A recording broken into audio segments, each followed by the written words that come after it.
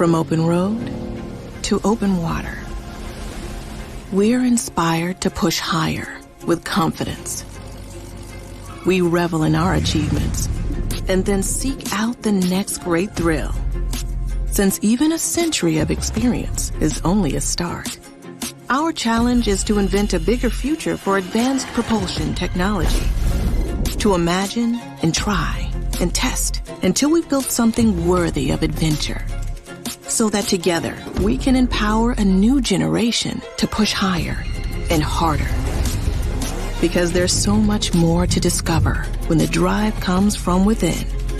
And so that together we can invent a bigger future for everyone we empower. GM Marine. Keep thunder at the heart of all you do. I live life on the edge. That means accidents happen. Things break. Including my brand name sunglasses. But thanks to Fuse lenses, I don't have to worry about that. Fuse helps me replace my lenses for less with high quality, guaranteed to fit lenses. Now if they only had a website for a fractured ankle. Fuse lenses. Break a lens. We've got you covered.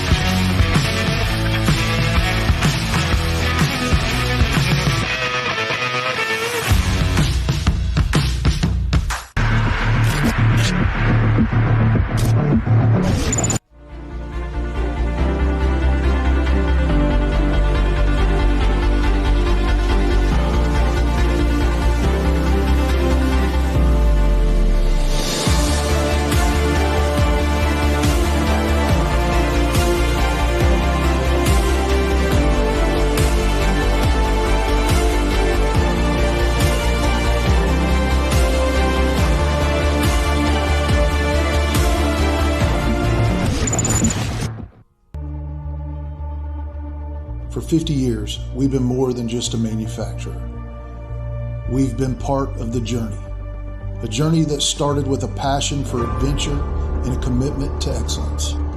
And now, as we celebrate our 50th anniversary, we proudly unveil the future, a symbol of our legacy, our commitment, and our relentless pursuit of performance. Welcome to the future. Welcome to the power behind the passion. Performance that moves you.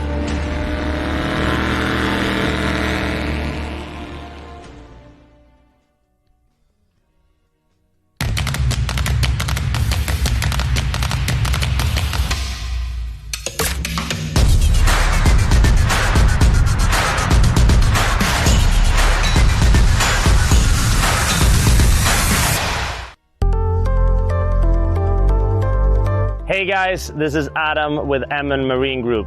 Next to me, I have the boat that set the benchmark for the water sport industry, the Nautique G23. This boat offers world-class waves and wakes. It's a very customizable wake with the NSS system.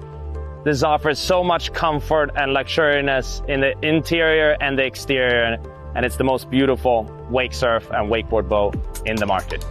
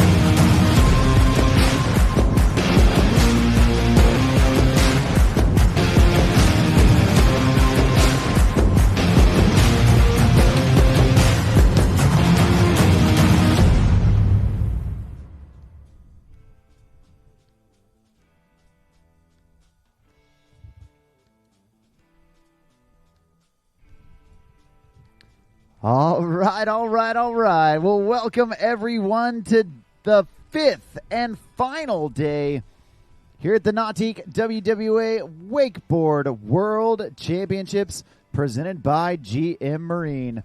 I'm Mark on the mic, and we are getting things started with our Pro Foil divisions. We've got Pro Women's Foil, followed by Pro Men's Foil. Then we go into Pro Women Foil Strapped and Pro Men Foil Strapped. After that, we'll have a short break and then get into our Junior Men Wakeboard, followed by Boys Wakeboard, Junior Pro Women, Junior Pro Men, Pro Women, and Pro Men to finish out the day. We will then crown our last group of 2025 Wakeboard World Champions. And we are excited to see how it all plays out. Well, kicking things off for us, your first rider of the day, doing it in the Pro Women's Foil division. Coming out of Madison, Wisconsin, this is Kayla Rudabush.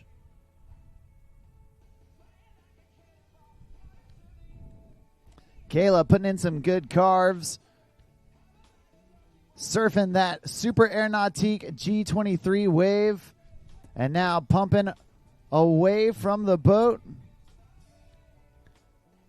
before pumping back in and getting in on one of those subsequent rollers. There she goes. Nicely done.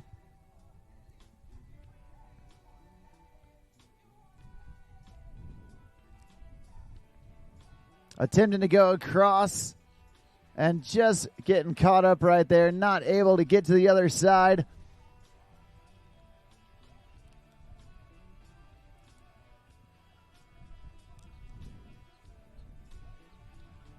Check out that Nautique replay as Kayla Rudabush goes full freedom out there. No wave needed. Pumping away from the boat and then getting right back in on that secondary roller. Nicely done from Kayla. In these foil divisions, each of these riders gets one run with two passes. One pass down and one pass back. During those two passes, they can do as many tricks as they'd like. There are no limits on the number of tricks they can do, but the judge is always looking for quality over quantity. If the riders do happen to fall, they get one pickup per pass, as long as there's enough time at the end of the course to get them back on the water and get a couple tricks in. Those falls don't count against them, but they do take up valuable real estate in their run.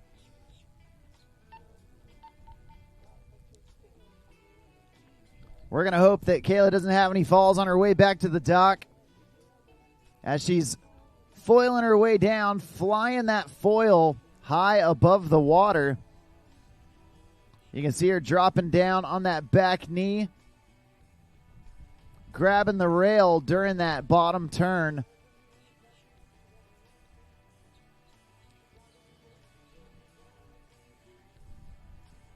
And now carving away from the boat again.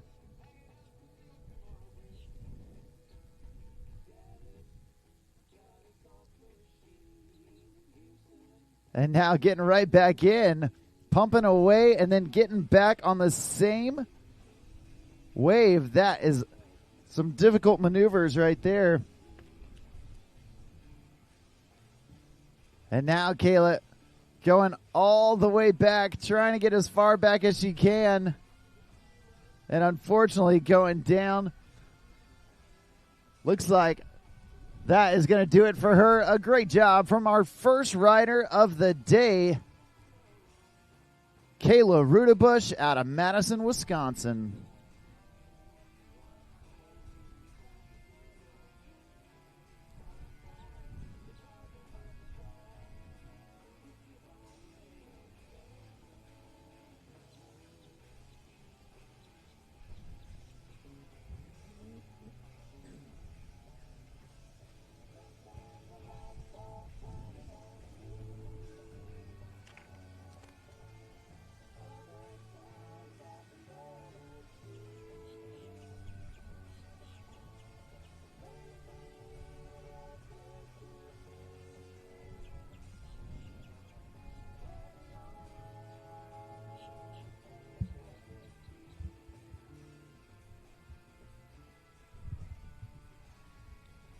Well, next up on the water, a Nautique team athlete coming out of Canyon Lake, Arizona.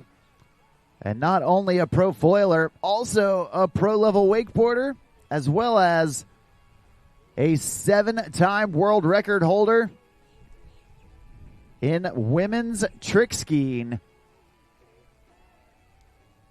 Right here, right now, this is Nautique team athlete Erica Lang. Erica doing some big carves to get things going. You can see the control, the balance that this young lady has. And now getting away from the boat wake. Oh, she's trying to hustle for it. And she gets back on that secondary roller. Nice job. Erica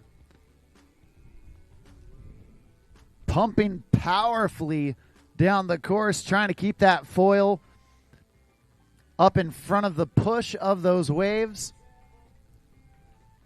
And then doing some big carves on that secondary roller. Going across the wave and trying to get on that other roller on the other side. Unfortunately going down, but it's at the end of the course anyway. So far, so good from Nautique team athlete Erica Lang. Doing a great job showing the surf style of that foil. Putting in some big carves, some floaters, and then getting onto that secondary roller.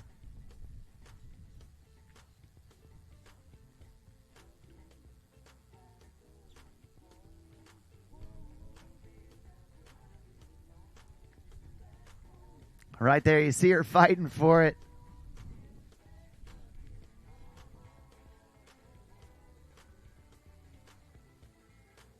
And Erica doing a great job staying on that secondary roller, pumping the whole way down.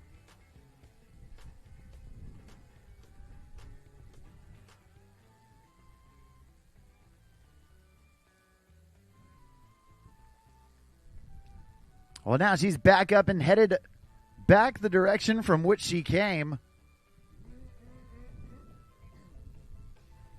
And she's going to do these quick turns. Man, those are hard.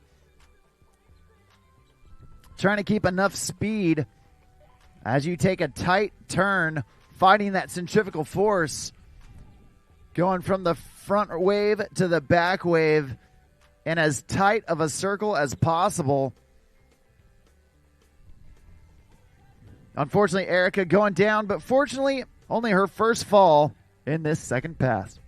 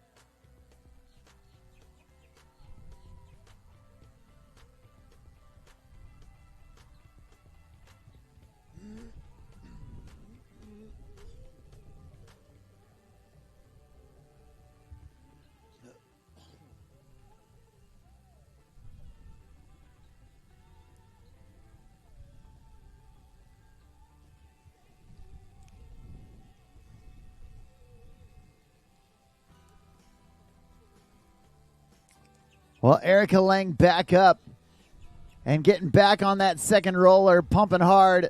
Nice smooth transition there from one roller to the next.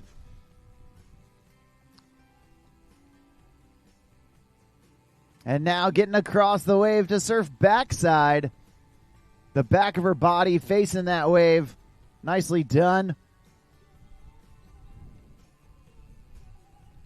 And she is going back again. Trying to do that quick turn from her backside stance. Unfortunately going down. That's going to do it for her. Your second rider here in the Pro Women's Foil Division.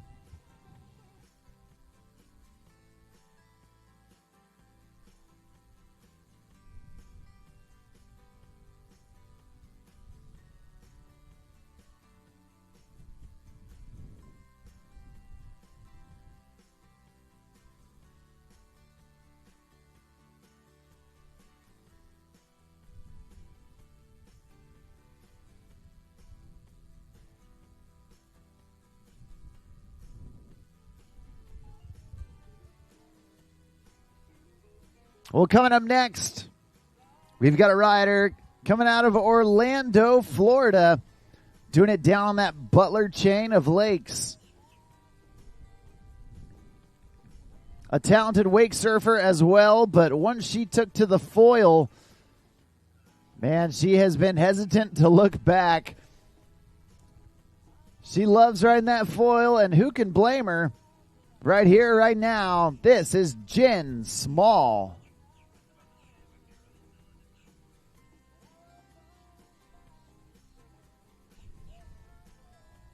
Well, Jen staying on that front side wave and pumping hard.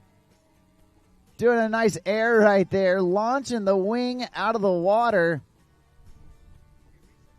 and going again for it. So difficult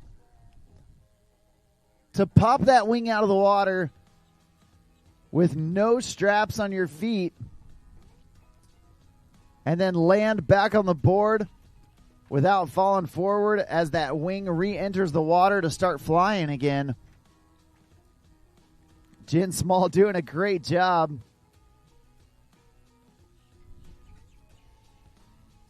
You can see right there on that Nautique replay, putting in some good carves, even releasing one of the wings right there on that carve before going to work on those front side airs.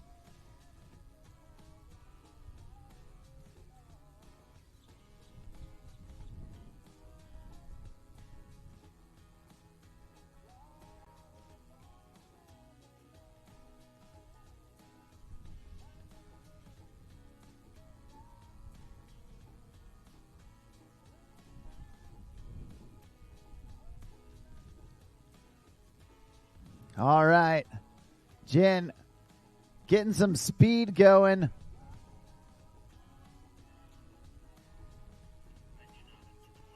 And then right there, you see that quick carve turn up and over the wave, putting an air on that second roller. Nicely done from Jen Small. Taking a different approach to get to that second wave. Turning to the inside and going straight over the boat wake to get to the second roller.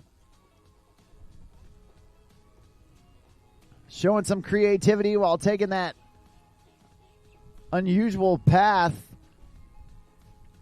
Judges love to see it. At this time, we do need pro min foil down to the dock. That's Bo Wildman, Alex Hudkins, Robbie Allen, Ozzie Croup, Brian Grubb, and Noah Flegel. Make your way down to the dock.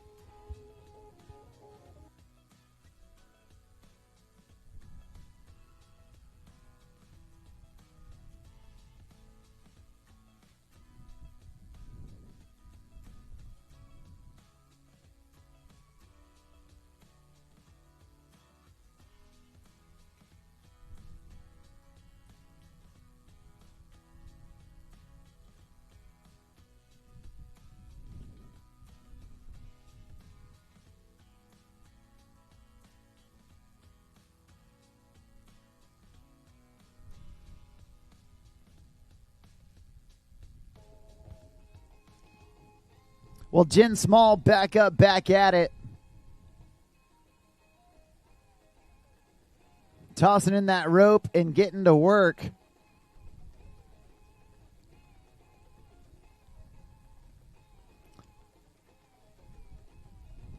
right here, taking that tight turn and getting on the third roller, skipping the second, and just couldn't quite pump hard enough to get that momentum going. Unfortunately, going down. That's her first fall in pass number 2. We're going to get her back up and going again. Check this out. As she takes that tight turn, bounces over the second roller, and then cuts back to her right to try and get on that third roller.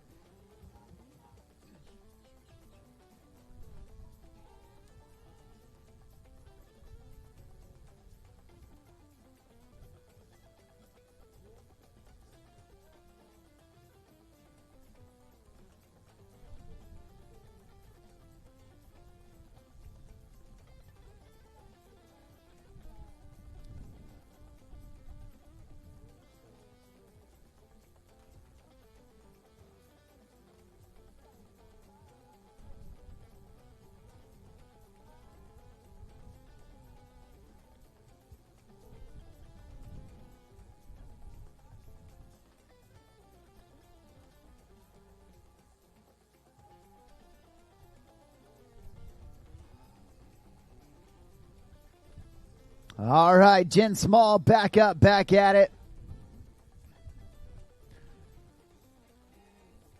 Looking to get back to the dock.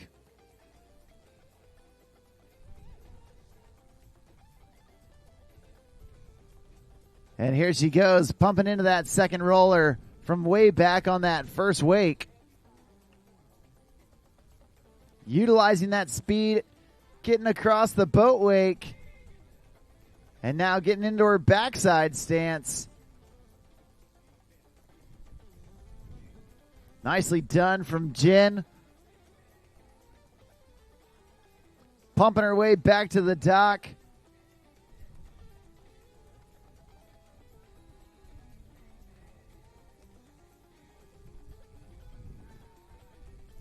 And looks like that's going to do it for her. A great job from Jen Small.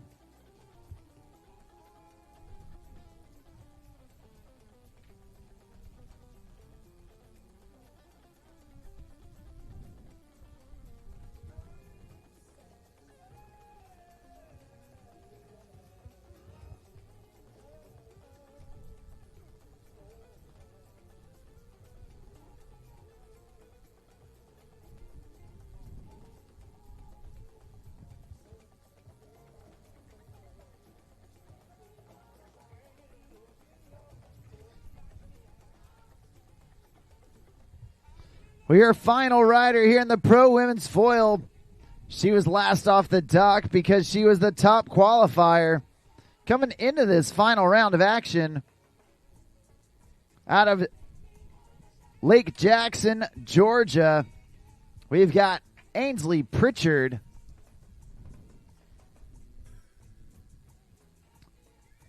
Ainsley putting in a big frontside air and some big carves. All right, here you see her pumping away from that boat wake, eyeing it up, seeing where she's going to pop back in. Getting onto that second roller, no problem. Doing some great carves.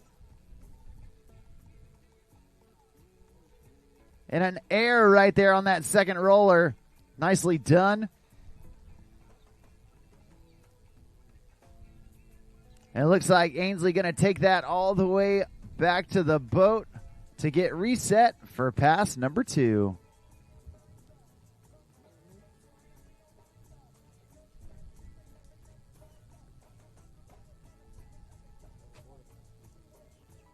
Morning. Doing all right?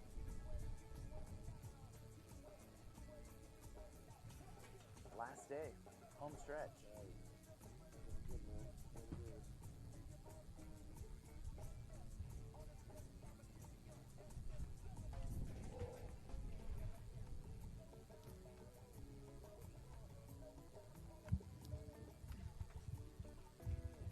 Well, Ainsley Pritchard coming back in pass number 2, tossing in that rope.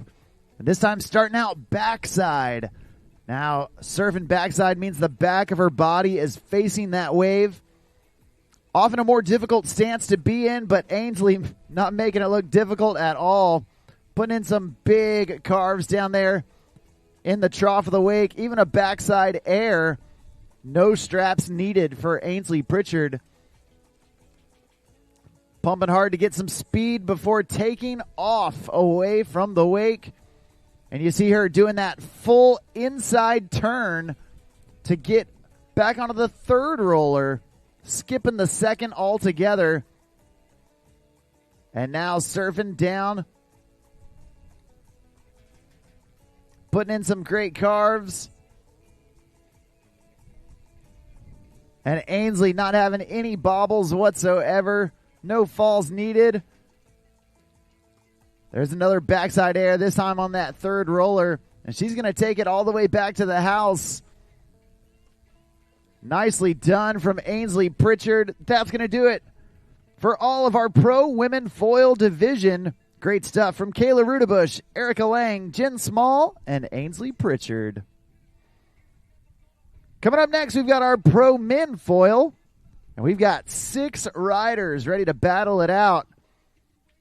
These pro men, absolutely insane out there. And we're going to see them go for it. Unstrapped, untethered.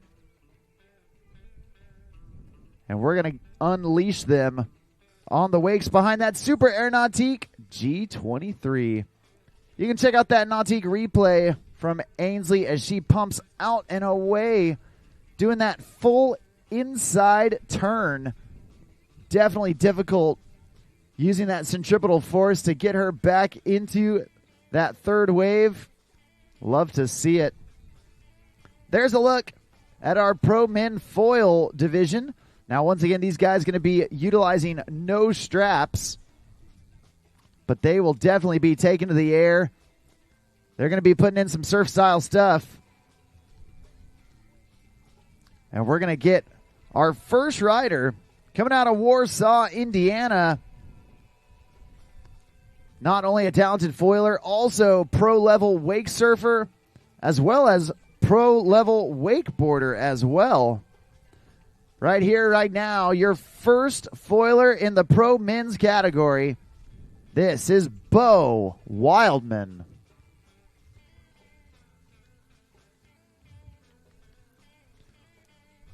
Bo starting off with some snappy carves, real quick turns, and then launching out of the air with that indie grab. There's the floater up on top before dropping down, gaining the speed, and then lifting the wing out of the air on that carve as he grabs the rail. Big frontside air from Bo, releasing the wing above the lip. And then even doing a little wheelie action, just skating on the bottom of that wing. Bo getting down to the end of the course.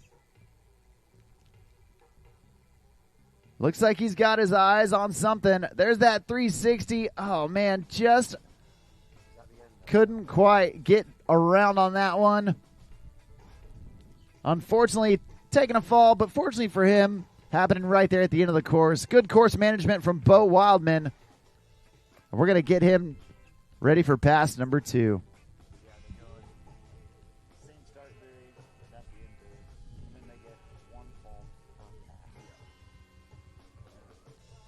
So 1 fall per pass for our foilers. We're going to the strapped in category following our pro men, the non-attached variety of. So we're going to have Erica Lang and Ainsley Pritchard back out in the water. We just saw Ainsley tear it up in the non-attached variety of this. Here's that 360 for Bo. Oh, sorry, the air as we're watching the replay. Getting nice and deep in the pocket, working his way forward. Power, power, power. There's that little foil skate. Skipping the foil out on the surface of the water. And those big old slashes, those big old top turns, they are They look amazing. They are so much more difficult on a foil than they are on a surfer. With a surfer, you've got some forgiveness. You've got the ability for that foil for the board to just skip out and slide and grab hold. If you get it wrong on these things, they just lock in tight and just spit you out. Yeah, one of the most incredible things about this sport of foiling is that it's still developing. We're watching the evolution of it happening right before our eyes. These riders coming up with new tricks, new ways to do different maneuvers every time they hit the water. And Bo Wildman going indie grab right there out of the gate. There's that backside three again. And unfortunately, just not able to stay in front of the push. He is going to get a pickup. We're going to get him back up to hopefully get back to the dock. Now, Matt, I don't know about you, how much time you've spent foiling. I haven't spent that much, but man, I have spent enough to know that it is really difficult. It's different. It's just your mind. You have to break everything that you think you knew about water sports and relearn it on a different device. We've all had to play around on a wake skate. Any amount of learning on a wake skate takes 10 times the amount of time it takes to learn something on a skate versus a wakeboard because of if you're on a cable, the swimming and the walking. If you're on the boat, then the pickups. Then you add that to wake surf. Wake surf is the same. It takes forever because you're always going to take a gazillion falls. You can't get away with anything because you're not attached. Then add a great big decapitator underneath you. Yeah, stand on a knife blade. Stand on the thing that will chop your leg off, and then try and do exactly the same things that you're doing on a wake surfer that you might try and think about doing on a skate, which the likes of Bo, and we get to the end of this class, and we're seeing the likes of Noah doing 3 shoves, which is just absolutely mind-boggling. And even that floater, you have no idea how much power getting on top of the wave just generates to that foil. It is really hard to keep the foil down once you go on top of the wave to then get back out. And then just to control it as he's doing with these top turns, with these airs, with that little crail grab, poking the back of the board out. Can he get the board around? And that is exactly what I'm talking about. It looked very much like he landed on the foil there. Yeah. And Thankfully, thumbs up. These guys are tough. They've taken their fair share of falls to get to where they are, that's for sure. But a great job from our first rider in the Pro Men's Foil Division. That was Bo Wildman. And like we said, we've got 6 riders here in this Pro Men's Foil Division.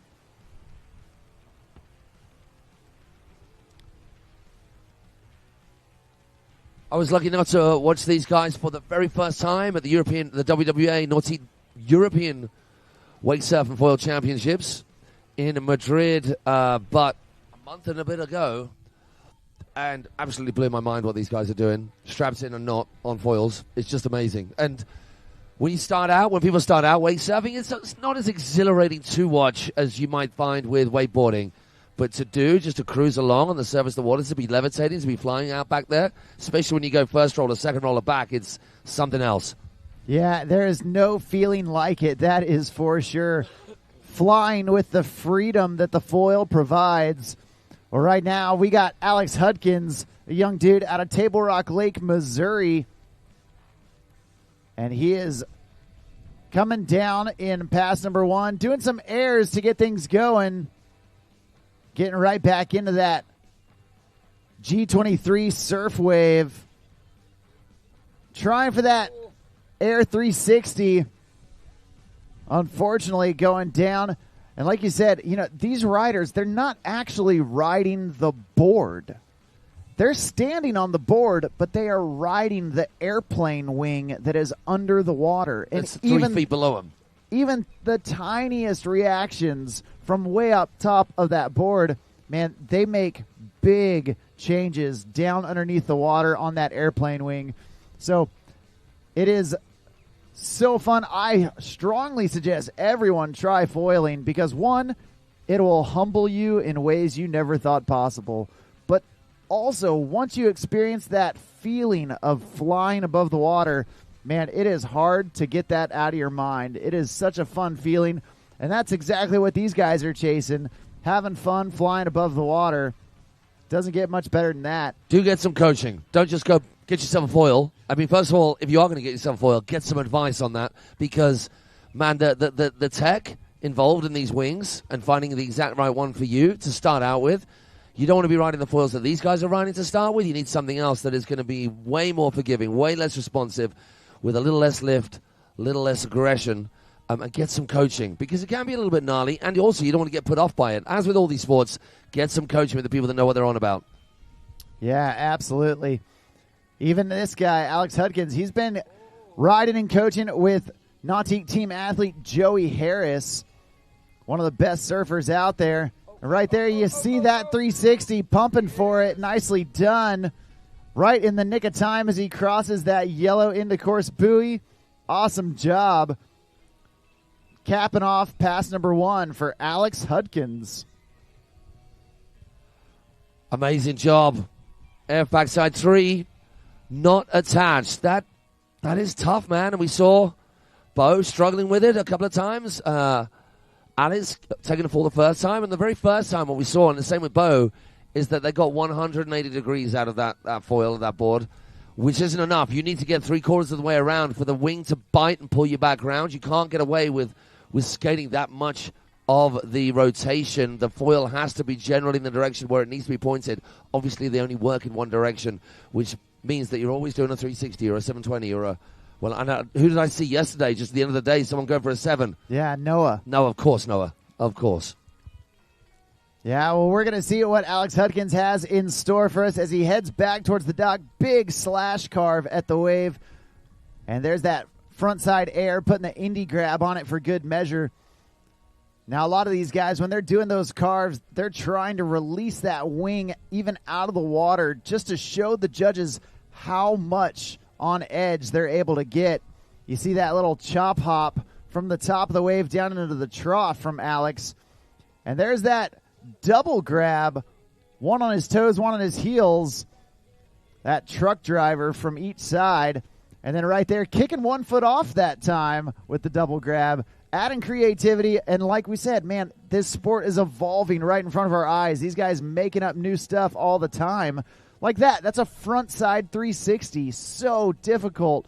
And man, to come up with not just can I do this, but how do I do this with the airplane wing underneath the water, man, it is a mind melter, that's for sure. What was beautiful about that run from Alex, that second pass, is that he wasn't just waiting, pausing, then going for a trick. Combining everything. Just look at these big old aggressive turns, critical turns up the lip, getting that wingtip breaching, moving around and then moving into his next trick. So that indie grab, poking that back leg out, getting a little bit of frontside rotation, almost a shifty out of it. Moving around into the next one. I think the screen just skipped them, but what we saw was the grab with the 1 foot out to the back, the front foot. Chop hop, as you said there, Mark, out of the top, into the bottom. Just using every part of the wave, which is what our judges want to see. They don't want to see someone just sitting, waiting, then popping into a trick. Sitting, waiting, popping into the next trick. Connecting all of it, that composition, that flow. I mean, more so than anything, that's what surfing is about, flow. Not seeing a break between maneuvers.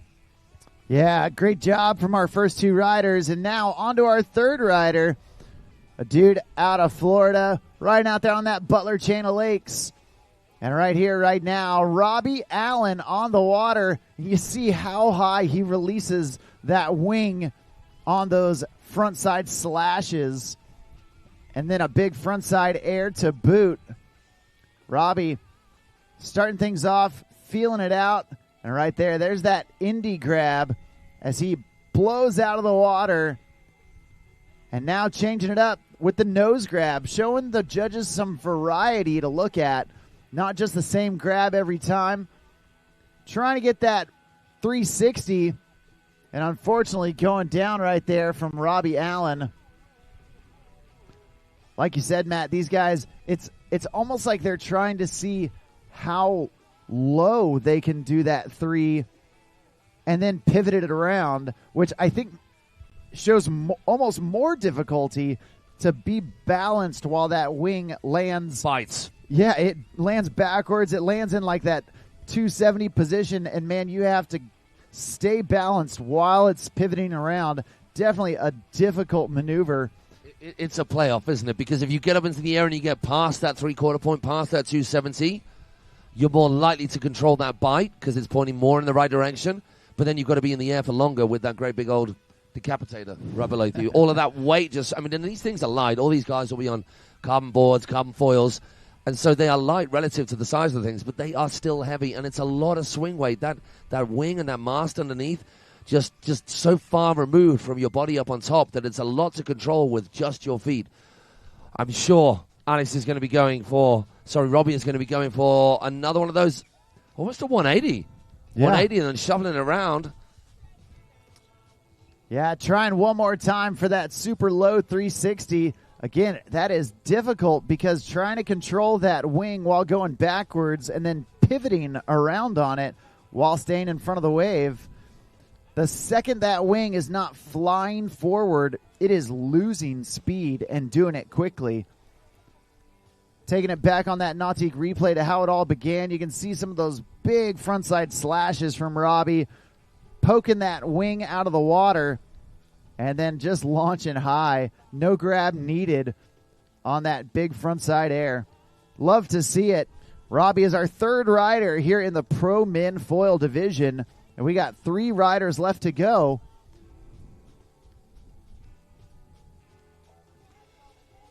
Robbie showing how smooth that surf style foil is. Right there you see him going backwards and then trying to pivot around real quick after that 180. But once you land 180, man, that foil starts losing speed. It's like putting on the brakes and then trying to get back into that wave. Well, he's back up, back at it. Little shuffle of the feet, getting them planted exactly where he needs them. Frontside air, off his toes, face into the wave. So at the moment, what you'd argue is the easier way of riding that wave on your toes, on your front side, face into the wave. We saw from Ainsley, she's getting a little backside surfing action as well, which is cool. Oh, this is just not working out for Robbie at all. This air, I mean, it looked like it's air 180, shuffle 180. It's the combination of the two as opposed to going for the full 3. That was beautiful, though, just catching it nicely and straight back into that critical pocket. Yeah, check it out. Going again, double grab right there with that truck driver grab.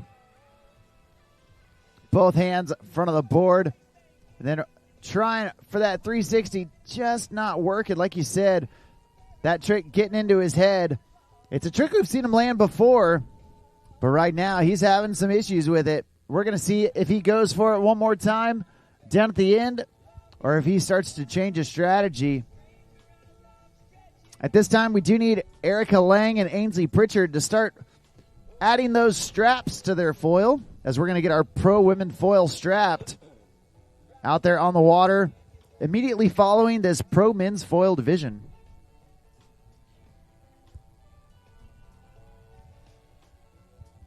Well, Robbie flying high on that foil, doing a big floater before dropping right down. Massive bottom turn right there, and then getting some slashes in. Looks like he is eyeing it up for something. There it is. Oh. Showing the judges he's got that trick. Just hitting some flukes out there. Well, now he's going to go backwards and get on roller number 4. Robbie's going to restart his second pass by just going back to the first of the course. Just kidding. Looks like he is going to cruise on down. Great job. Redemption from Robbie Allen on that backside 360. Check it out right here as he's eyeing it up. He stays in front of the wave, and that quick backside 180, almost reverting out of it. A great job getting that trick that was getting the best of him. You love to see the athlete conquer that mind trick that it was playing on him. Well, now coming out of Lake Tahoe, we have got a snowboarder turned foiler. Right here we got Ozzy Croup. And Ozzy one of the most exciting riders to watch on the foil because this kid can fly. You can see right there, no straps, but still going 4 feet above the lip of the wave. He is a tall guy, but man, he is making it look so good. Kicking off that front foot with that grabbed ollie north. And again, that time with the Madonna, kicking his foot behind him. There's the airwalk. Aussie Croup, so much amplitude, and there, no revert needed. Doing the full 360 in the air for Aussie. Just awesome from that dude. Just recently started foiling about 2 years ago, and man, the world of foiling is so thankful that he made the transition because this kid is bringing some real creativity to the sport. You can see him floating so high, getting tons of speed, racing the boat right there before slashing at that wave. And then going to work in the air, Aussie getting more amplitude than just about any other competitor.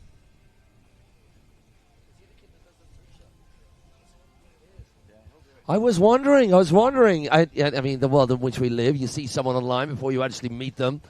And he is the kid that I've seen do the 3 shoves. Then I saw Noah do them at the Euros. It's amazing. Okay. Oh, that's that textbook foiling swan dive fall where the board just drops off to its heels and you busy sort of facing this big old wing in your face and you have to get your swan dive bang on correct before you take it to the face, which he did, which is obviously practiced that fall an awful lot of times to get to the level that he's at. Incredible that he's only been foiling a couple of years and already at that level. Obviously an incredible board sport athlete from what you're saying, and where I was going with it was he's the kid that I saw doing the 3 shoves before I then saw Noah do the 3 shoves in Europe, which is just mind-blowing. Cool to have new people coming into our sport because of this new discipline that we've got. Yeah, Aussie definitely bringing a new style, a new flavor, some new creativity to the sport. Yesterday he was having trouble with that 3 shove. He tried it 2, maybe 3 times. I don't think he was able to put one down and actually ride away from it. He did end up getting his feet on it, but just lost the push. We're going to see if he throws it here in the finals. You know he wants it. And we're going to see if he can pull it out as we get him reconnected behind that Super Air Nautique G23. Throwing out the best wakes and waves in the business. And Aussie getting right back up. Now, a relatively short course, so these athletes don't have a ton of setup time to get back into the flow. So keep your eyes peeled because Aussie, you know he wants to get that 3 shove. He's already done a ton of aerial maneuvers. He's getting warmed up with some of those carves, asking for a little bit steeper wave. That's going to help him get into the air and hopefully provide him more push. There he goes, feeling it out. Down here at the end of the course, it's now or never for Aussie Croup. There he goes. Oh, man. Getting the rotation, getting his feet back on the board, but it's so... Front foot missed. Front foot slips a little bit. If we watch that again, see him winding up, you'll see that I'm asking for a little bit more vert out of that wave, which is the easy option that we've got with our G's. We can just jack that wave up that little bit, or that lot.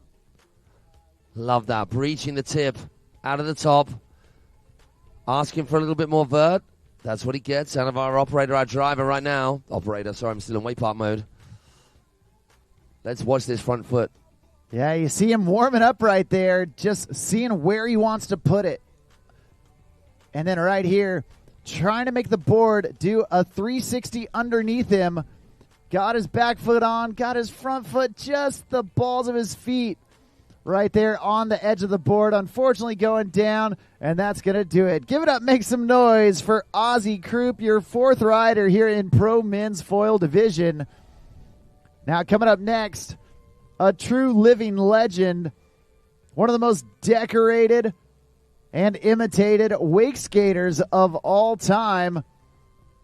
Wake skater turned surfer turned foiler, known for his incredible adrenaline antics, base jumping and skydiving. Right here, right now, this is Red Bull team athlete Brian Grubb. Oh, man, and he is slashing so hard. Just lost the push right there.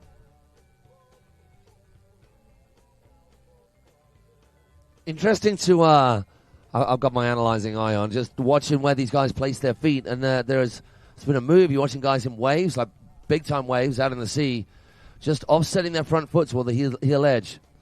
So having like an asymmetric stance. So rear foot towards the toe edge, front foot towards the heel edge. And that was really exaggerated with Brian there on that particular stance. Whereas every other rider, just a little bit more even, their feet down that center line. Interesting to watch as to what difference it makes. Obviously, it works for Brian. But just certain things, if you're out there and you're foiling, things to take note of when you're watching these guys in terms of how they take to the water and what their specific techniques are.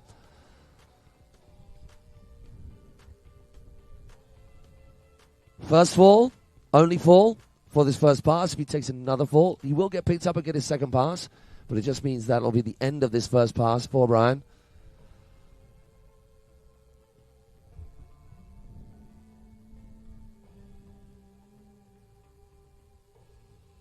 Well, he's back up, surfing that wave and going straight into that frontside air, launching that foil way above the lip and going again, this time putting the indie grab on it for good measure, grabbing that board with his backhand right on his toe side edge. There's the nose grab. Different grabs for the judges to look at, and each of those grabs requiring a different takeoff, a different balance spot. You see Grubb going with that backside 360 and pumping from way back in that whitewash. Nicely done. Big, deep bottom turn right there into that massive frontside slash. And Grubb's feeling good as he gets down to the end of pass number 1. Great job so far from Brian Grubb. I think that slash with a Y, one of the biggest we've seen out of all of our surfers, spoilers, in this class. Watching the tail end of that run, connecting some turns out and in as well as the air. So this is where he gets dialed in. This is where he starts to feel the flow in terms of getting the air ready for adding some grabs. Indy, frontside shifty, gets his pump back on. Once again, the more our foilers can connect all of these maneuvers, i.e. they're not struggling, they're not flailing to get back up on that wing, to get flying again, to get into the turns. Choosing a different part of the wave for that 360. A little less power, a little less vert on the wave, meaning he's got to create all the pop himself. But it was beautifully executed. And there's that big old slash, big old top turn back into his second pass. All right, he's headed back towards the dock. He wants to get all the way there without any issue. And another huge slash from Brian Grubb, getting things going. And then double grab right there. One on the nose, one indie. Showing the judges some variety. Again, linking that deep bottom turn into that frontside slash. And then going across the wave as that boat transfers from starboard to port. Just with the touch of a button, that Nautique surf system able to put him on the other side, and then going into some backside airs, trying to stay connected, unfortunately going down. That's so cool, being able to just move across the wave left and right. Proper freedom in terms of the surfing and the foiling feel, where you think, I just got to do what the boat's doing, but yeah, you can actually create your own path out there. Oh, that is aggressive. That is critical. Getting that wing breaching out of the top of the wave, out of the peak. And it may not look like as much, and if you guys out there watching here on the shores of Sunset Cove, or wherever you are watching this from, at home, on your devices, on your laptop, on your phone, and you surf, that is so much more difficult on a foil than it is on a surfer, to just get the tail out like that, to get the wing breaching, because the thing just wants to bite the whole time. And then also that transfer, it looked really easy. As soon as you get between the waves and you get all of that turbulence under the water, the foil just wants to skyrocket and bobble all over the place, but Brian making it look so easy. Yeah, Brian, a true veteran in the sport, able to ride just about every device and do it well. He has got one last shot down here at the end. And looks like he's going to go big mute grab. Nicely done from Brian Grubb. And looks like he is going to pump back all the way to the dock. And then a little 360 dismount right there from Grubb. We've got one rider left here in the Pro Men's Foil Division. After that, we're getting into our Pro Strapped divisions. Starting off with the strapped foil for the Pro Women, and then the strapped foil for the Pro Men.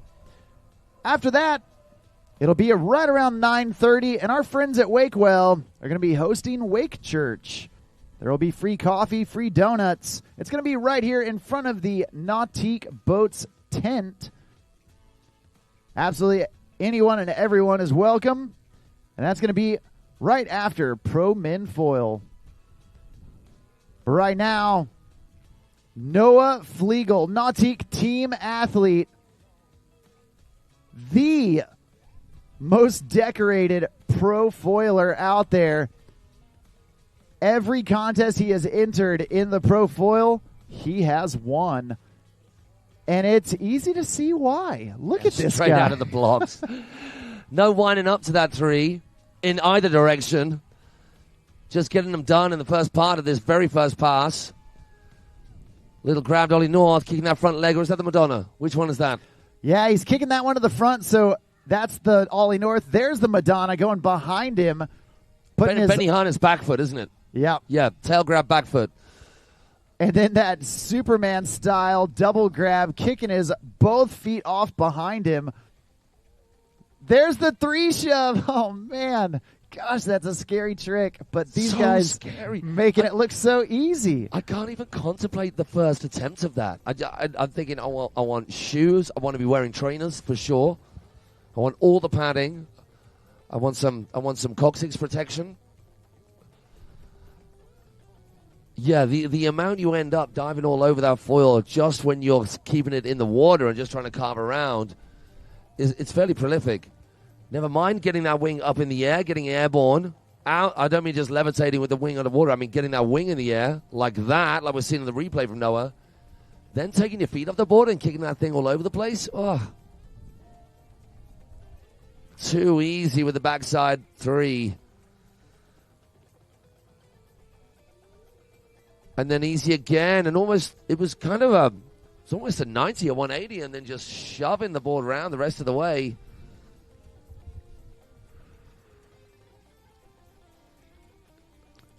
Well, you can see Noah just playing around out there, going so high. And down here at the end of the course, he doesn't really have any consequence down at the end. So he's going to go for that three shove one more time. Unfortunately, digging the nose, not able to stay up above the water. But with no consequence at the end of the course, you knew he wanted to go for it. We're going to take him around and bring him back down for pass number 2. Nautique team athlete Noah Flegel, a South Florida local. And man, this kid, easily one of the best all-around watermen in the world. From pro foiling, obviously, you see the level that he is at. But also pro wakeboard. We've seen him in pro wake skate. Also pro surfing, both skim and surf style. And that's just the stuff he does behind the boat. He's also a incredibly talented open ocean big wave surfer. Foiler. Also free diver, spear fisherman, deep sea fisherman. He can truly do it all. And man, it's just frustrating how good he is. Some people get all the talent. Right there, launching off of that frontside wave, reaching down, grabbing the nose. And again, a massive nose grab from Noah Flegel.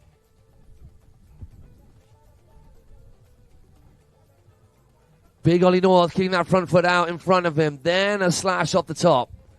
Reaching that wing. Taking it wide. Connecting those turns. Just so much flow in between tricks. Now he's winding up for something. Oh my word. The 3 shove. Too easy. Getting so big and so critical. Landing in the rooster. Really worryingly close to the back of that G. Oh my gosh.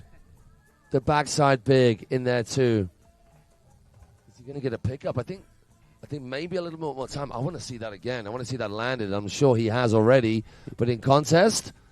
He has not landed it in a contest. I don't know if he's landed it on his private sessions, but man, oh man, Noah Flegel dangerously close to elevating the pro foil world even higher once he starts sticking that backside big spin, a trick that he can do on any and every wake surfer.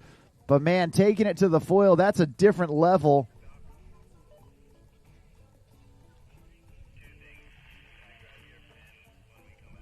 Check out this 360 shove.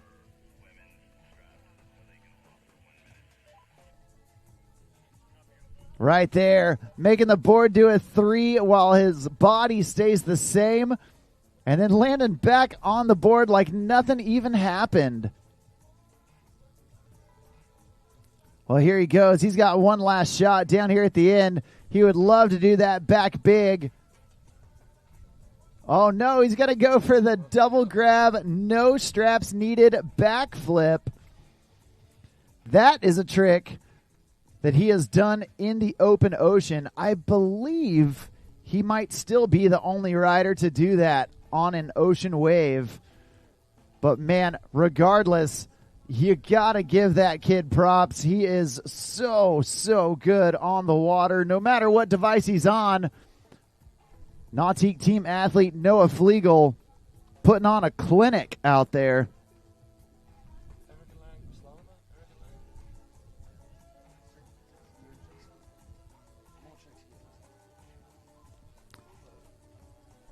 Well, now we're back into the pro women's category. Earlier, we saw these two riders unstrapped, but now they are securing their feet to the board, and they are going to be fully strapped in, ready to take to the skies.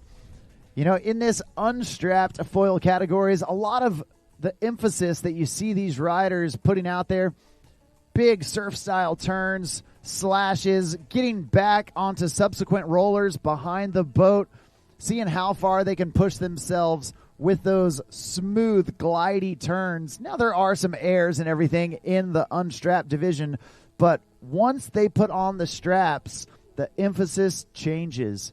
It has become so much more focused on the aerial acrobatics, very similar to what you're seeing on a wakeboard. These athletes strapped into the foil, and man, they are starting to do all types of flips, of spins, putting in different grabs along the way. And man, it is an exciting time to be in the world of foiling, because all of these athletes, the pro women included, they are raising the bar every time they hit the water. Coming up first, young lady originally out of Canyon Lake, Arizona, most notably known in the towed water sports world for her 7-time world record setting trick skiing talents. But she has also been a pro-level wakeboarder for many years. And now, falling in love with the foil, we've got Nautique team athlete Erica Lang getting ready to take to the course.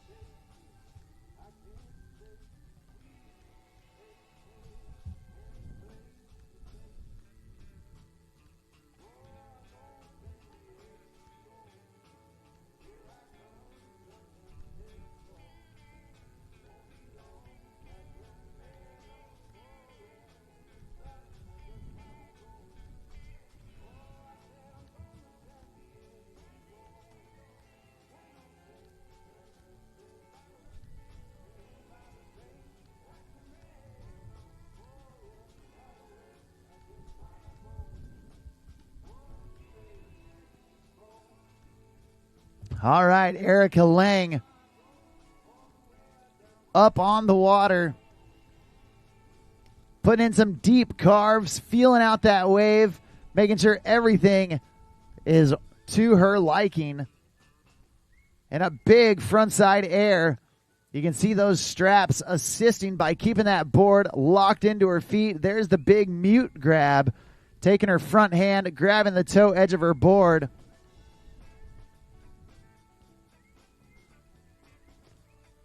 And right here, going for that backflip, landing it clean, nicely done. And she is continuing on down. There's the frontside 360, landing it smooth and getting right back into the rhythm of it. And you see Erica all smiles right there. A stand-up first pass from the flip to the spin. She got it all, and she did it all so well. I mean, when you've been doing spins and flips for as long as she has on a trick ski, hurling yourself left and right at some silly speeds and G's on a monoski, and then I'm sure a good bit of jump skiing as well, which is gnarly as one thing, then throwing yourself around on a foil would come as second nature to her, and it looks exactly that. Getting the back roll, getting the front three. She did well to get out of it as well. Then to go carving across into the rooster, but just pulls herself back into the pocket. There's that back roll as you guys watch that replay. And if you're just joining us, you are joining us with Erica Lang in the Women's Pro Strap Foiling category of this 2025 Nautique WWA Wakeboard World Championships here at Sunset Cove in Palm Beach, Florida. What a spot. What a lake this is. The fact that people get to play on this day in, day out as well with their own boats, pretty special. Yeah, Erica Lang back in for her second pass. And that time, trying for the front side 360. We already got her the backside 360. This time trying to spin the opposite direction and doing it off of her toe side edge. That front side stance, going for a front side 360. Definitely difficult. Erica taking a hard fall, but she is tough as nails. Right here you see her loading up that speed, getting the grab, and then it looks like her front foot may have come out during that rotation. I think the hard thing with the front side three versus the back side is that you're pulling the board around, so you're almost pulling your feet out of the straps, whereas the rotation itself is easier, but with the backside three, the rotation is more difficult, but you're pushing your feet into the straps as you turn it, so you get more locked in. Kind of need to pull it up and scoop that board round. The wake skating will come in helpful. The surfing as well will come in helpful on that front. She needs to, just kind of curl that foot, make sure that foot stays jammed into that strap, or just scoop the board round with her foot as opposed to relying on the straps too much. Well, she's going to toss in that rope. She is very familiar with this Super Air Nautique G23 wave. A Nautique team athlete for many years. And going for that nose grab. Oh, man. Landing deep in the wave. And, man, trying to recover right there. Unfortunately, couldn't quite do it. That's her second fall in her second pass. So that is going to be it for Erica Lang's Pro Women Strapped Foil Division run. We've got one rider left to go for Pro Women Foil Strapped. At this time, we do need all of our pro men down to the dock. Robbie Allen, Alex Hudkins, Simon Nicholas Boucher, Ozzy Krupp, and Noah Flegel. Put those straps on your boards and get ready to rock. Immediately after the Pro Men Foil Strap Division, our friends at Wakewell will be hosting Wake Church. That's going to happen right here down by the announcer's booth in front of the Nautique, the large Nautique tent with the boat underneath it. That's going to happen right around 9:30. And right now, we got Ainsley Pritchard, young lady out of Georgia, who quickly became the face of female foiling as she was the first female to land the flip just a handful of years ago, and she has not looked back since. This girl absolutely blasting off of that frontside air, tweaking out that indie grab, poking it out. And right here you see her speeding up, going for that backflip, even getting the melon grab on it for good measure. Ainsley Pritchard, young and talented, spreading the love of foiling to females all across the world. There's the frontside 360, carving it up deep on that wave. And now going to get back on the second roller. Big indie grab right there as she continues to pump for speed and get right back up to get behind the boat. A stand-up first pass for Ainsley Pritchard.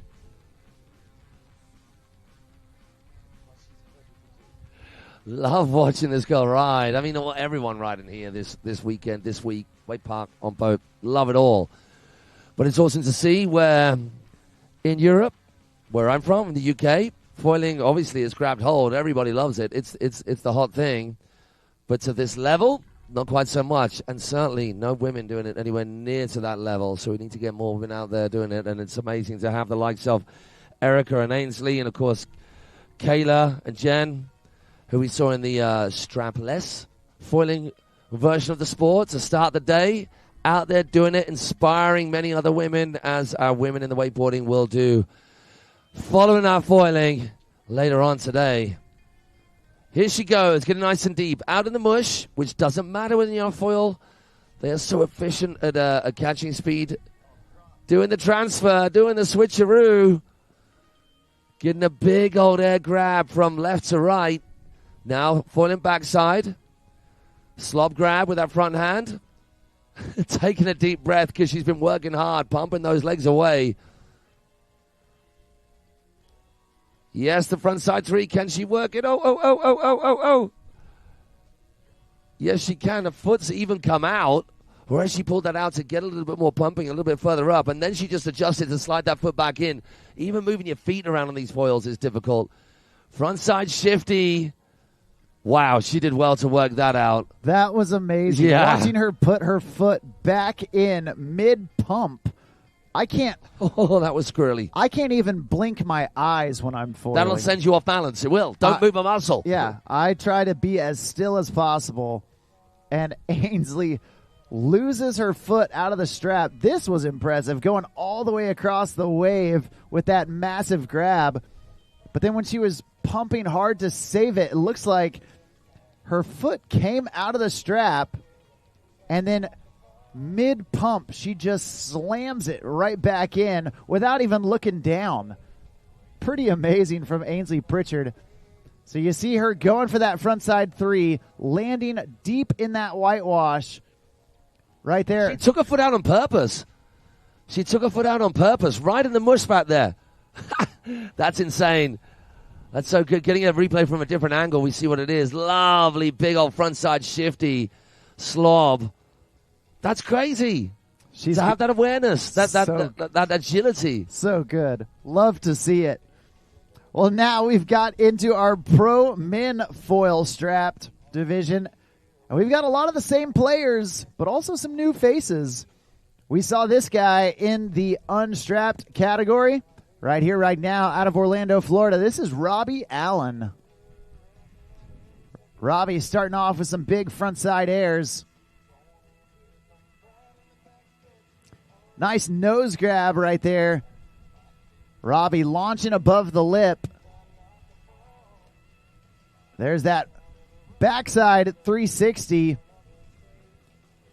Much easier with your feet attached to the board. Still not easy, but easier than when your feet are unattached. And then doing that floater, getting back in with some slashes, and Robbie pumping his way back into that pocket.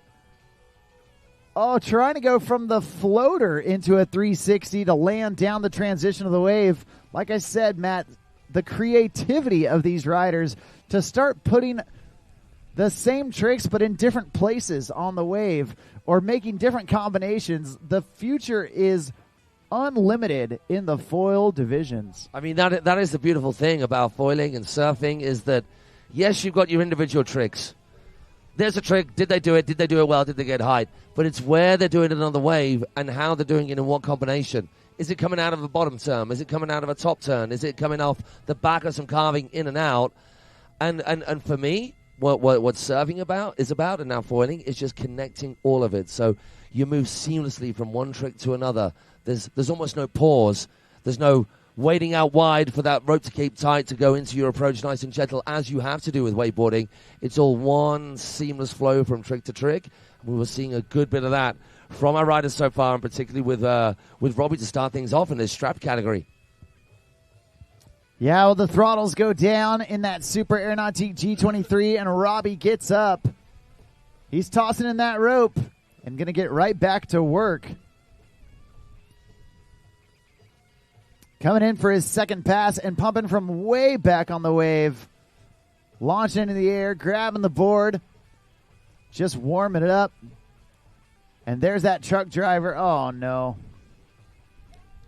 Yeah, something to nothing fall. That'll be a bit frustrating for Robbie there, considering all that he's done. And to fall on, well, it's just a little bit of a mind fart, as we call it.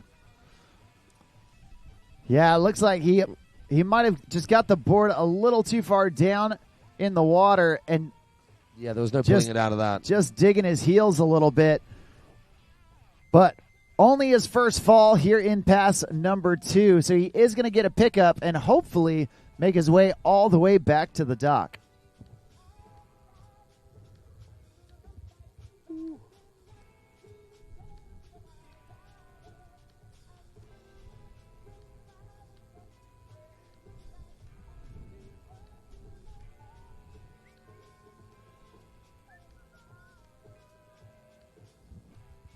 All right, we're getting him back up, back at it. Robbie pulling into that pocket and getting right back to work.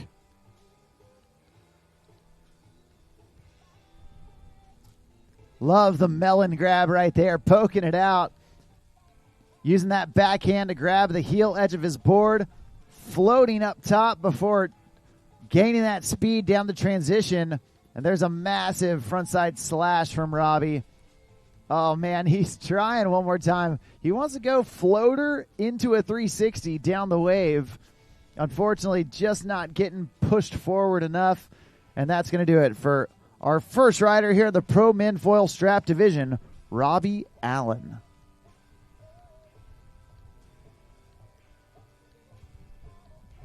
Well, he's our first of 5 riders. That means we've got 4 riders left to go.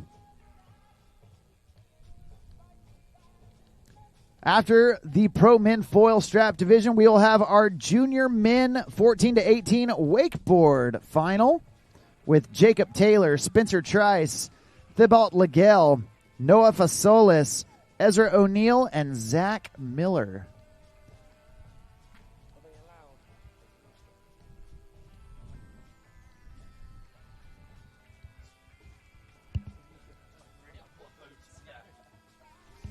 Well, next up on the water, coming out of Table Rock Lake, Missouri, we've got Alex Hudkins.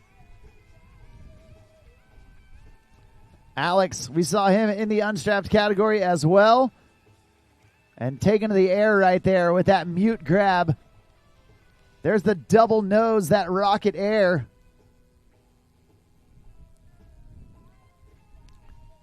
And now setting his feet up and in. There's that backflip. Nicely done from Alex Hudkins. Stomping it down. No problem. Then going into the 360. There's the backside 3. Looks like asking for a little bit of an adjustment. And then the front side 3 as well. So smooth, so clean for Alex Hudkins. Oh, trying for that dirty dancer, that backflip with the 360. The 40 bird. Yeah, the foily bird. Is that what they're calling it? The dirty dancer? Yeah. I like foily bird. Foily bird. I like foily bird better, I think. I mean, everyone loves dirty dancing, but it is a whirly bird on a foil. Yeah, it's kind of that underflip style, going into the wave, doing the backflip simultaneously with the 360. A lot of the riders, that is, after you learn that backflip, that's kind of the next thing, Matt. Like you said, you can't land a 180 on the foil. So you have to go from doing the backflip. Going up in threes. The next evolution is going backflip 360. You see that backflip right there from Alex, followed up by a series of 360s. There's the backside three, grab and nose.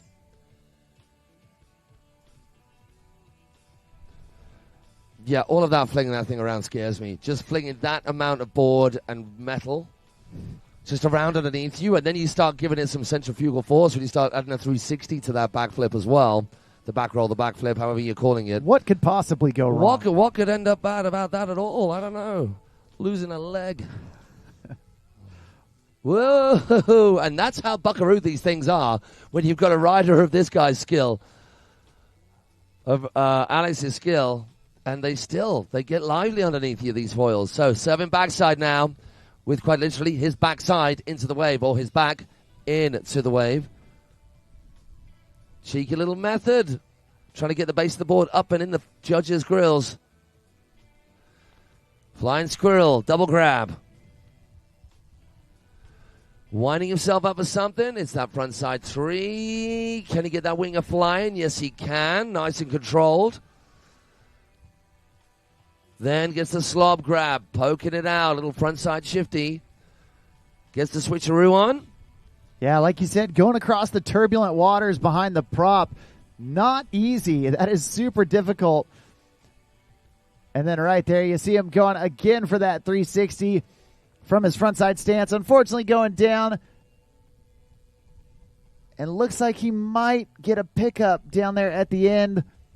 Just a tiny bit of the course left to go, but could be enough for him to get one more trick in. Right here you see Alex showing the bottom of the board to the boat. That's the method grab. And then putting one hand on either side. Double grab, one on the heels, one on the toes. Nice front side 360 off of his backside stance. Alex doing a great job mixing up the grabs, getting some good height on the foil. And then right here going across the turbulent waters as the boat shifts from one side to the other, from starboard to port. Trying for that three, and unfortunately just landing with his chest down. He's back up, back at it, looking for one, maybe two more maneuvers. Kicking that back foot off. And now back in.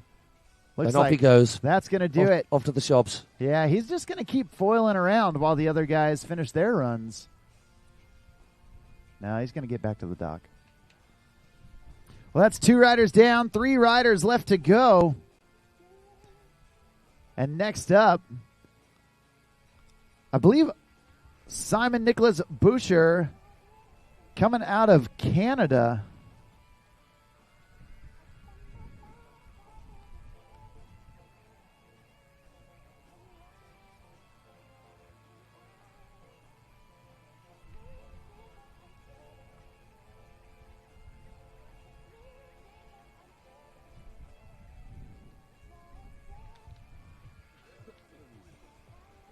Simon up and at it.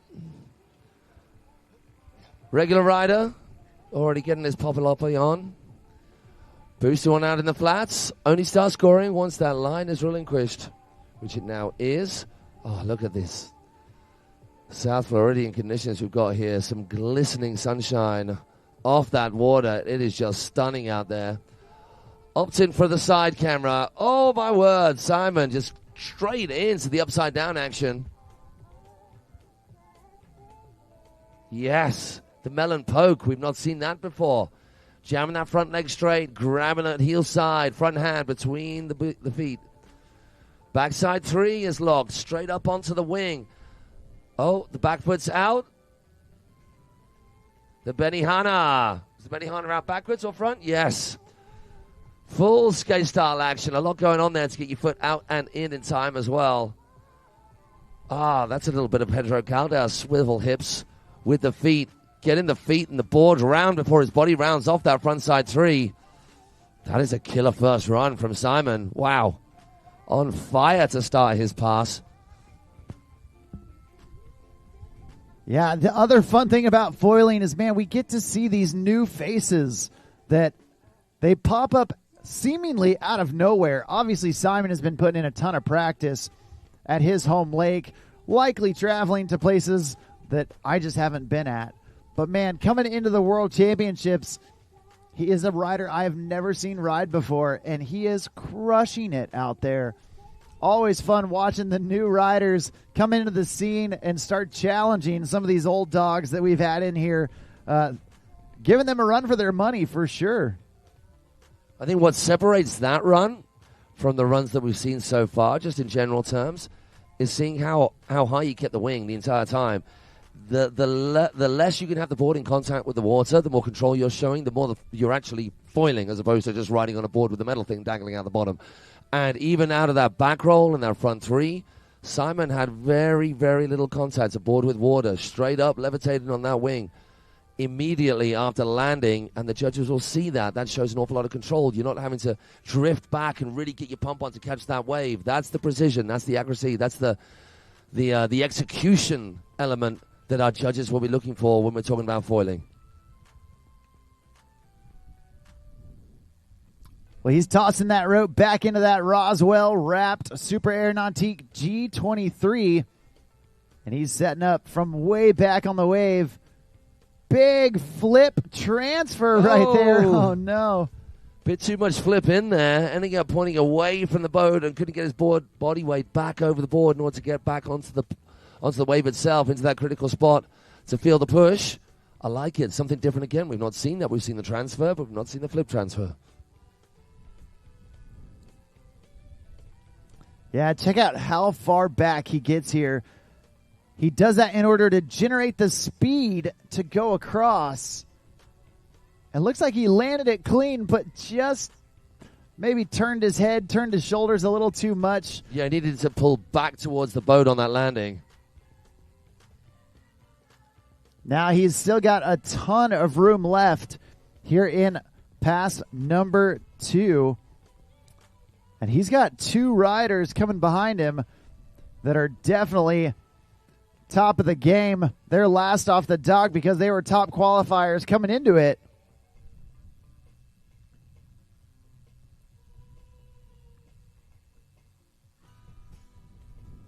Simon tossing in that rope one last time. And a massive tail poke right there. Now doing some deep bottom turns right there. Going again for that transfer flip. Oh, man. And deja vu turning back down the wave instead of going up towards the boat. Looks like that's going to do it for Simon Nicholas Boucher.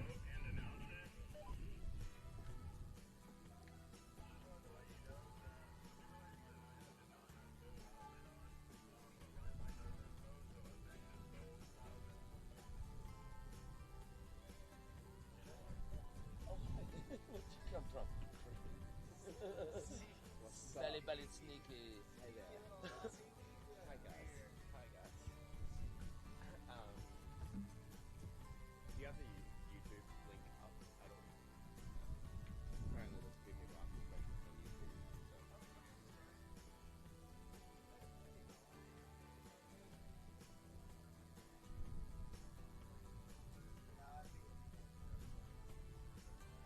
Yeah, we'll do everything in completion today.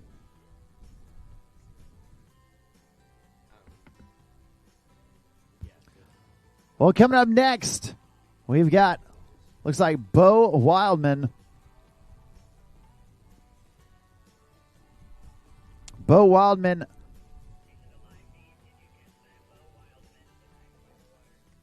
is your fourth of 6 riders.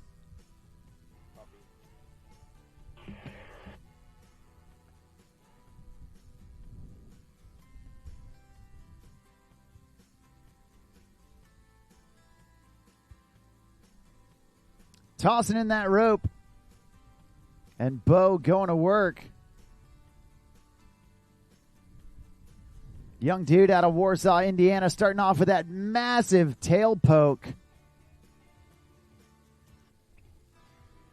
There's the front side 360, clean as you like.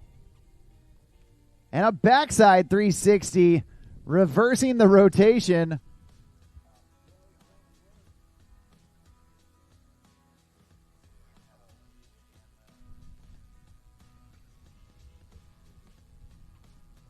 Then going back in.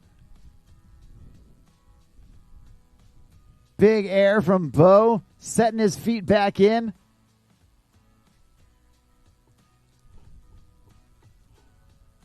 And there's the flip. Oh, trying to stay on top. Unfortunately, going down right there at the end of the course. That's going to do it for pass number 1. But we still got pass number 2 coming at you. Check this out. Bo poking it out right there. And here, going into the spins, doing the front side 3, following it up with the backside 3, barely taking a breath right there in between those 2 360s. And there's a massive Indy shifty.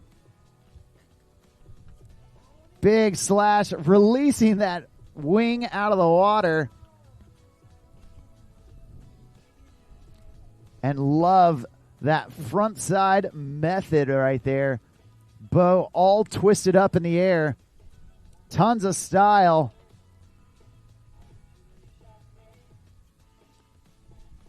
Trying to get that backflip under his feet. Unfortunately going down.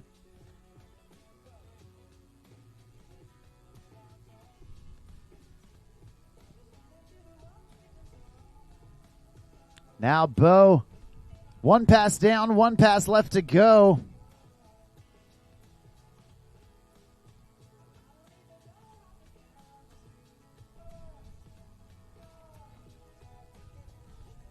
And here we go. Bo pumping from way back on the wave. There's the flip. Oh, no.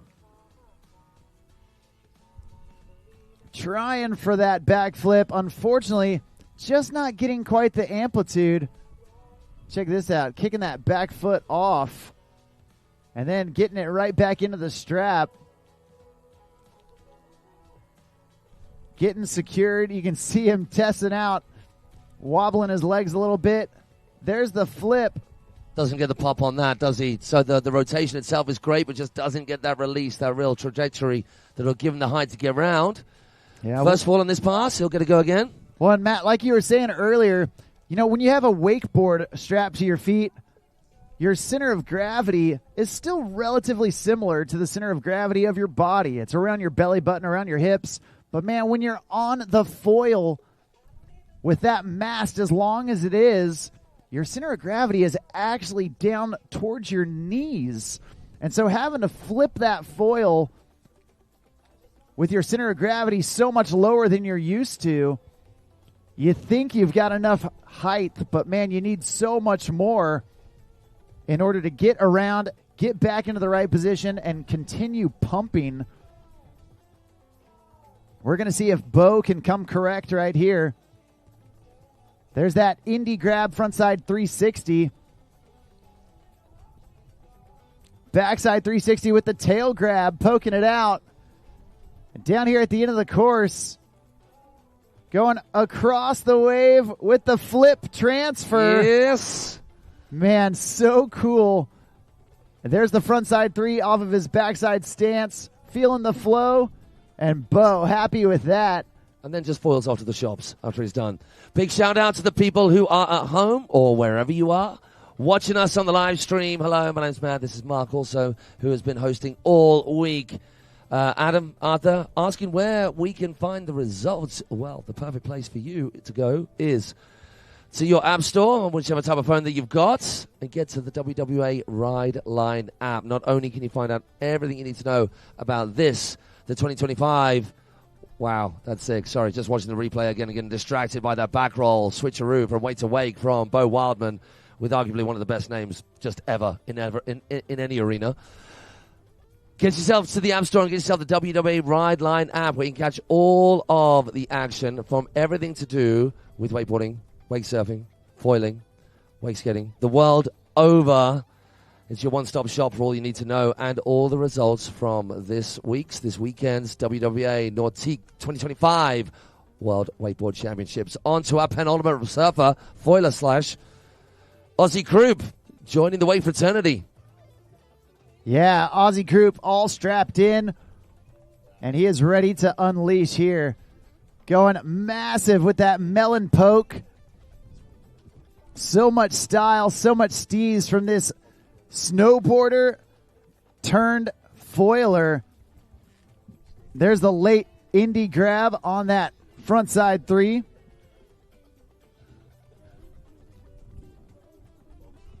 And then going melon grab on that backflip. Ozzy, a rider that loves to grab his board on just about every trick. There's the Benihana taking off that back foot, poking his front foot way out there, and then slashing at the wave. Nicely done. Perfect buttery conditions out here at Sunset Cove Amphitheater down in Palm Beach County, Florida. Beautiful conditions, incredible riding, and man, it just doesn't get better than that.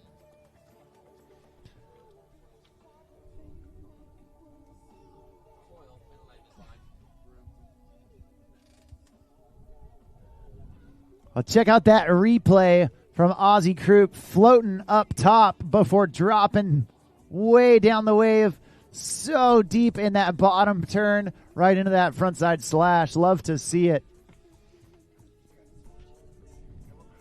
Big melon poke.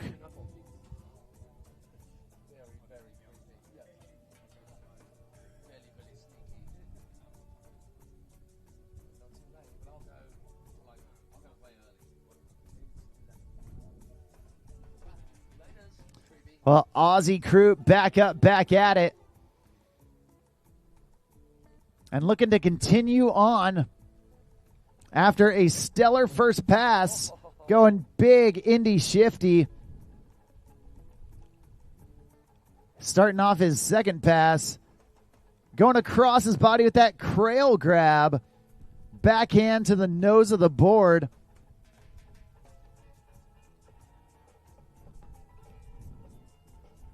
And there's that indie frontside 3.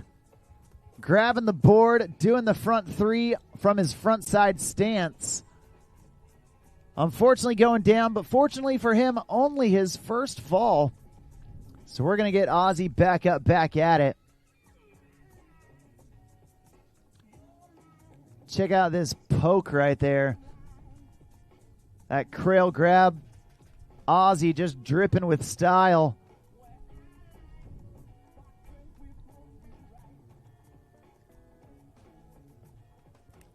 Trying to get the push after that indie front 3. Unfortunately, couldn't quite recover from it. But we're going to reconnect with him and see if he can get some more tricks down here at the end of the course. Arguably with Mr. Noah Flegel still left to come in this category, you're going to be wanting to rack up as many of your bangers as you possibly can. If you're going to be competing with that guy coming next, as you said, is there anybody going to break that golden streak, that special bar that just seems to have been through the roof for forever with Noah? Yeah, man, the confidence that Noah Flegel has, the amount of talent and skill. He has been focusing super hard on the foil. Not to say these other guys haven't, but man, Noah has been really, really difficult to beat. Up to this point, impossible to beat because he hasn't been beaten. There's that mute backside 3 from Ozzy. We're going to see if he gets inverted again. Oh, man, going for that front three and just showing the frustration. A trick he's done plenty of times in the past. Unfortunately, going down and not able to ride away. That's going to do it for him, and that's going to bring us to our final rider here in the Pro Min Foil Strap Division, Noah Flegel. Immediately following Noah Flegel's run, come on down in front of the Wakewell tent down by the water. And our friends at Wakewell going to be hosting Wake Church for absolutely anyone and everyone. A positive way to start your day. There will be coffee. There will be donuts. There will be a positive message from our friends at Wakewell. Wakewell's motto is love God, love others, love Wake. And they would love to share that with you this morning. A beautiful Sunday morning for a beautiful Sunday service. We're going to do that immediately following Noah Flegel's run.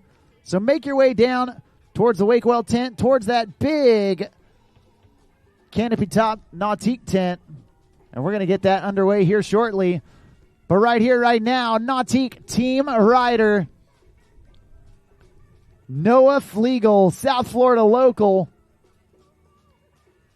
Just unreal. There's that Dirty Dancer. His first trick, a backflip 360, following it up with the melon backflip, snapping those carves. Big backside 360, getting the stale grab on it. And there's the frontside 360 across his body with the crail grab. Noah Flegel, so busy out there. Again, you see him testing out that frontside 3. That's what he wants to do to the 7. Big method poke. Down here at the end, keep your eyes peeled. Kicking that back foot way off. Doing that Benihana style. And then tucking the knee on that mute grab. Noah seemingly already doing enough to secure a spot on the podium. But you know, he is not satisfied. Noah not only wants to win the event, man, he wants to push the sport, of which he has already done plenty of pushing. But man, he wants to get that 720. He wants to continue to level up. And we're going to see what he's got for us as he continues on down in pass number 2. We're going to re-link up with Noah Flegel, doing it for Nautique Boats. Feeling right at home behind that Super Air Nautique G23.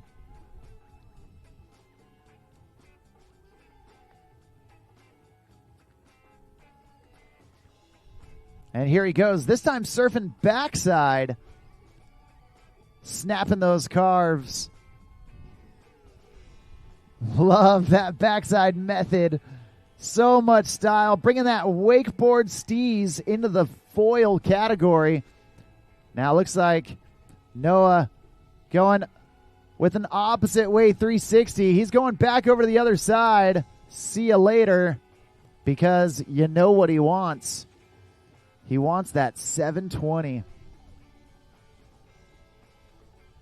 There's another Dirty Dancer. Even better, even cleaner, just for fun. Fill a trick, warm-up trick. He's winding himself up for this, which I caught the end of from a distance the other day. Are we going to witness something rather special here, people? Time enough to go again? Go on, give him another shot. He didn't get a takeoff there. Didn't get anywhere near the height that he needed. Here we go back to earlier on in this pass as he carves out for a backside wave. Big old backside slash, tearing off the top of the lip.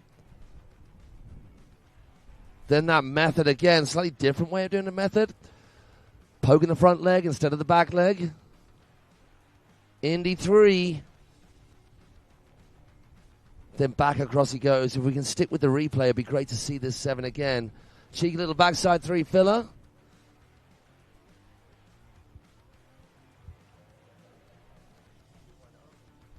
And there we go. First round of riding done, and it is our foiling that we have got dusted to start things off today. Incredible work from every single one of our riders, guys and girls. We're going to be back with you with the junior men 14 to 18 category of wakeboarding, the final, because it is Super Final Sunday. Meanwhile, we're going to take a little time out for you guys at home. So off you go, get a cup of tea, get a drink in, go walk the dog for 20 minutes. It's time to hand over to Wakewell to start our day.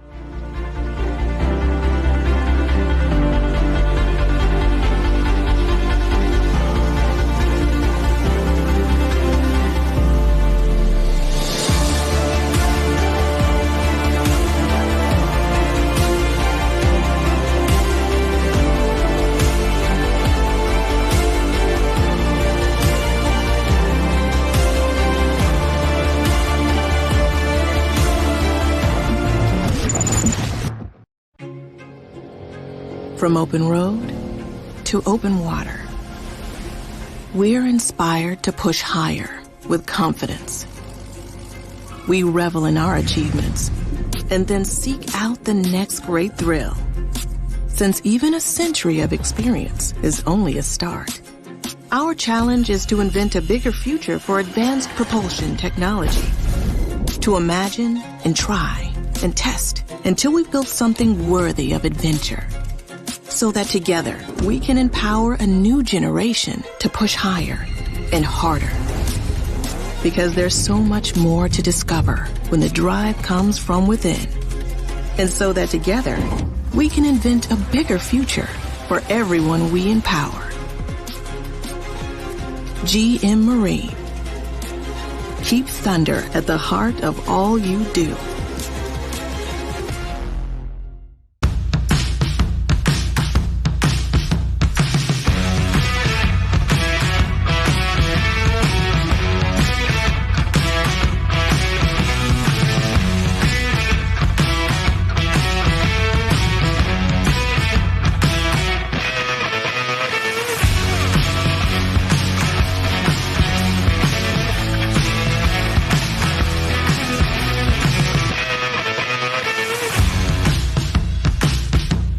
I live life on the edge.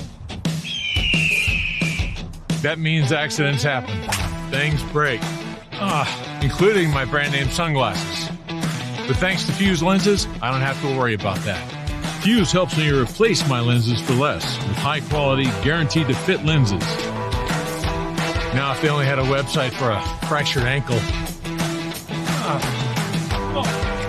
Fuse lenses. Break a lens. We've got you covered.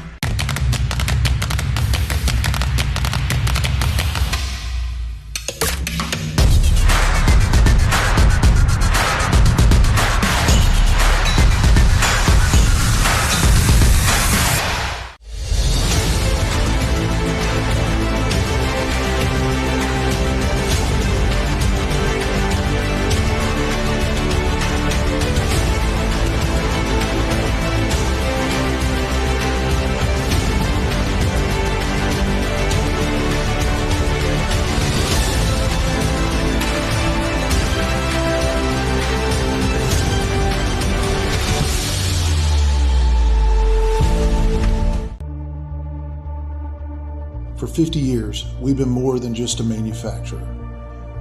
We've been part of the journey, a journey that started with a passion for adventure and a commitment to excellence. And now, as we celebrate our 50th anniversary, we proudly unveil the future, a symbol of our legacy, our commitment, and our relentless pursuit of performance. Welcome to the future. Welcome to the power behind the passion. Performance that moves you.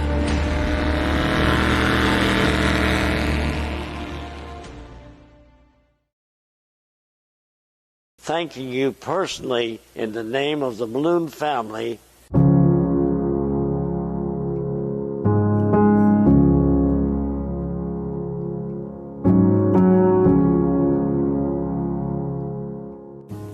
Our family originally have been boat builders way back into the 17th century. At that time, we were in England, so we gathered together a group of boat builders, Christian boat builders. We built us a ship, we crossed the ocean, we landed in Portsmouth, New Hampshire, and this is where our family started. We had to fight in the war. We ended up winning the Revolutionary War.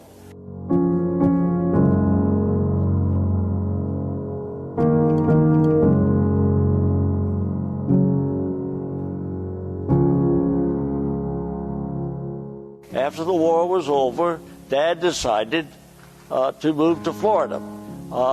We started building boats because Dad looked around and saw all these beautiful lakes in Florida, and he thought this ought to be a place to be able to build boats, since I'm a boat builder. So we started building boats. We built anything that anyone wanted, whether it was a fishing boat, a sailboat, or no matter what it was, we built all of it. And it didn't make any difference if it was a yacht or whatever it was. Dad figured out a way to build it.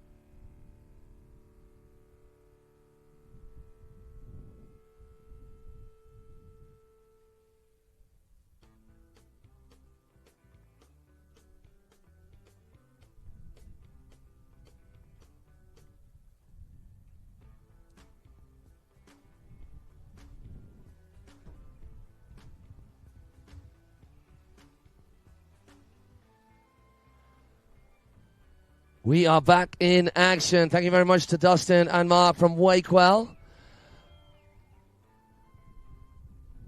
Back in action with our next rider in the middle of the junior men, 14 to 18. I believe that is Spencer Trice. Rounding off his second pass, and a clean first pass at that. The 540 to follow up. Time for one more, as long as he starts that approach before exiting the scoring zone. Oh, muscles his way out of the whirlybird and is happy with that. And in case you're just joining us on the live stream, you are joining, and I'm sure you know this, unless you just stumbled across it by mistake, the 2025 Nautique World Wakeboard Championships here at Sunset Cove, Palm Beach. Just outside of Miami in Florida. And what a setting we have. What a stunning spot this is that the locals get to play on with their boats when we're not here. And they've kindly let us take over the lake for the past few days. The boat championship has been rocking here since Wednesday. Yep, Wednesday we've been going. There are that many riders across that many categories, from foil to wakeboard to even wake skate as well. And rounding off the action here on Super Final Sunday. And we go back to the replay of Spencer with the KGB to get his second run going, second pass going. Followed up by the Tootsie Roll, getting the pop, going up first and then into the rotation. All important with those backside rotations to get your amplitude first. Late little tickle grab on that backside three. Then the cap 540. And then rounding off with the whirlybird. Watch this trick. The miracle trick of wakeboarding. It's a tantrum, a backflip, and then you punch the hand across your face for a backside Olay 360. Crazy maneuver done beautifully by Spencer. On to our next rider, Thibaut Lagel.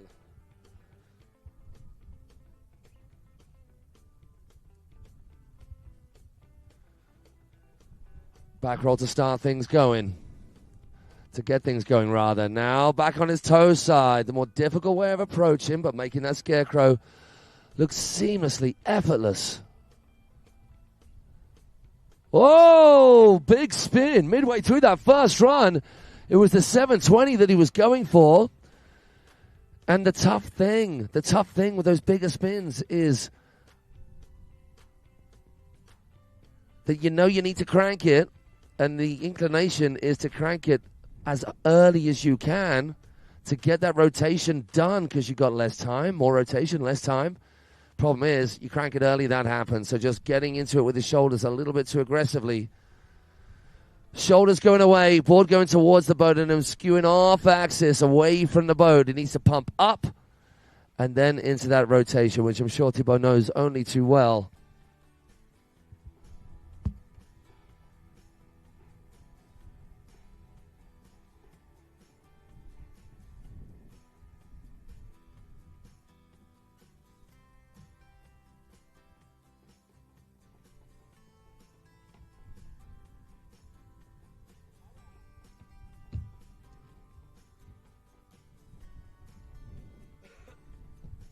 No falls left in hand for Thibaut.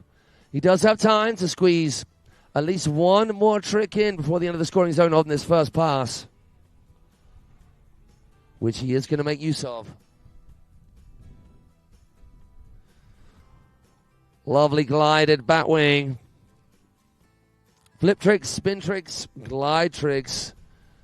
The judges want to see it all. Off your toes, off your heels, clockwise, anti-clockwise. Getting those grabs in there as well.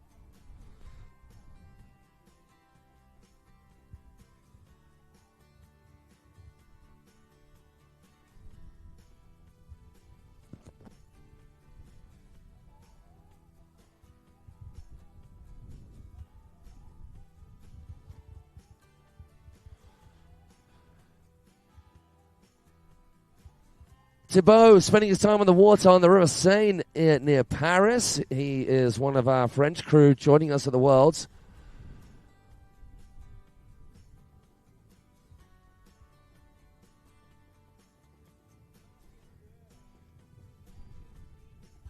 Only started wakeboarding in 2021. That's crazy. So he's 18 years old. only got going at the age of 14, which is mental considering how good he obviously is. Two-time French junior champion, wanting to add a world title to his accolades. Indy Tantrum starting off his second run. Oh, little hitch kick to get those knees up and underneath him to finish off that toe front 5. No, the same again on the 7. Oh, give it up for Thibaut, everybody. Thibaut Lagale of France. Tough to deal with, taking a fall early.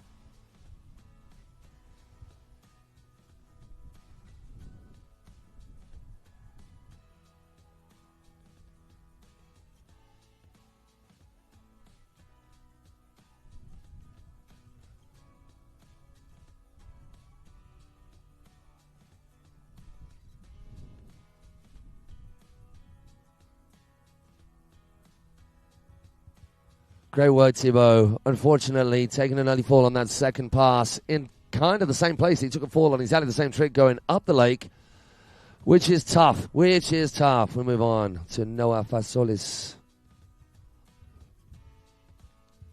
And if you're joining us at home on our YouTube live stream, welcome all of you. Thank you for dialing in. You're joining us at the Junior Men 14 to 18 age group category on Super Final Sunday.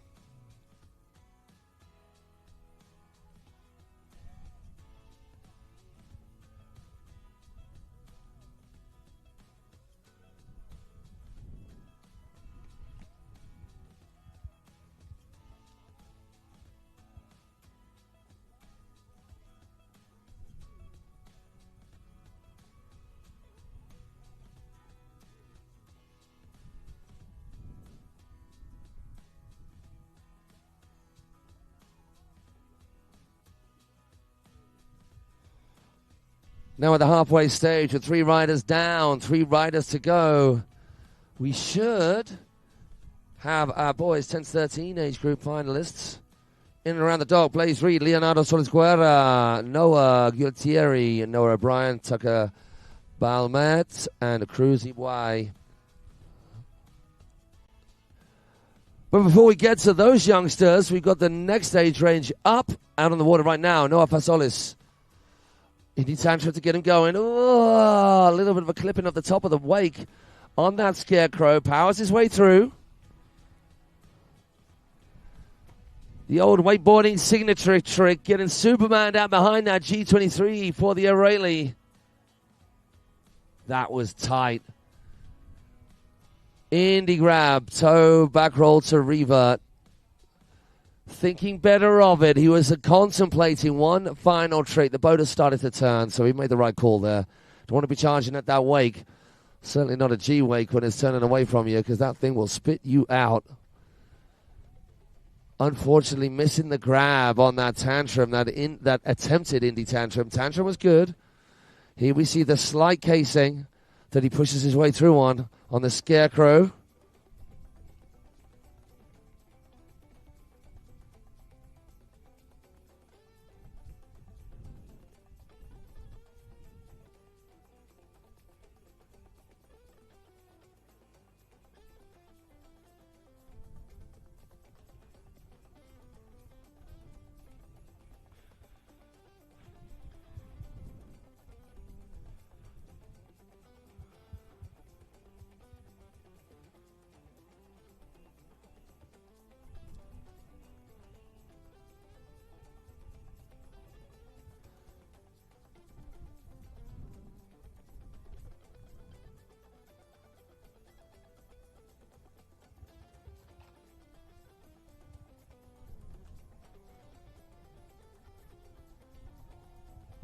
Did he squeeze a roast beef grab in there? That's what we like.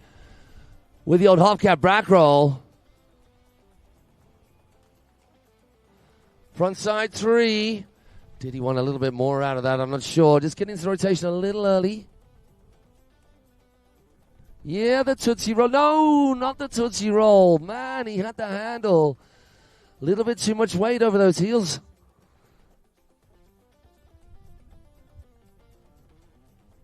Getting a bit of a back edge after that Tootsie Roll. Let's watch this second pass again. Yes, he did get the roast beef grab. I like that. Powering through that knuckle in. Frontside 3 straight after.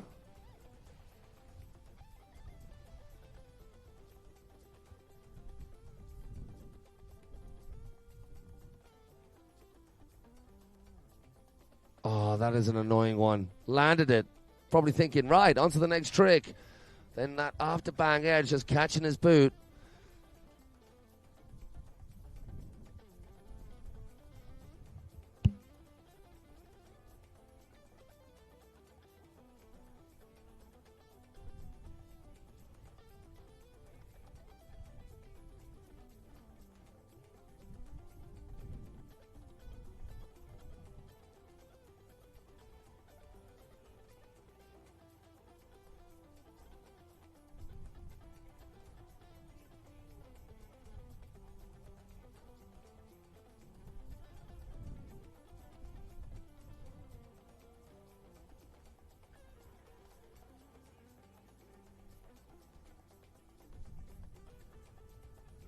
Oh, that is gutting for young Noah, falling just after, literally just after the three-quarter buoy.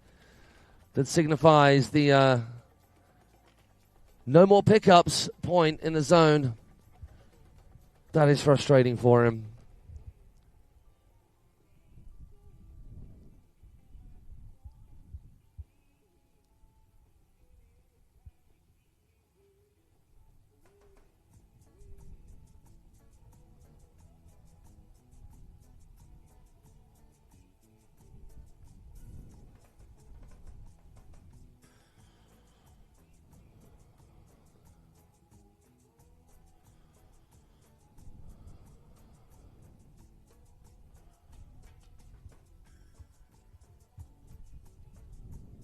There's two more riders left.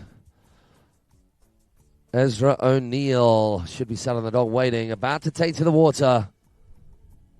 We got a whole bunch of finalists to get through today. It is going to be the boys 10 to 13, the junior pro women 18 and under, the junior pro men 18 and under, and then on to the big guns, the higher echelons of the sport, our pro women and pro men, rounding things off.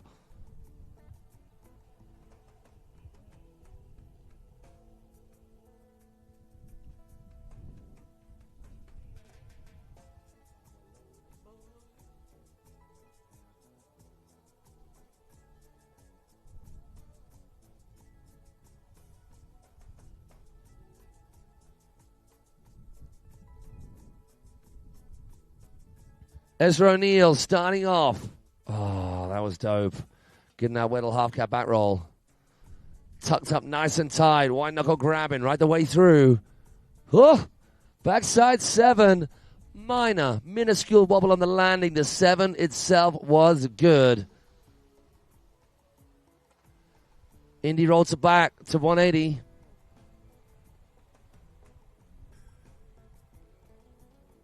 And then the toe front 5. And he's going to wrap it up there. That's a big first run for Noah. Arguably the run that is standing out in front so far out of all first runs in this category.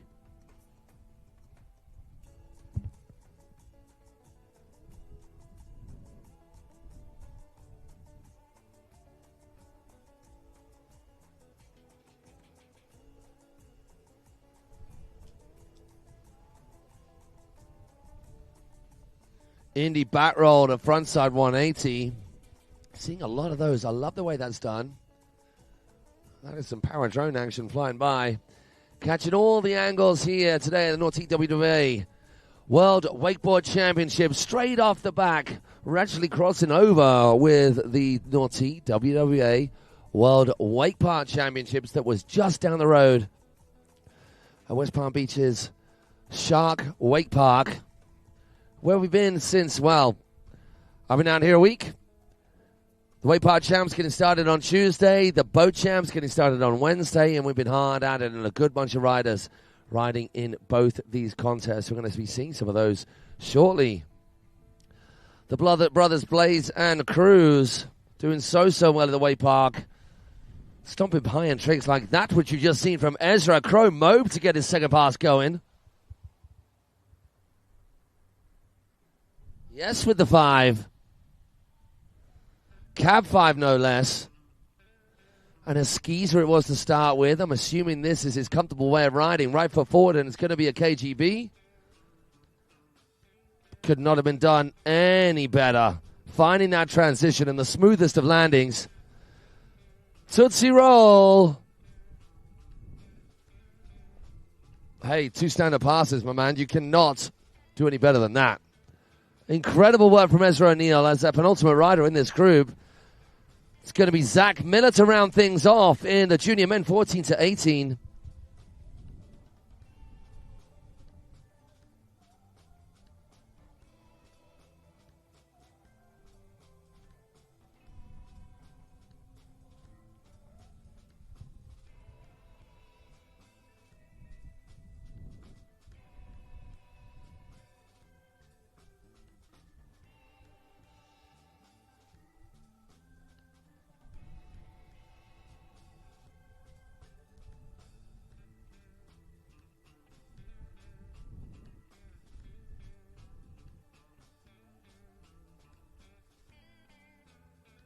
Here we're checking out the replay. Lovely nose grab, cab 540. Straight after that Scarecrow Mobe of his switch foot. As well as Skeezer, the KGB, just banging. And the Tootsie Roll as well. All of it perfectly executed. So quite aside from the technicality of that second run, the way in which the execution went down for Ezra was just next level, and the judges will take note because high-end tricks, sketchy landing, it affects you. Zach Miller in the last spot off the dock. Top seed in a position where he can adjust his run accordingly. I wonder whether these youngsters, oftentimes the youngsters, they just have at it regardless. As you get older, you got to think your way around things. Mind you, I had to think my way around things when I was riding contests, because I didn't have the skill. I had to think my way past my competition. Toe front roll for Ezra. Yes! Loving a tantrum to fakie. You guys need to look up a rider. Greg Nekrasen. That was his jam. Tantrum to fakies out into the flats. The 540 and a quick wrapping up. A backside wrap. For what's going to be a backside rotation. Is it going to be the KGB? Yes, it is. Done just as well as that which we saw from Noah, and the Scarecrow to follow up. That's a big first run. So let's compare. Let's compare so far. Ezra, the Crow Mobe, the KGB, the Tootsie Roll. We've got the KGB in this first pass from Noah. Sorry, from Noah. What am I talking about? From Zach Miller. Noah was out before Ezra, so Zach's first run, a barnstormer for sure.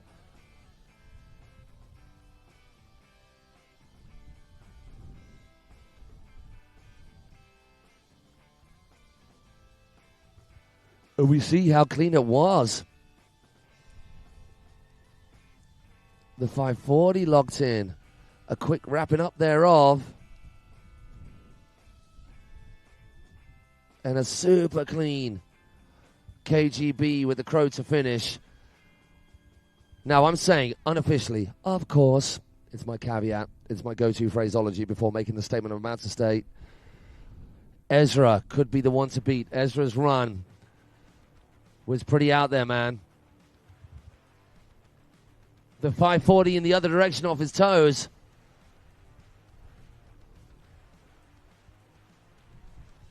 The toe side roll to revert. We saw a grabbed one of those from Ezra. So we're just trying to compare trick for trick. There we go. The Moby Dick. We didn't see one of those from Ezra. So Zach starting to step up his game. Maybe 2 tricks left worth of space. The toe 5 of the other foot. So it was a cab toe 5 to start with. Then the backside 3. That is some clean riding. Really clean riding from Zach. Now, I don't know his riding. This is the first time I've seen it, and it was a pleasure to watch how far off his best that is, but it looked pretty damn good to me. And you can't argue with 2 clean passes. That is job done for junior men 14 to 18. We're going to be moving on to the younger age category at 10 to 13-year-olds. And while younger they are, no less charging we'll see from them. These guys go crazy at that wake. That big old beast of a G23, courtesy of Nautique pulling power behind the weekend. And, maybe odd, but it just shows you what kind of a company they are to support all elements of wake sports. It was the Nautique Wake Park World Championships as well, and it's been that for a very long time. More years than I can remember. Nautique have been behind every world title from the WWA. And we are very appreciative of them getting behind it. And, of course, the WWA, too, the backbone of the sport the world over, and has been for the longest. Since that very first World Championships that I watched in '95 with Scott Barley. Gator Looker taking number 1 and 2. Those back-to-back moves from Scott Barley, just something else, man. The WWA have been around since, well, before then, I think. I think that might have been the first WWA Worlds. Or was it before that in '94? But around then, that's how long they have been putting on the big stage for which riders from all walks of life, from all corners of the globe, and in increasing numbers of disciplines under the umbrella of wake, to perform on. No messing around. We get straight on into it with our littlest of the rippers.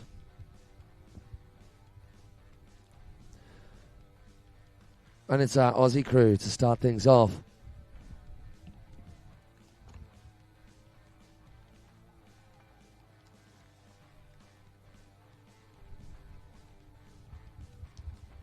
Heralding from a good way up the east coast of Australia, Queensland and Cairns is where Blaze heralds from.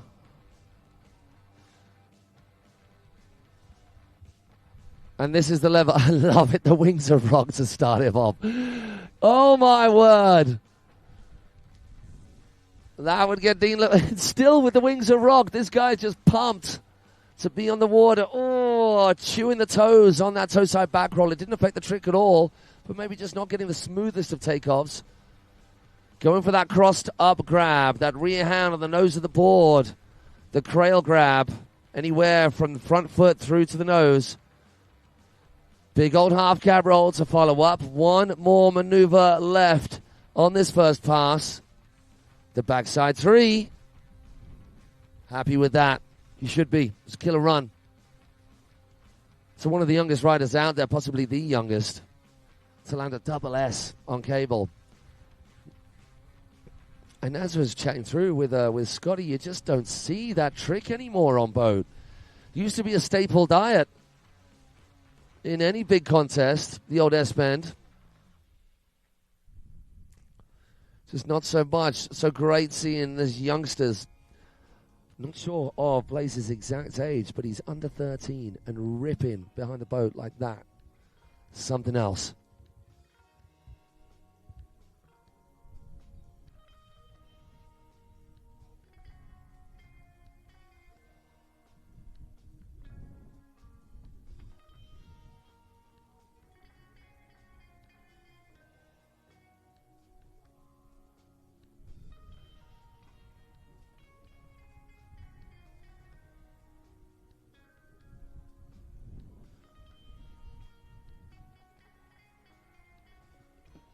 Getting some huge air on that first trick. Blaze is back in effect. Toe side front roll. No, no, no. That is just not something Blaze falls on. Let's get behind Blaze Reed, our first rider in this 10 to 13s. Still vibing out there. Come on, boy. You can get up and have at it on this last remaining part of this second pass. It was a killer first run.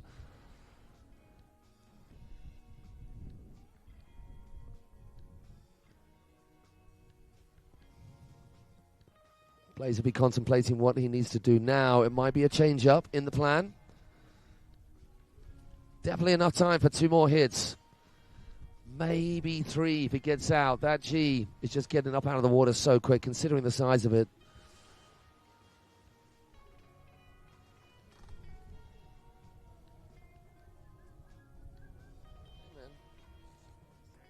Yes.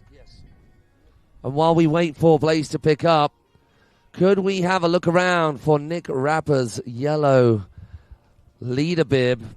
Was on the dock yesterday and it's gone walkie, so please, can we all look out for it? Yeah, and I just heard from Nick himself that if he gets that returned, he will get a signed bib. He will sign the bib and give you one to take home. But he does need that gold leader bib. Please, if you have it, if you've seen it, take it to registration. And we need that returned back to Nick. Right here, we got Blaze going big stale tantrum. Nicely done. Then down here at the end, going back in, big mute grab, half cab 180.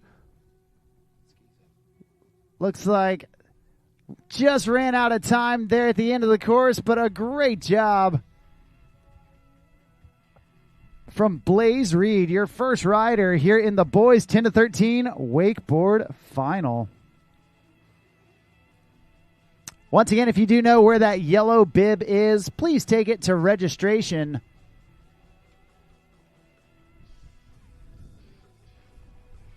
And we'll get that returned to Nick. Thanks.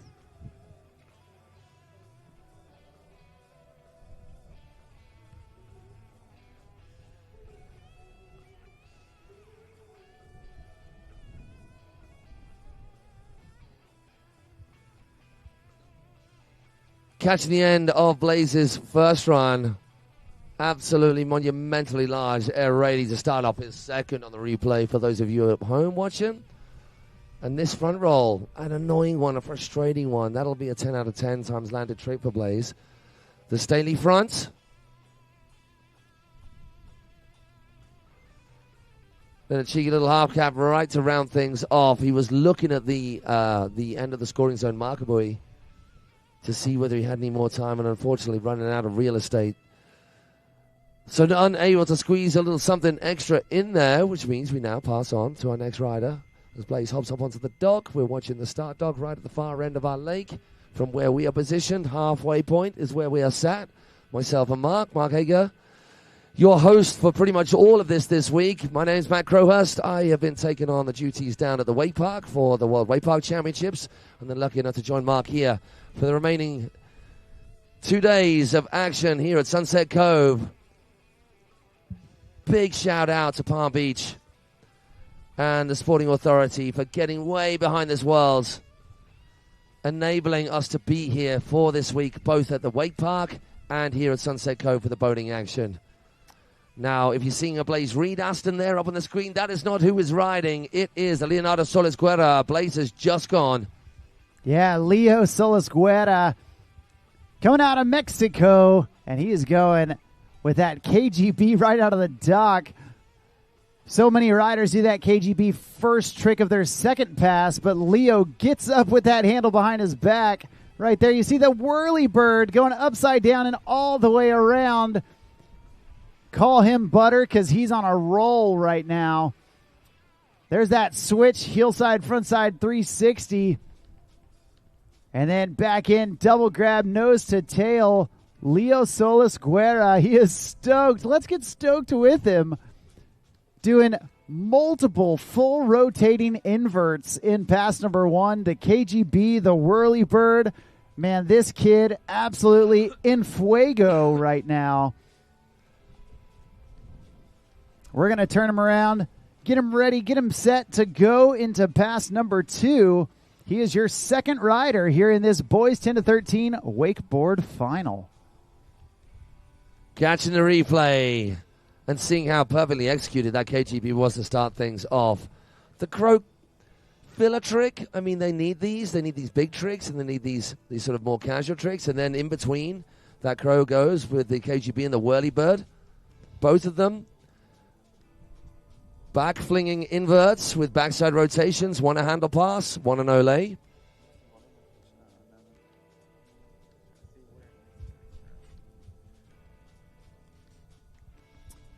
All right, well, Leo coming in for his second pass. Oh, no. Just leaving early on that wake. Trying to spin and just taking off before he got all the way to the top of the lip. That happens to the best of us. Happens to me all the time. So, Leo, you're in good company.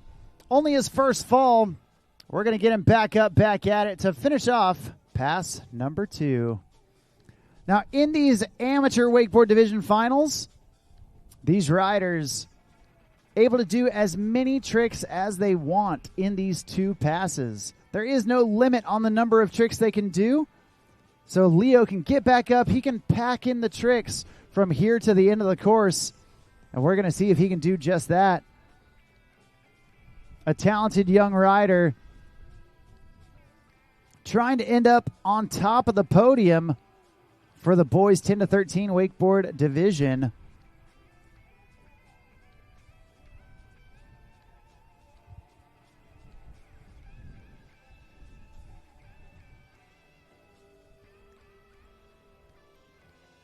And as that rope pulls tight, the throttles go down and Leo gets up.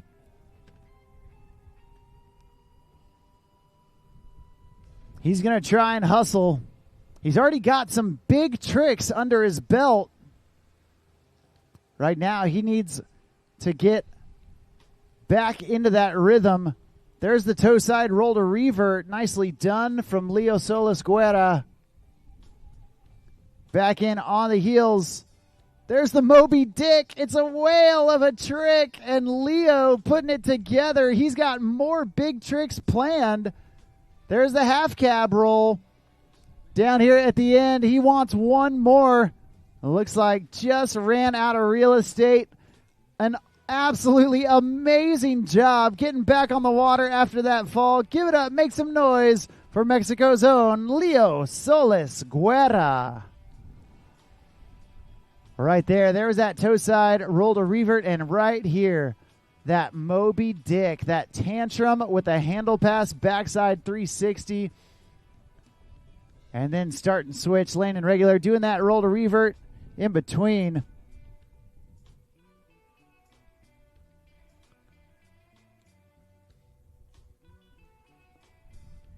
That's 2 riders down, 4 riders left to go. Coming up next, we got a couple of Noahs taking the water, followed by Tucker Balmert and Cruzy Boy.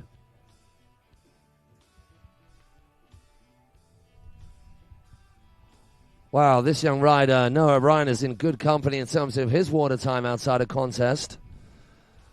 With Mr. Tony Iacone at TI Wake Academy, Noah Flegel as well, and John Ackerman, I'm assuming, on the surfing front, although they'd be incredible at coaching all aspects of anything on a board. And heralding from Windermere, Florida. So our worldwide homestead of wakeboarding, it's fair to say, where it all started, where it continues to blossom. Certainly in the form of young riders like Noah, who's about to take to the water. Oh, I jumped ahead. That's Noah O'Brien, Noah Ghiottieri. So I was telling you about Noah O'Brien in case you wanted to know who was up after this Noah. Fully intentionally. I should have stopped you and said, Noah, you're talking about the wrong guy. Yes, you should. I mean, you could have done that. I'm glad you didn't. Yeah. Right here, this is a young dude out of Italy, Noah Gualtieri. One of the youngest riders of that Italian team, just dripping with steez, dripping with style. He's going big Indy tantrum right out of the gate. Popping that board around into his switch stance. Right into that cab 540. Noah, a small rider, but rides with so much power. There's that backside 360. And now back in that signature one-handed Italian cut. You know it's going to be the toe side back roll. Oh, man. And unfortunately, just going down, casing that wake and going OTF out the front.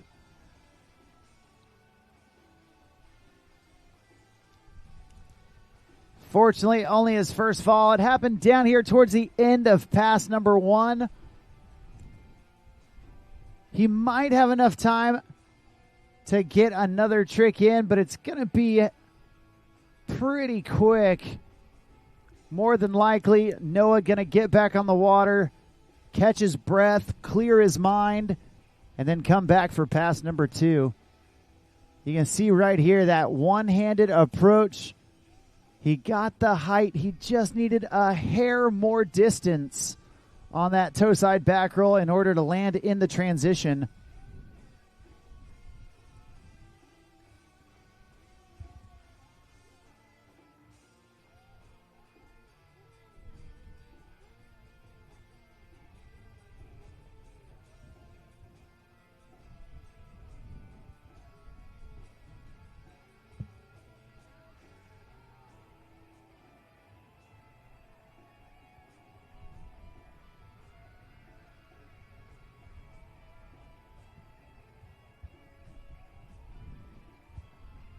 Well, back up, back at it. As anticipated, Noah Gualtieri just going to play it cool to the end of the course.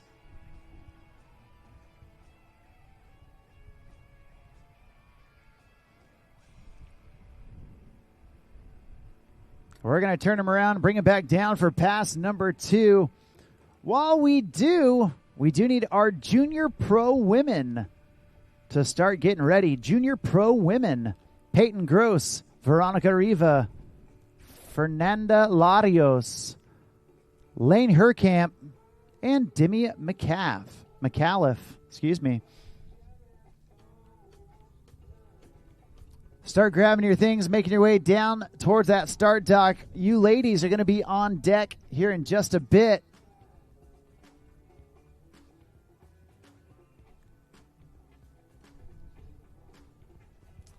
Noah back in.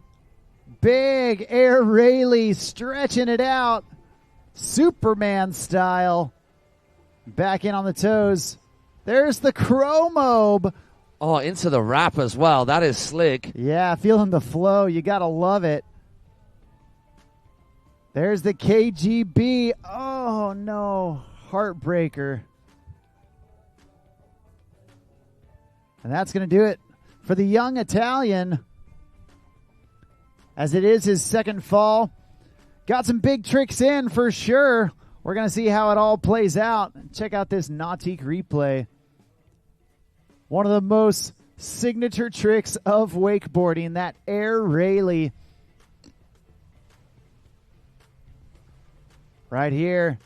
That's a banger for sure, that chromobe. And then landing the KGB just a little deep in the trough. Unfortunately, couldn't recover from it. That's all right. That's 3 riders down, 3 riders left to go. The next, coming out of the Butler chain outside of Orlando, Florida. A young dude who truly likes to do it all out there. From wakeboarding to wake surfing, even wake skating and foiling. We have seen him in all the divisions. Right here, right now, from one Noah to another. This is Noah O'Brien.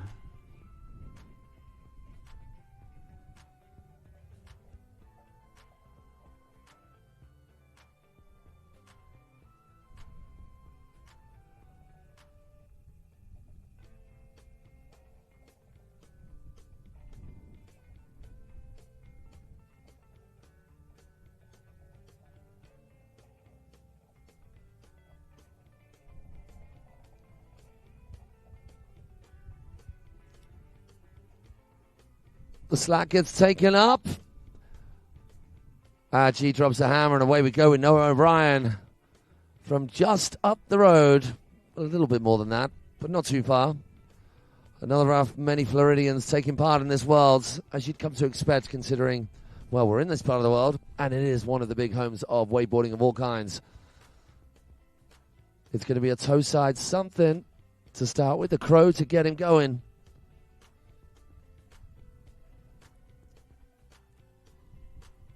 The backside 3 to follow up. So the inverts and the spins ticked off. Oh, that is huge. So clean as well. Just landing that Tootsie Roll and straight into his next trick. The Moby Dick, a little bit more of a bobble on the landing. But I'm hoping those are fist pumps of being chuffed with his run, because it looked pretty good to me. Yeah, so far so good from Noah O'Brien. Choosing to play it cool to the end of the course. May have had enough time to get another trick in, but you know what? Like we've said before, the judges, they do love the quality over the quantity. They would rather see a lesser amount of good tricks rather than a rushed amount of more. Right there, Matt, that trick you were talking about, that Tootsie Roll, getting so much pop. There's the Moby Dick, that tantrum to backside 3, and he was stoked. We're bringing him back in for his second pass. All eyes on the water as Noah O'Brien re-enters the course. And like many competitors before him, coming in with that handle behind his back.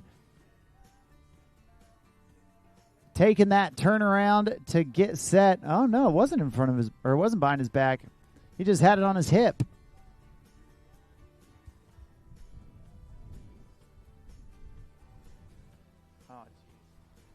Oh, man, going down on that front side 360. An uncharacteristic fall from Noah O'Brien, but thankfully it's only his first fall. So we are going to get him back up to finish pass number 2. Once again, at this time, we do need Junior Pro women. Start making your way down to the dock. Junior Pro women down to the dock. Also, we are still looking for that yellow bib. If you saw a yellow bib yesterday, likely down at the start dock, please bring it over to the registration table. We would love to get that back into the hands of Nick Rappa.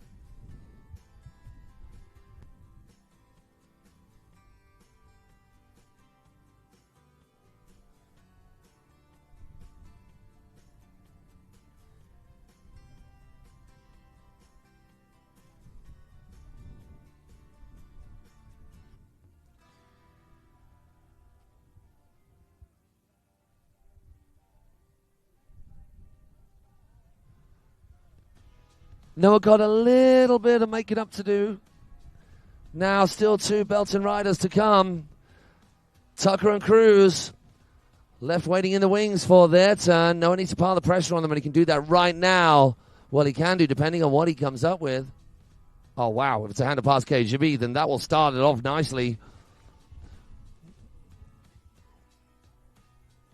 The 5, that is cleanly done. Pops it round. He's going to hustle to try and get one more hit in. Oh, it's...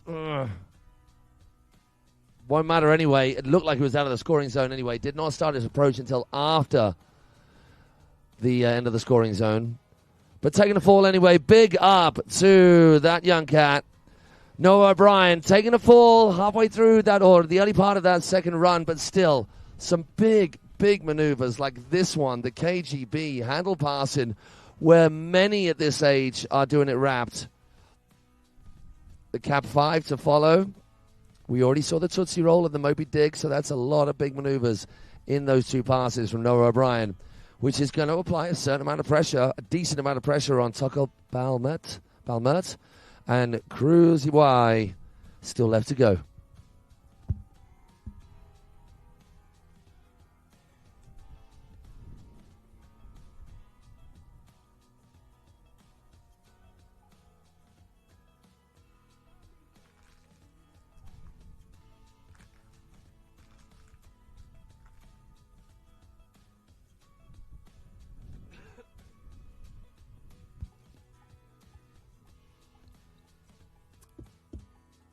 Well, Matt, like you said, we got 2 riders left here in this boys 10-13 wakeboard final. These last 2 riders were the top qualifiers coming out of their semifinal heats, earning them those last 2 spots off the dock. They have the advantage of seeing what the other riders have done, and now do a little bit of mental math, figure out what all they need to do to ensure their spot on the podium. The first of which, right here, right now, this is Tucker Balmert.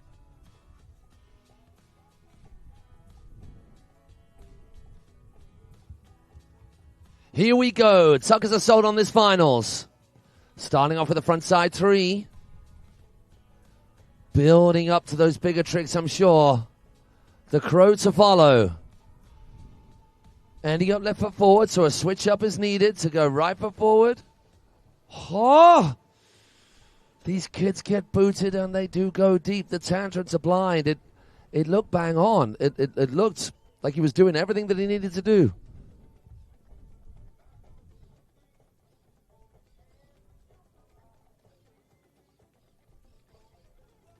He can make it up, though. That Tanner Sublime was there. Just needs to find the transition of the second wake, and he's got plenty of real estate left.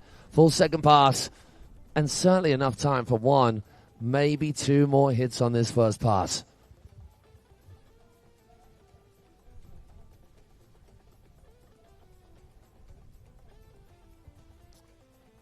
Yeah, Tucker starting off strong and getting a little more than halfway down in pass number 1. You can see on this replay that strong heel edge.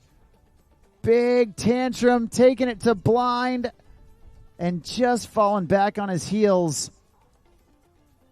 Needed just a hair more rotation to stay over that toe side edge. A trick we've seen him do plenty of times in the past.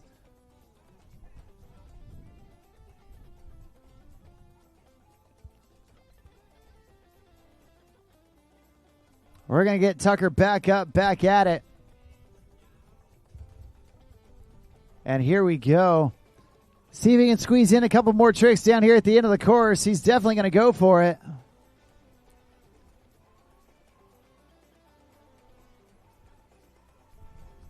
Waiting for that wake to shape up.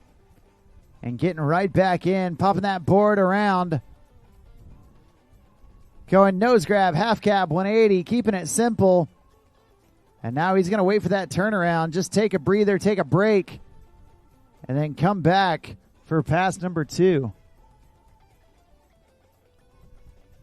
Junior Pro women, make your way down to the dock. That's Peyton Gross, Veronica Riva, Fernanda Larios, Lane Herkamp, and Demi McAuliffe.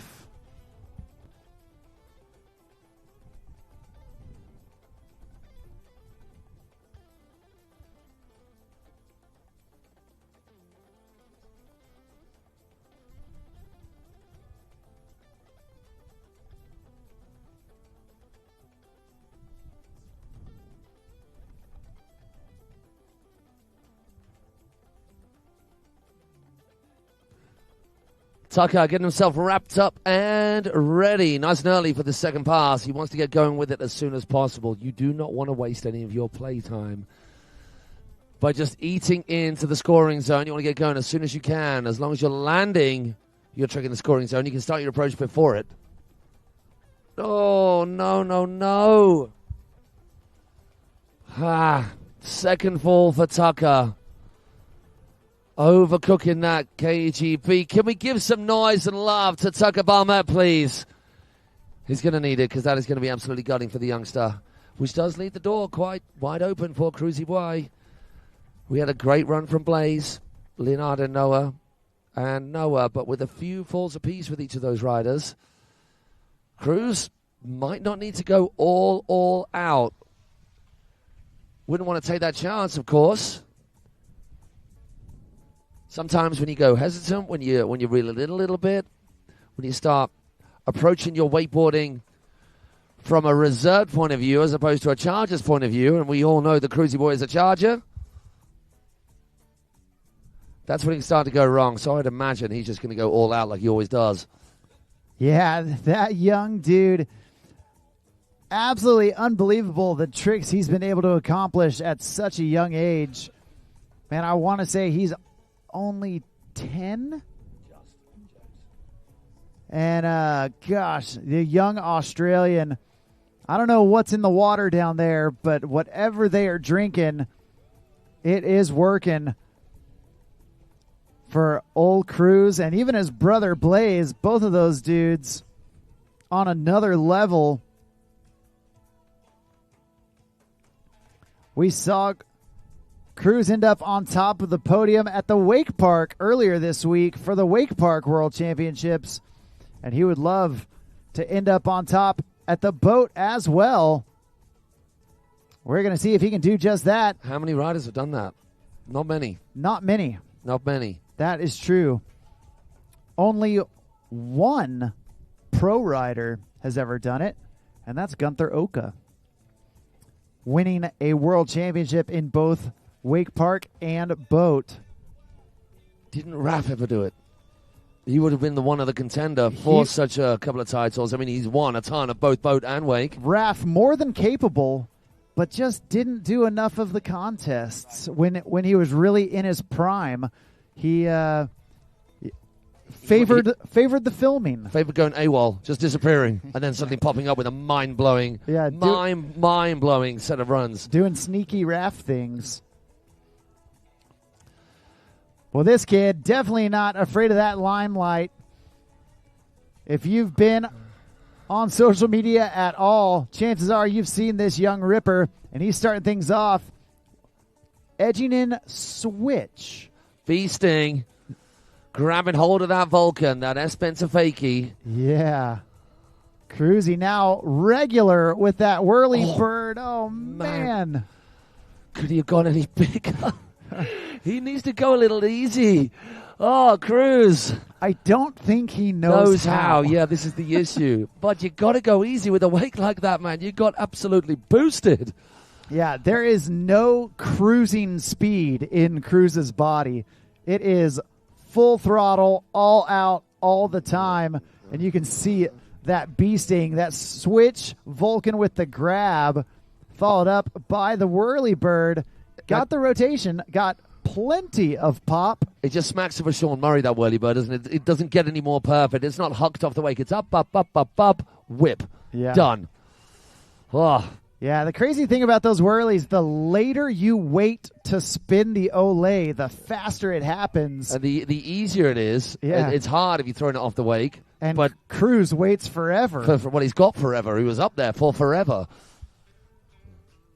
Right, Cruz, let's get back in the game now. Can we get behind our very final rider in this Super Finals for our boys 10 to 13?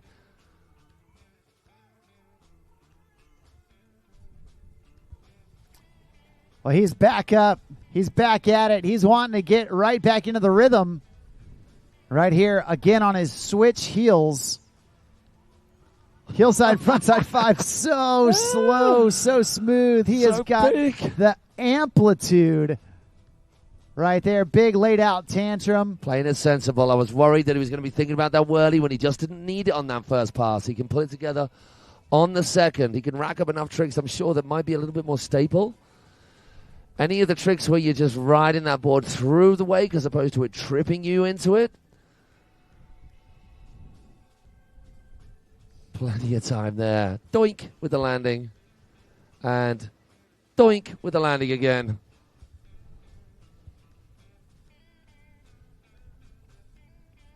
Yeah, he is in absolute astronaut mode. Dropping out of the upper atmosphere. Get this kid an oxygen tank for as high as he's going. We're going to see if he can put it together here in pass number 2. All eyes to the skies as Cruzy Boy re-enters the course.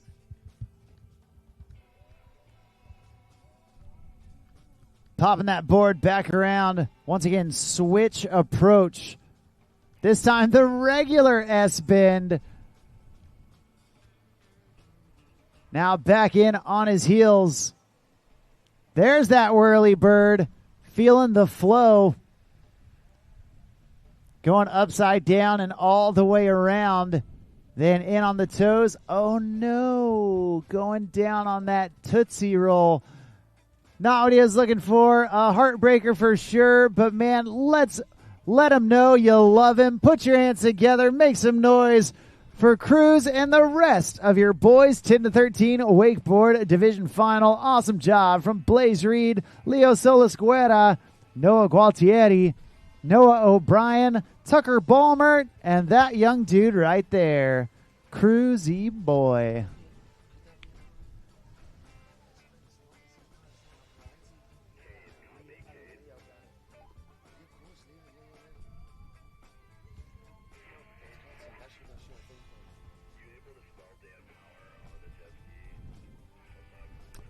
Well, coming up next, we are done with our amateur divisions, and now we have got our junior pro riders about to take center stage. Starting off with junior pro women, then junior pro men, and then finally ending our day with pro women and pro men.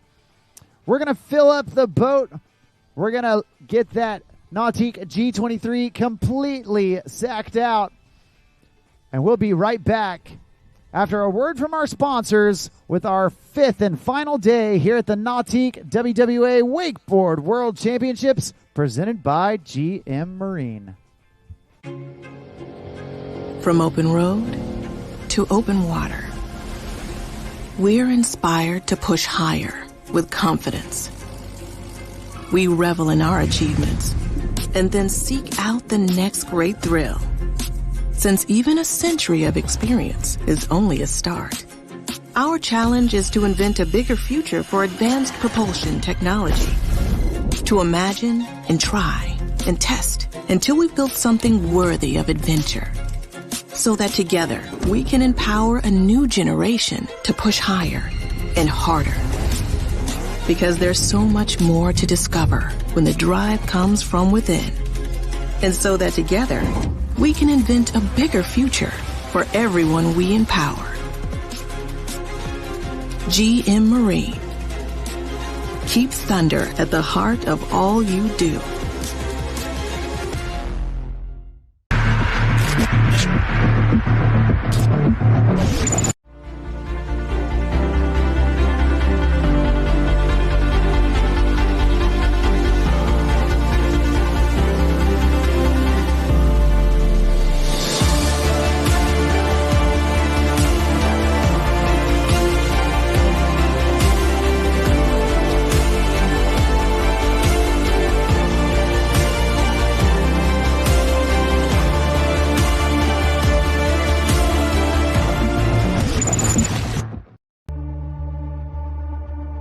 For 50 years, we've been more than just a manufacturer. We've been part of the journey, a journey that started with a passion for adventure and a commitment to excellence. And now, as we celebrate our 50th anniversary, we proudly unveil the future, a symbol of our legacy, our commitment, and our relentless pursuit of performance. Welcome to the future. Welcome to the power behind the passion. Performance that moves you.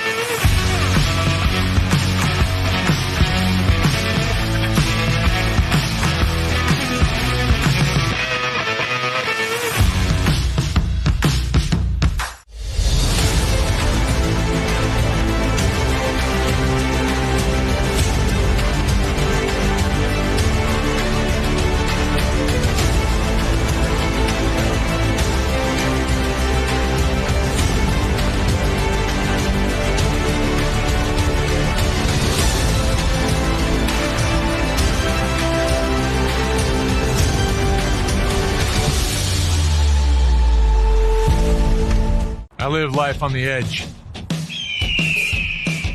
That means accidents happen. Things break.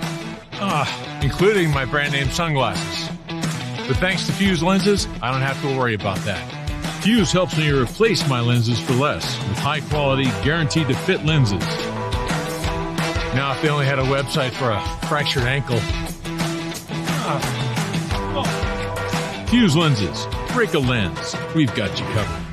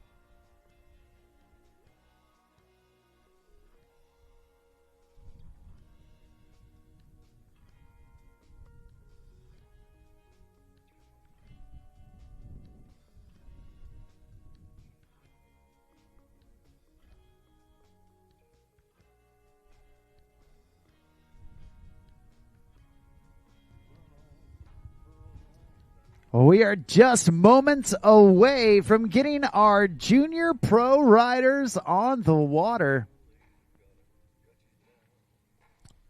A handful of ladies traveling from all the way across the world.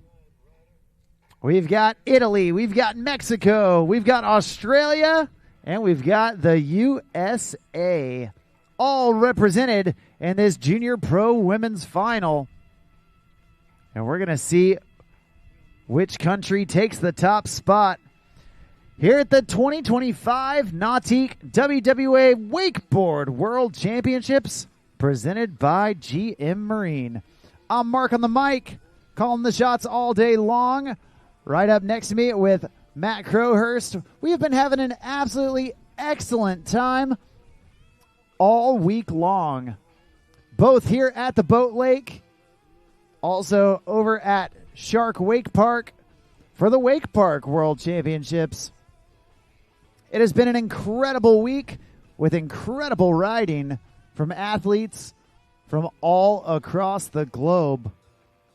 And we're not done yet. We're about to get into our junior pro division. And like true gentlemen, the junior pro men letting the junior pro women go first. We have got beautiful, smooth water out here at Sunset Cove Amphitheater.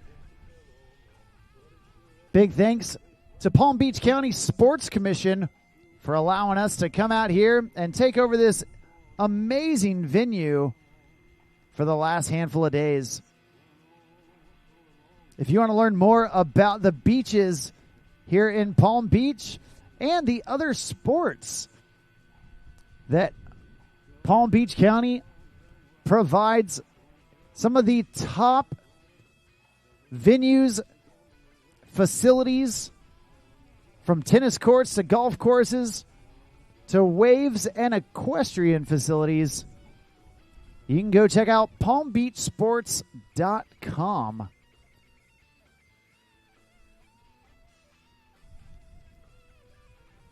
Once again, we do want to give a call for anyone that has seen that yellow bib, the yellow riding bib. If you have seen it, please take it up to the registration tent. Nick Rappa offered to give you a different bib that he will sign and give you a little memento to take home with you after this World Championship trip. So if you've seen that yellow bib, go ahead and snag it, bring it up to the registration tent.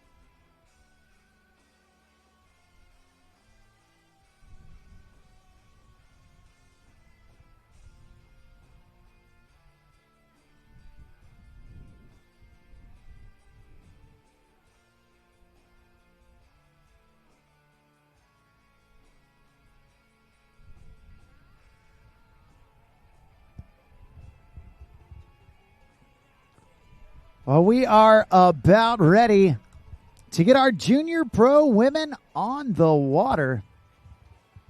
And they are doing it all behind that award-winning Super Air Nautique G23. For over a decade, the G23 has been the most sought-after wake boat in the industry, and it's got the credentials and the awards to back it up. This award-winning model is the undisputed boat of choice for professional riders looking to redefine what's possible on the water. But as you've seen throughout the week, it can also cater to beginners and amateurs with its scalable wakes and waves that can be adjusted to each rider's skill level. If you want to learn more about the full lineup of Nautique boats or build your own custom G23, go visit Nautique.com. Well, first off the dock for the Junior Pro Women's Division from right here in the USA. Just a couple weeks ago, she became our 2025 U.S. National Champion in the Junior Pro Women's Division. She's a past World Champion and a past Moomba Masters Champion. Right here, right now, this is Peyton Gross. Peyton Gross starting things off. Big laid out tantrum. Tripping that flip off of her heel side edge. Then going Indy toe side front roll.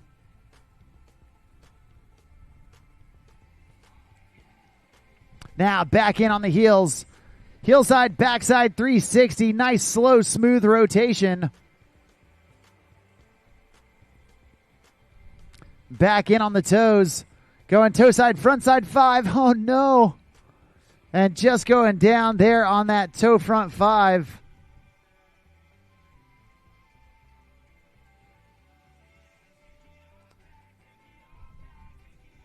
It looks like coming fully ejected out of her board. Take a look at that Nautique replay. Peyton linking up those first two inverts. And then going into that backside 360 before going for this toe side, front side 5. And just not able to keep that heel edge out of the water. We're going to let her get on the back of the boat, get reset. And her run will continue right where she left off. Now, in these junior pro divisions, again, these riders will each get one run that consists of 2 passes. 1 pass down and 1 pass back. During those 2 passes, they can do as many tricks as possible. They are not limited to 4 tricks like the pros are. Now, if they do happen to fall, they will get 1 pickup.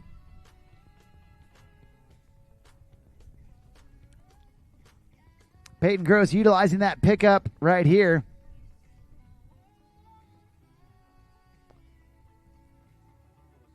And her run will resume right where she left off. Now, those falls don't count against the riders. They will not have any deductions to their score. But the falls do take up valuable real estate in their run. You don't get awarded any points for the fall that you have. And now you have to wait for the boat to get back on plane and for that wake to shape up before you can get back to riding. So we're going to get Lil P, Peyton Gross,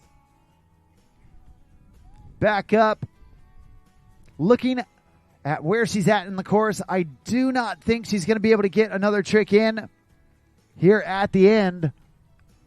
So it looks like she is going to hang on through the turnaround and get ready for pass number 2. Trying to clear her mind, shake off that fall,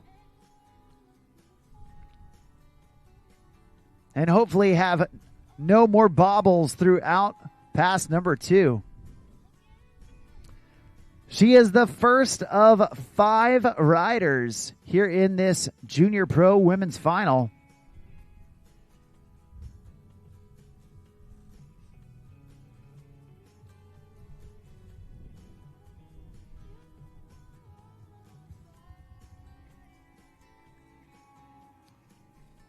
And we are going to get her turned around, brought back down for this second pass.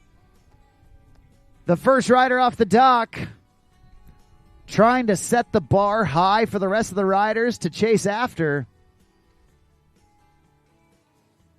And we're going to see if Peyton Gross can do it right here, right now.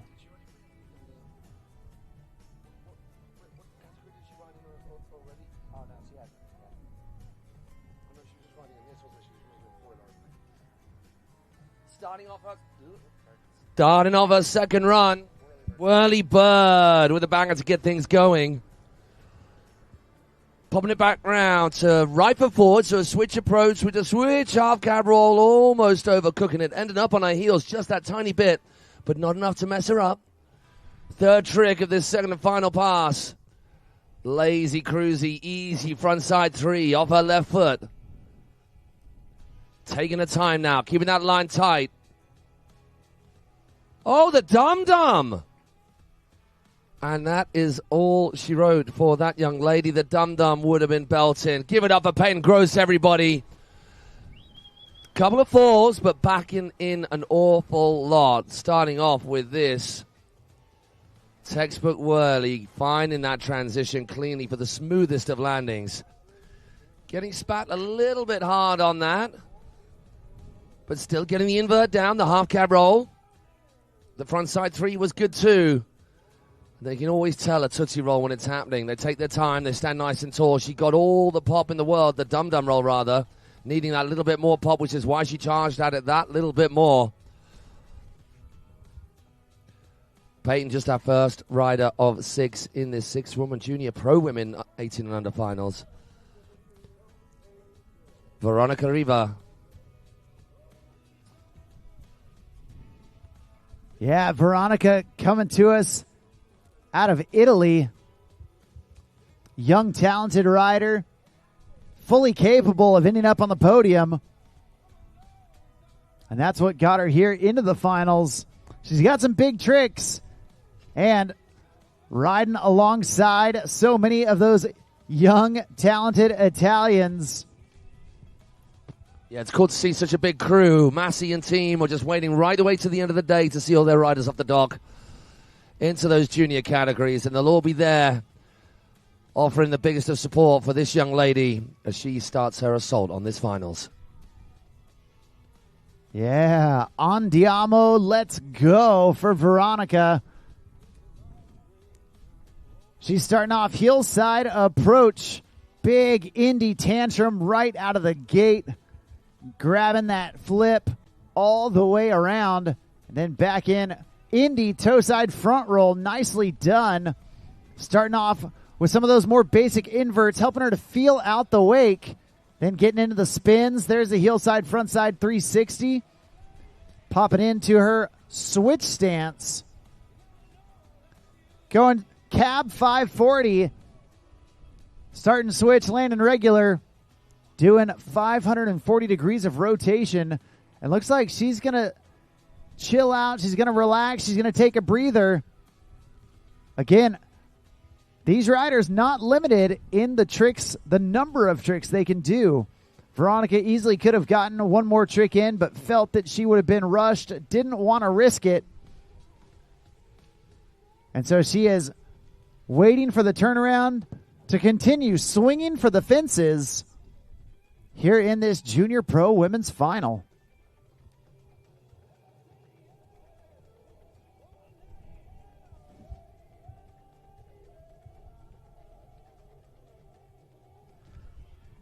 Beautifully done. Cab 540. That switch 5.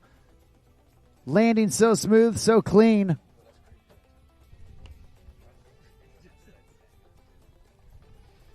And now we're bringing her back this direction, trying to make her way back to the dock. Veronica Riva edging out to edge back in and going toe side with that signature one-handed Italian cut for the toe side back roll. That is the dead giveaway for those young Italians. There's the switch scarecrow. Now back in on her dominant toes. The regular toe side front roll.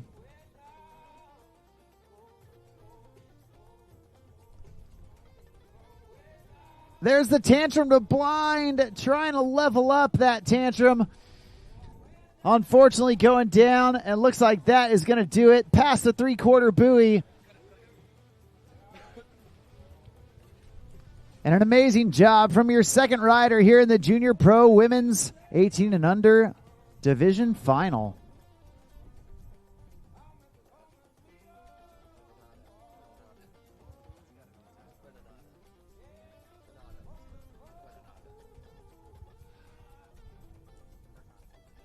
It's not Fernanda. Veronica looking good in this second run, getting absolutely boosted on that toe front roll. Super clean landing. Often difficult to get over your toes and ride that away cleanly. No such issue. Wow, the height on that. But not enough rotation. Needed a little bit more of a pull on that arm to bring that backside 180 round on that tangent to blind. So that will be her job done.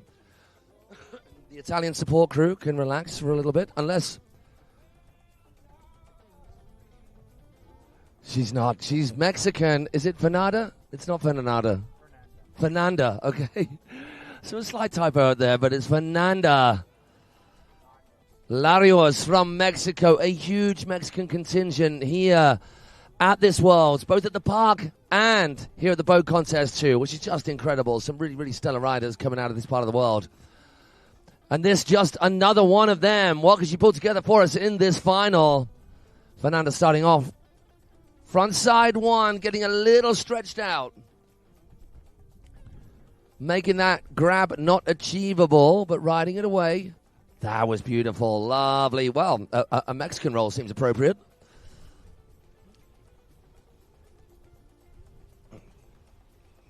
And then the scarecrow.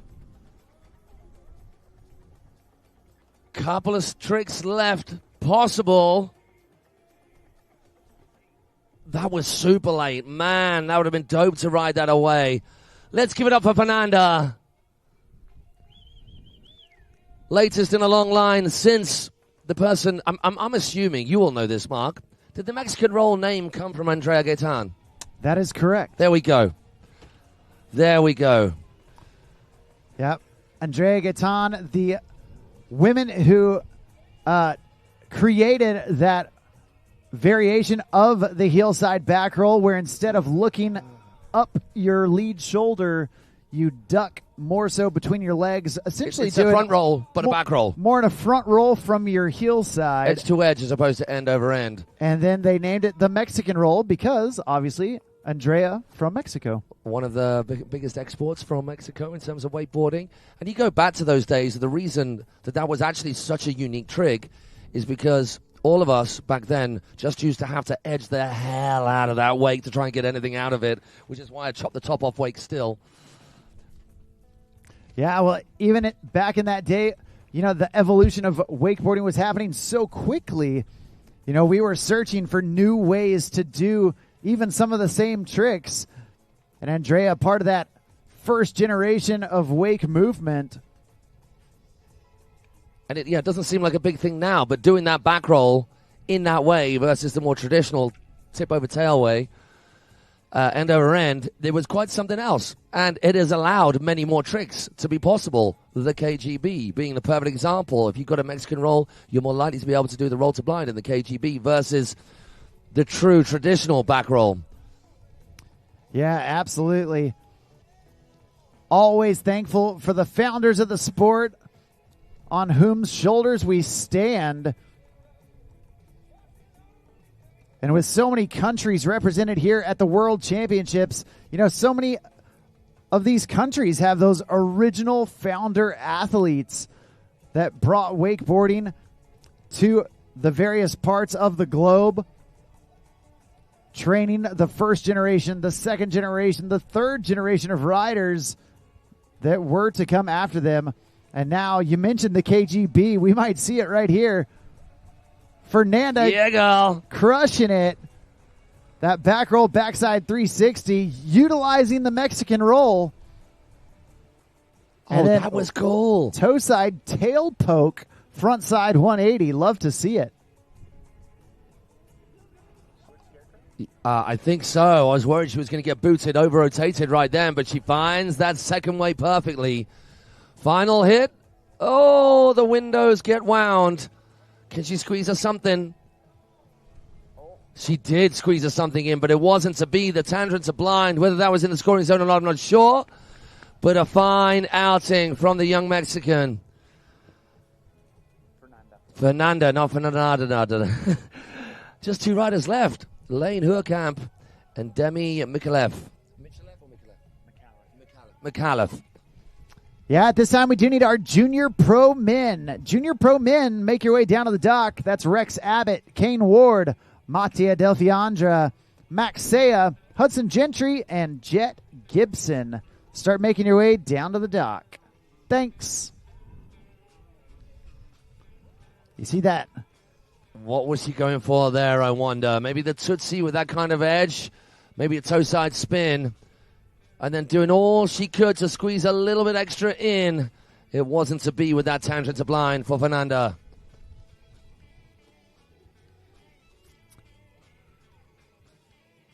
Well, she was our third rider in this heat of 5.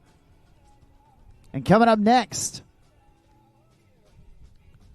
we've got a young lady from the deep south of the U.S.,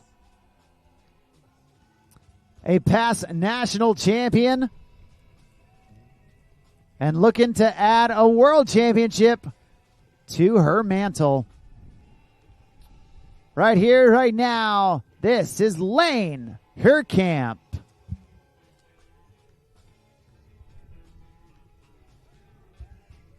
Lane starting things off, toe side up and in, hard cut as she trips into that scarecrow. The toe side front roll, front side 180. Now back in, handle close into her hips. Big heel side back roll. That was tasty. Absolute mega mode for Lane Hurkamp. There's the melon grab on that toe side roll to revert. Smooth and clean so far. She's hoping to keep it going down here towards the end. Heel side, front side 360. And that is 4 tricks deposited in the bank for Lane Hurkamp. Looking to turn around and come back down for pass number 2. Hoping to have a repeat performance as she is halfway home to a stand-up run. Yeah, stand up. All tricks completed. Nice clean execution of those tricks is going to be key. It's going to play a big part in who finds themselves on those top 3 podium steps. Yes. A little bit of Scott Biley-esque. Melon toe roll to revert right there. Primed to add an extra 180 at some point down the line for this young lady. Wrapped up. It's going to be that common sight we see at the start of the second pass. It makes sense. Get it done then, and then you can just unravel with the rest of your run, having wrapped up nice and early, not waste any time in the wrapping up thereof. Backside wrap. KGB, we're assuming. Yes, Lane. That couldn't have been done any cleaner. Nice and wide of the toe boat, coming in on her toes now. The Tootsie roll doesn't quite get all the pop, but muscles that backside 180 and handle pass round. Taking the time to go back to the wake to get back out wide of the wake. That offers an easier way of getting even wider, just starting from just outside the wake. Oh, wow, the whirly bird. Just seeing exactly what we were talking about earlier. Going up and up and up and then punching that handle across the face. Oh, the afterbang. Oh, that is a shame. She had the handle. Can we give it up for Lane Herkamp, everybody? What a couple of passes that was from her. How do I learn one of those whistles, Mark? As a on the mic entertainer type person and a coach, I need one of those in my life. I can't even do the finger one. Like anything else, it just takes practice. I don't believe it. I think you're born with that talent or not. Just that one and only thing. It's an American thing. I think it might well be. Yeah. More coffee than tea, and you'll be able to whistle with the best of them, you know? Well, we've got one rider left down here at the Junior Pro Women's Division, a young lady coming all the way from Australia. And let me tell you, this young lady, the top qualifier coming into the finals, which puts her last off the dock. She is a past Australian national champion.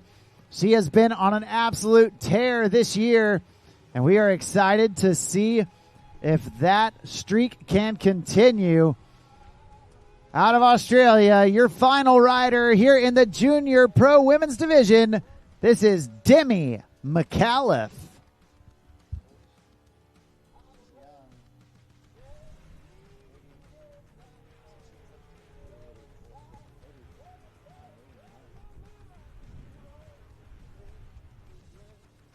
Well, she is up and at 'em. The young Aussie, hoping to put it together, I believe, in her first year in the Junior Pro Women's Division. Right there, starting off with that heel side back roll. Absolutely textbook, clean, smooth, and ready to come back in. There's the scarecrow, the toe side front roll to front side 180. She's going to build upon it now. Going heel side, backside 360. Getting wrapped up quickly. And now popping that board around into her switch stance. We're going to see a 5 out of this wrap. Yes, we are. Controls it well. I can see why Phenom might be ascribed to this particular young rider. How good was that first run? As we talked about before, and it bears repeating. She's in that fortunate position, potentially. It depends on the way your mind works, but potentially fortunate position of seeing everything before her and knowing exactly what she needs to do to take that top spot. Our riders, even at this young age, having ridden a lot, competed a lot, having good team around them, are very aware of what will work against other riders' runs. Look at this swift transition into that wrap position, the front side wrap. The 5 gets that other handle on. It's all well and good thinking that the wrapped rotation makes things easier because you've got one less handle pass for that 540, but you do have to control the way in which the boat unravels you with that tension. Making use of that little T-bar to just squeeze that little pull as you go up into the air. And here we see again the opposite wrapping. Well, no, actually, it's exactly the same wrapping, except she is left foot forward this time, and it's going to be a backside rotation. And we're imagining a KGB to start things off. Yeah, Demi McAuliffe going KGB out of the gate for pass 2. It looks like a little bit butt checked, but getting right back onto her feet.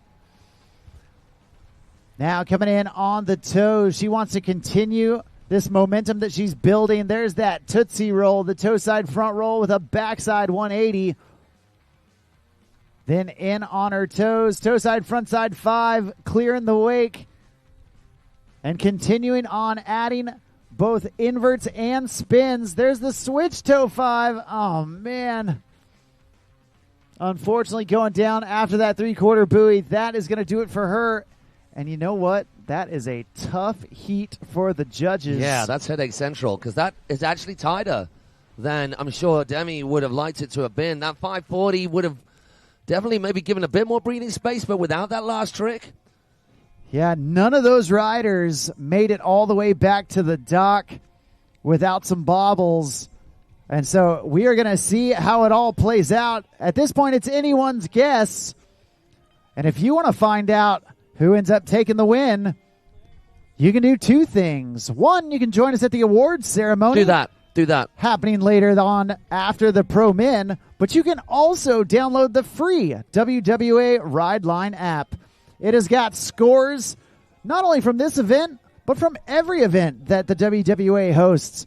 You can build a profile and take your wake resume with you everywhere you go. So be sure to download that free WWA Ride Line app on your Android and iPhone devices.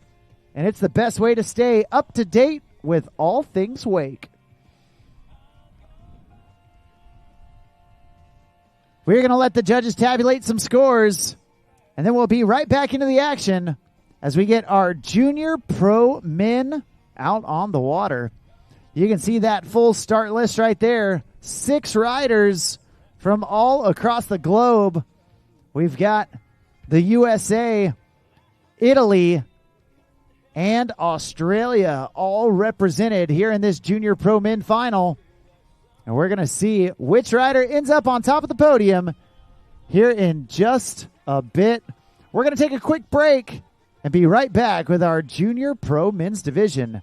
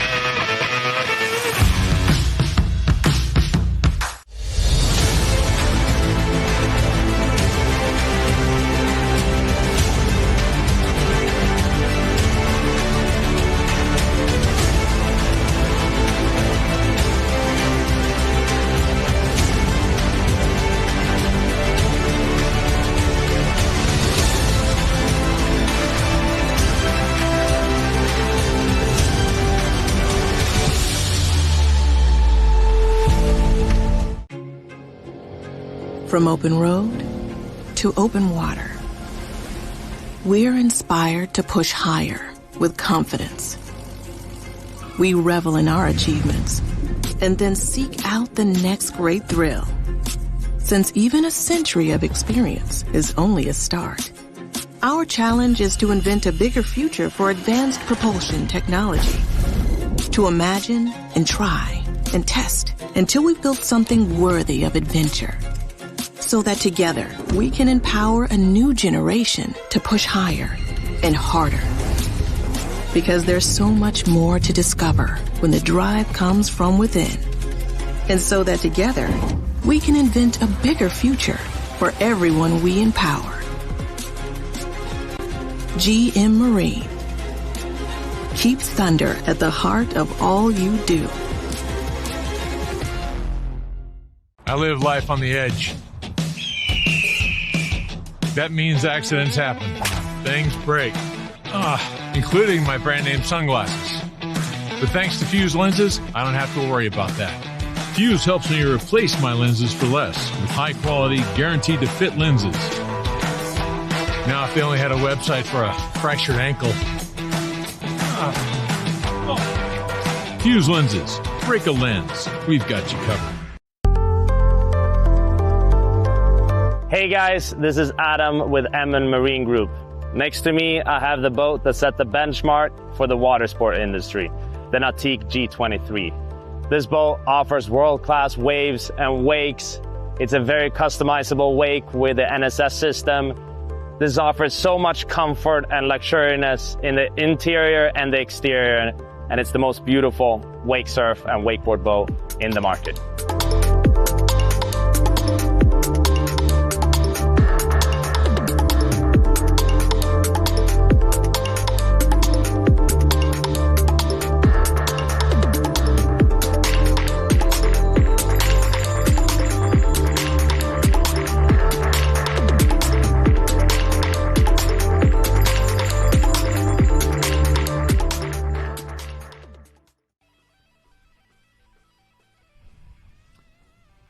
Well, we are linked up with our first rider here in the Junior Pro Men's Division. And this first rider,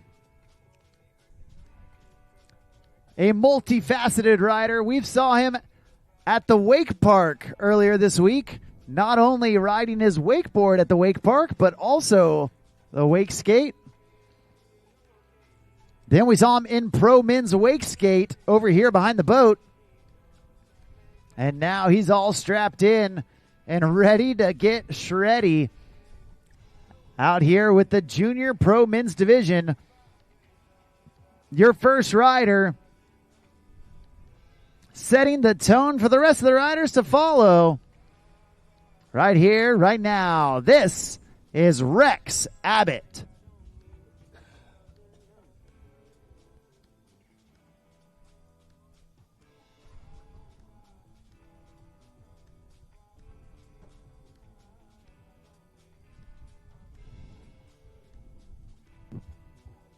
All right, Rex Abbott coming into the course.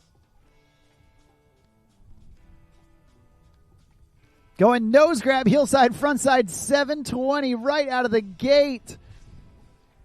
Back in. There's the Tootsie Roll. Now check this out. You saw it one way. There you see the Dum Dum the other way. I'll tell you, there are not many riders on the planet that can do switch and regular Tootsie Rolls and Dum Dums. Rex Abbott, one of those riders. Now, unfortunately, he's in the water, but fortunately for us, he's right here in front of us. So let's cheer him on, make some noise. Let's tell him that you love him. Give it up for Rex Abbott. Yeah, it was awesome to watch him in action at the Wake Park. And to ride against him in the skate as well. He whooped us. So with the world title in the skate, looking to add to those titles, to that trophy wear for his cabinet, for his ever-waning mantelpiece.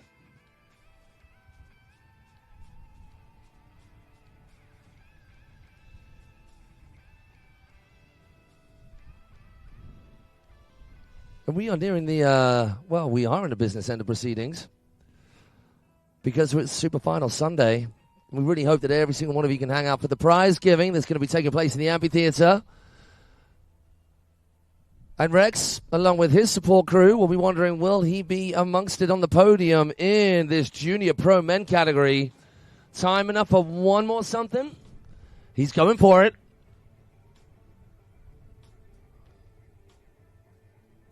Yeah, the Tootsie Roll just squeezed in.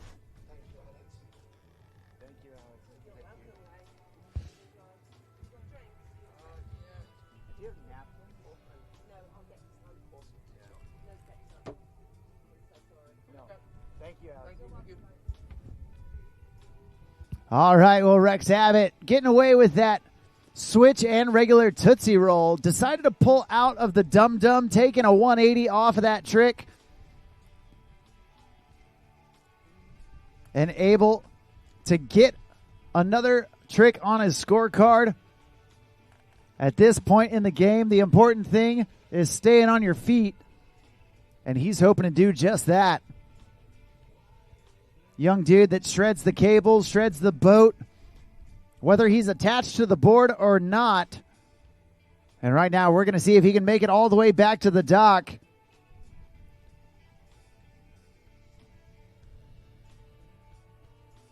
Trying to set the bar high for the rest of the riders to have to raise up to. Rex taking a shortcut, but going KGB, the handle pass. Back roll with a backside 360.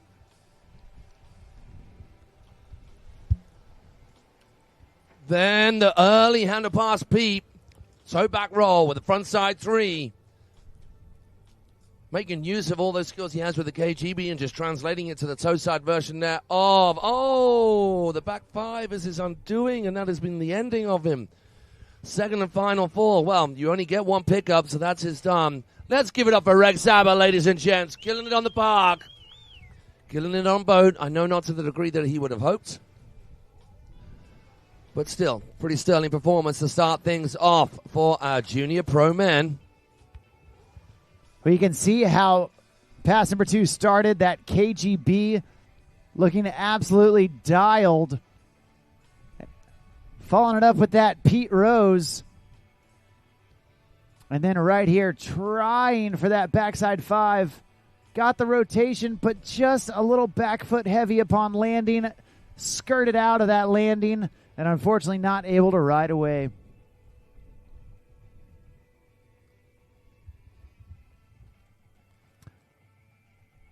Well, coming up next, this young dude made some wake history just a handful of years ago, becoming the youngest rider to ever do a double flip in a contest. And he has not stopped pushing the envelope since. He has got plenty of titles to his name. And he would love to add a Junior Pro World Championship to that. Coming out of Alabama, right here, right now. They call him the Volcano. This is Kane Ward.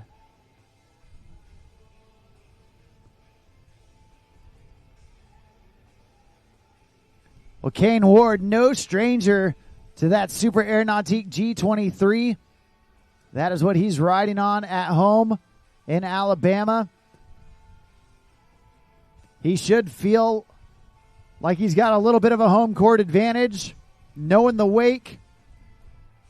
We're going to see if he can pull out all the stops right here, going 2 times around with that heel side, front side, 720 to get things going. Then back in on the toes. There's the dum-dum. Smooth as silk from Kane Ward. Back in on his dominant heels. Hillside, backside, 720. He's not done yet. Down here at the end of the course. Going Chromo 540 for that young dude. A mere 13, 14 years old and throwing some of the biggest tricks in wakeboarding. You gotta love it. The progression of the sport happening right before your eyes. And I think it's safe to say the future of wakeboarding is in good hands with riders like Kane Ward. You'd be beginning with thinking he was a lot older just because of obviously the way he rides, his stature, but also he's been in the wakeboarding community social consciousness for quite a while now. But to hear he's still only early teens is just ridiculous with that level of riding, that level of composure as well. That is a big, big fast run for Kane, who's got some big name riders still left to come, so he's got to lay it down. He's got to pile the pressure on from the get-go, which he has done with that first pass. Coming back into view now on our left.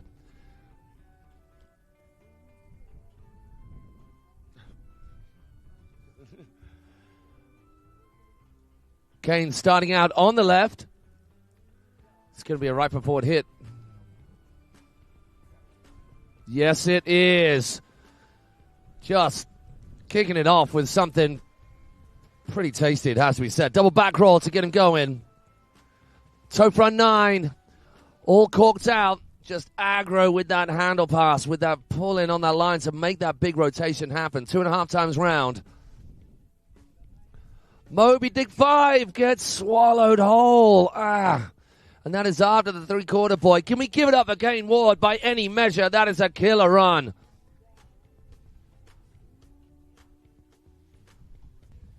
Obvious frustration, but it's always good to see where you know that they're a bit pained because they've not done all they know they could come up with, but there's still an acknowledgement. They're still in the game, still realizing as you were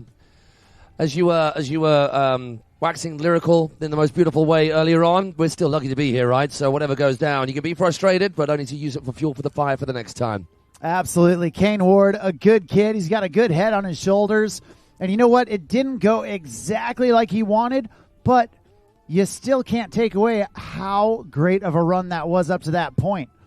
Now, he did a lot of big tricks. He's got heel 7. He's got toe 9. He's got a double flip. Going down on that Moby Dick 540, but he's done enough to make the rest of the riders have to push themselves. Yeah, they've got to think about it. It's no open door at all been left by Kane. No, there is no cakewalk in these finals. That is for sure. Every single one of these riders able to take the win. It just comes down to who's going to do it when it matters most. Coming up next, a young dude out of Viverone, Italy. Right here, right now. This is Mattia Del Fiandra.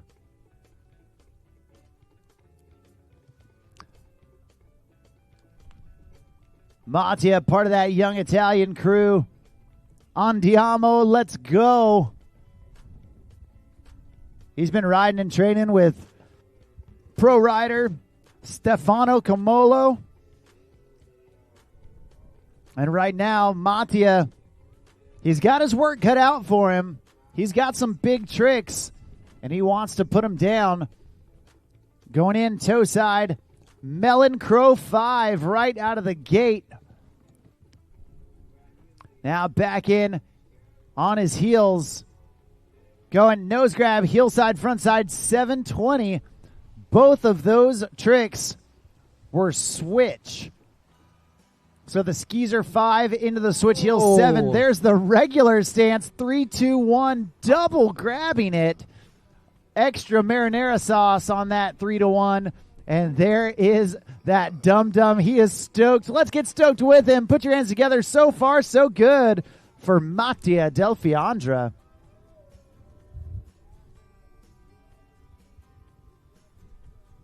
There is certainly a massive vibe about this cat. And I would say that's fairly tasty compliment considering how well Massey rides. Looking forward to seeing him in the pro final later on. Bashing out tech. This, I didn't think there was enough time for him to be putting that on the end of it. I just thought it was a really nice off-axis 3.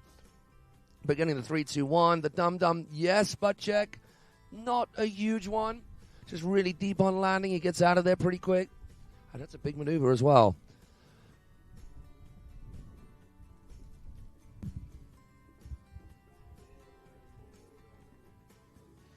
Well, Mattia is not done yet.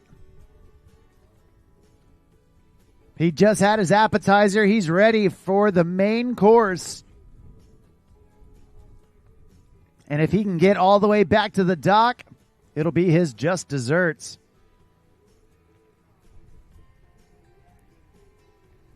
Popping that board around.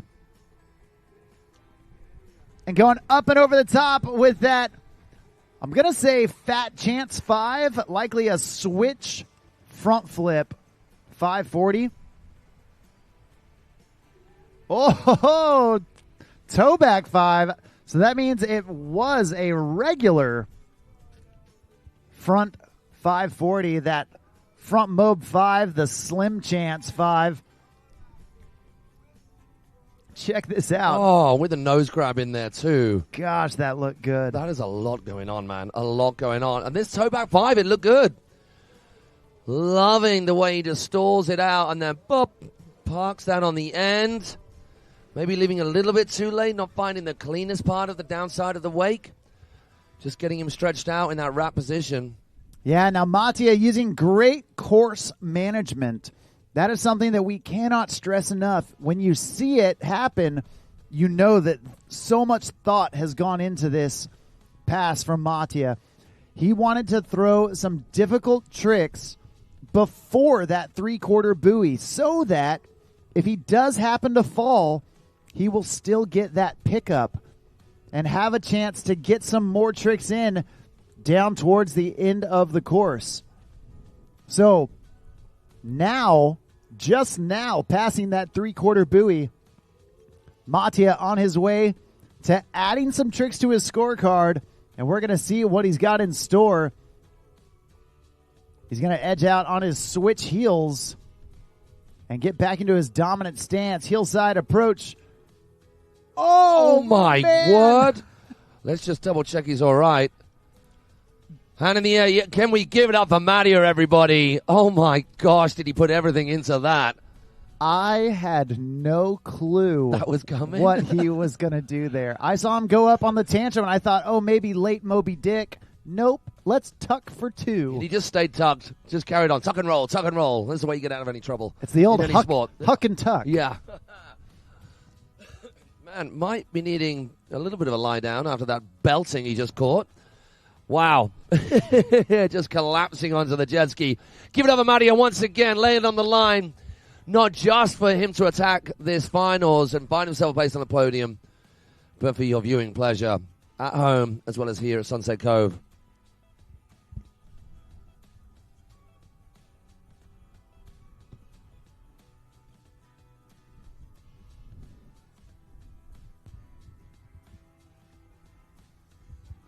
Well, this next young rider, hailing out of Orlando, Florida, he has been making waves in the junior pro ranks.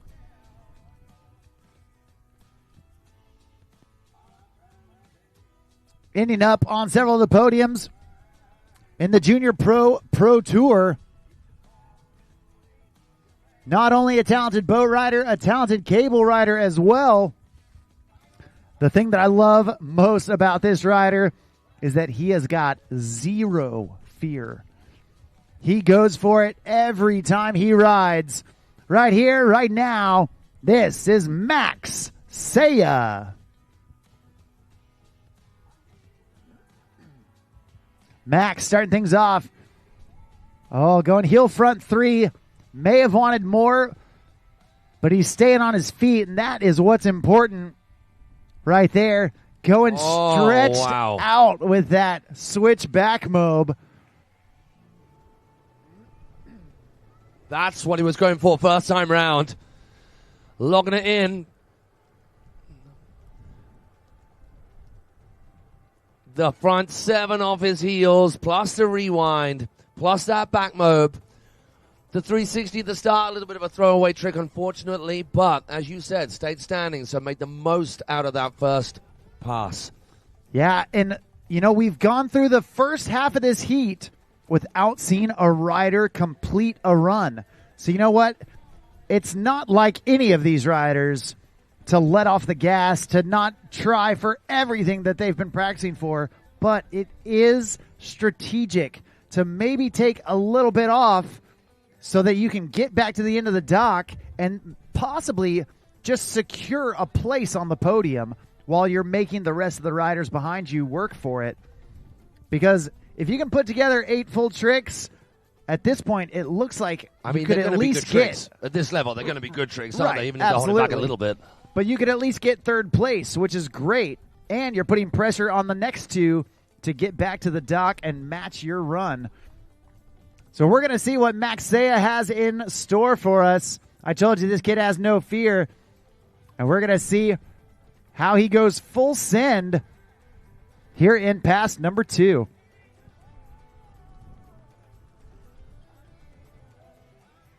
Toe side approach.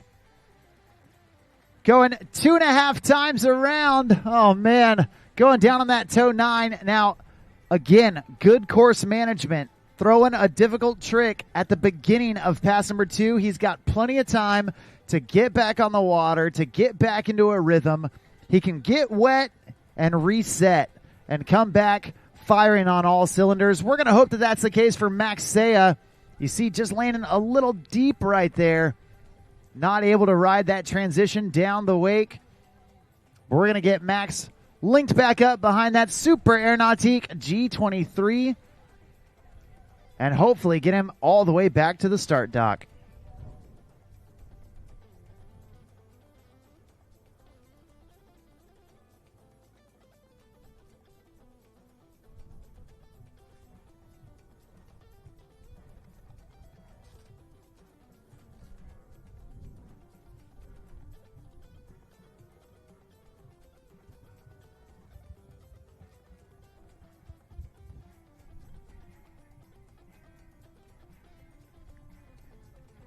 Well, this time we do need our pro women. Pro women, start making your way down to the dock. You ladies are on deck.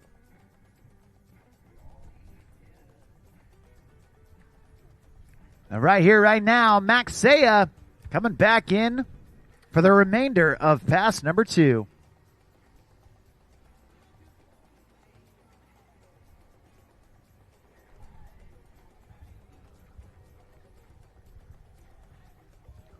Crow Mo to start him off. Now he has got time. 2 more tricks. Plenty of time to get these in. Oh, the G-spot going that toe back roll to blind. One last hit for Max. Oh, my word. So an early fall, but a fine finish. KGB5 from Max Sayer at the end. After 2 big tricks right before that as well. So it's making it a thinking man's game. Absolutely. Well, and he is the first rider to make it all the way back to the dock in the junior pro division. So he did have a fall, but he still got as many tricks as he could despite that fall. Getting all the way back to the dock, that's what was important. Linking that crow mob into this toe back roll to blind. Getting absolutely booted all the time in the world. And the same again for that KGB5. Incredible handle control from Max. Just the way you see him go up, and then get into any rotation that he's about to do. Beautiful stuff from him. I'm sure there'll be a little bit of frustration, of course, because missed out on that one trick that certainly it would help, for sure. It couldn't hurt. It could squeezing a 900 in your run wouldn't hurt. Well, coming up next, a young dude from here in the USA just a couple weeks ago became crowned the 2025 U.S. National Champion. And he would love to add that world title to his resume as well. A handful of years ago, he became the youngest rider to do a Mob 5 in a contest. Right here, right now, this is Hudson Gentry. First time seeing this kid ride in the flesh. I'm excited to watch it unfold. Boom, there's that trick. Mobied at 5 to start this finals contest assault on for Hudson. Heel 9. Easy as you like, casual as you like. Doesn't seem to be breaking a sweat out there. Pops it back round to left foot forward.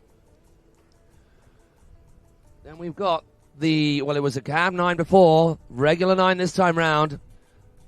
Toe side hit, which was needed because it was all heel side up until that point. The Crow 5. That's a big banger of a first run.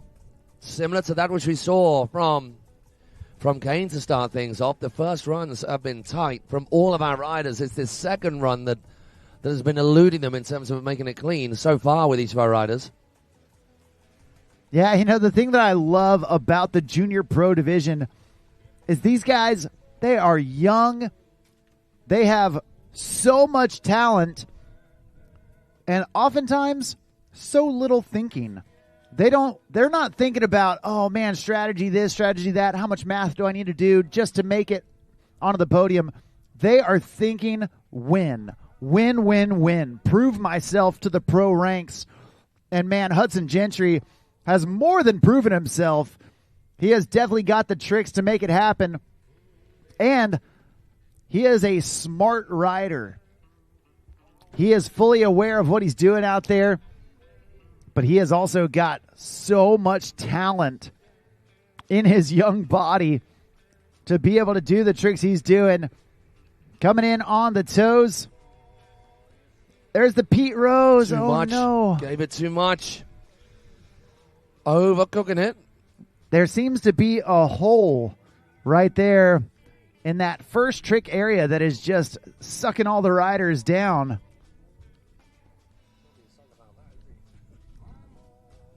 So many riders falling right there, either on the last trick of their first pass or the first trick of their second pass. Some of that's just the mental game. You're finishing that first pass. You want it to be with a bang. You're starting your second pass. You want to start it off strong, continue the momentum that you've set from your first pass. And unfortunately, taking a lot of casualties right there in that exact same spot. We're going to get Hudson Gentry reconnected behind that Super Air Nautique G23.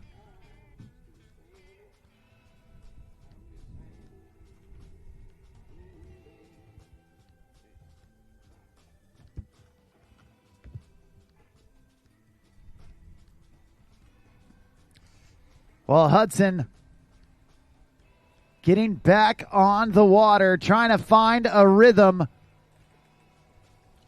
after being interrupted during that Pete Rose. It's a backside rotation of some description. No, Hudson. Oh. Please, everybody, let's show Hudson Gentry some love. An insane rider. Your U.S. national champ. It not coming together this time around. Wow, did he get some pop on this. That second handle pass just eluding him. All the time in the world. The approach, the kick was bang on. Execution of that pass of the handle, not quite so much.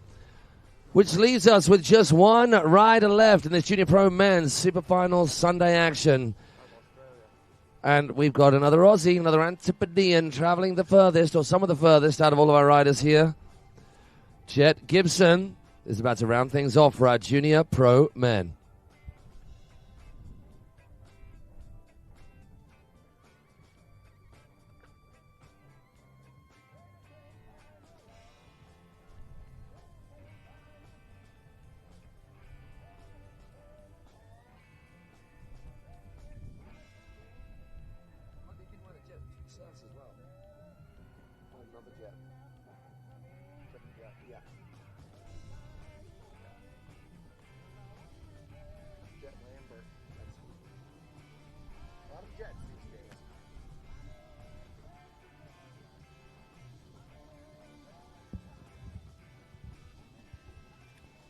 Well, Jet Gibson, highly decorated, following in the footsteps of his coach, riding under the tutelage of Nick Rappa. And you know, when you ride with a dude like that, you learn to win. Jet has done just that. He has been on top of many podiums in the past, from Australian Nationals to U.S. Nationals. Jet has seen his fair share of first places. And right now, seemingly, the door is open for him to walk through. But it is not an easy walk. He has got to put it all together. Starting with the KGB. And then going with that switch mute mob. Popping that board back around 2 times around with that heel side, front side 720. And now back in on his switch heels. Nose grab, heel front 5. Down here at the end, sneaking another one in. There's the Moby Dick 5.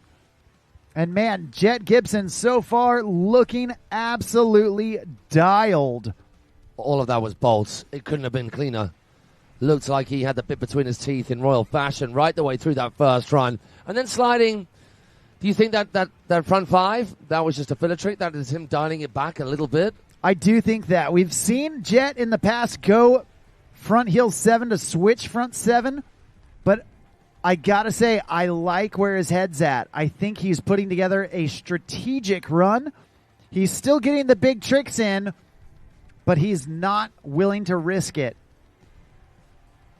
Because he doesn't need to. If he can get back to the dock, I think he's got a great chance at getting on top of that podium. So far, so good from Jet Gibson. Young Australian. Spinning his last handful of U.S. summers down in Orlando, Florida. And he's starting off toe side. Nose grab, chromo. Oh, man. It's that hole again. Going down on an uncharacteristic fall. Yeah. Going, I mean, easy. Once again, it was absolutely huge, that crow. Grabbing on the nose as well, so it would have been beautiful. We'll watch it again here. Gets the grab solid. A bit more Olay than up and over. What happened there? He was on the board. Yeah, it looked like maybe just landing a little too hard on that toe edge, putting too much tension on the handle upon landing as he edges away from the boat instead of with the boat. It's that fine line of landing on edge, but not landing like in a death edge on your edge. Yeah, so it just bit too hard too soon and spat him out. I bet the judges were just really hoping for something clean and easy.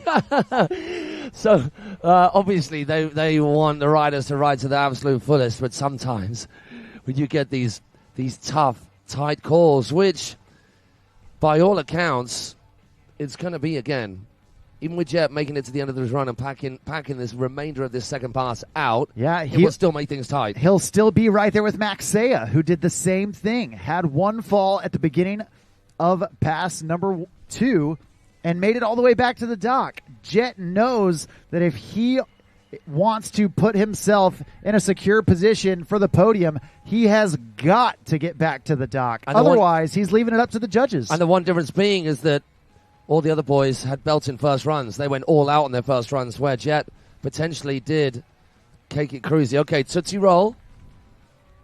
Maybe 2 more hits after this. Oh, he gets away from it, but that loses valuable real estate. That little wobble. That tail fronts are blind. There's the Crow 5. He's going to have to hustle. 1 more hit. It's a strong finish. It's a really strong finish. And I'm wondering why he's gone for the Crow Mauve as opposed to the Crow 5 to start. Yeah, I think he was in the mindset of just get back to the dock. Yeah.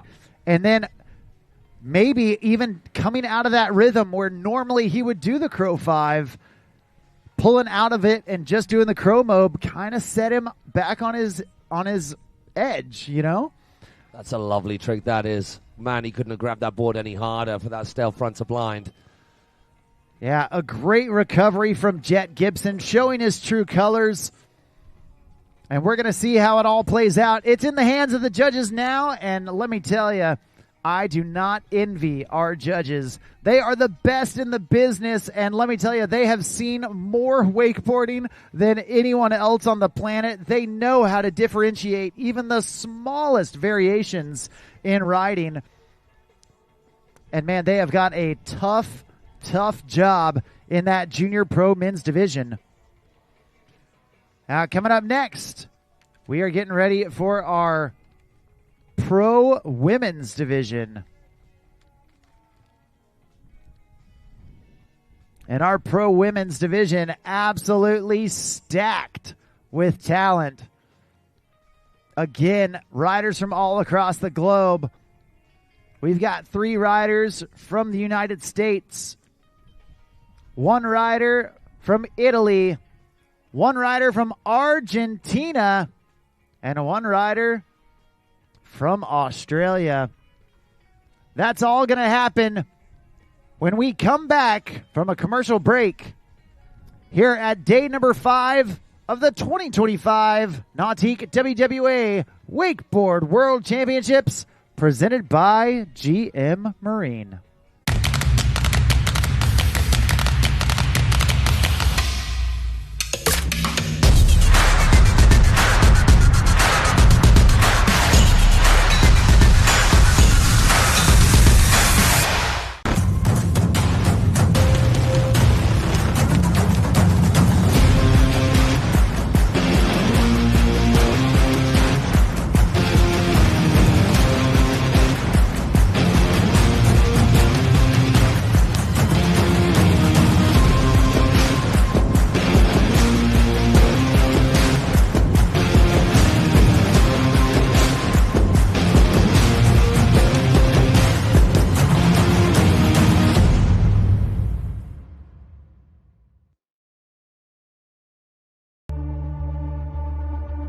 For 50 years, we've been more than just a manufacturer.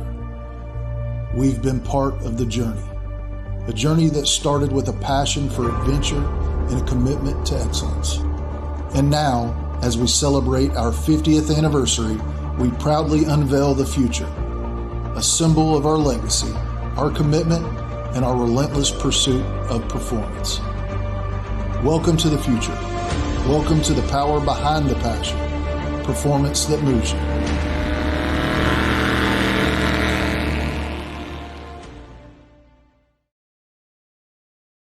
I live life on the edge.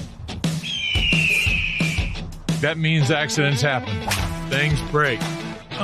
Including my brand name sunglasses. But thanks to Fuse lenses, I don't have to worry about that. Fuse helps me replace my lenses for less with high quality, guaranteed to fit lenses. Now if they only had a website for a fractured ankle. Fuse lenses. Break a lens. We've got you covered. From open road to open water, we're inspired to push higher with confidence. We revel in our achievements and then seek out the next great thrill. Since even a century of experience is only a start, our challenge is to invent a bigger future for advanced propulsion technology. To imagine and try and test until we've built something worthy of adventure. So that together we can empower a new generation to push higher and harder. Because there's so much more to discover when the drive comes from within. And so that together we can invent a bigger future for everyone we empower. GM Marine. Keep thunder at the heart of all you do.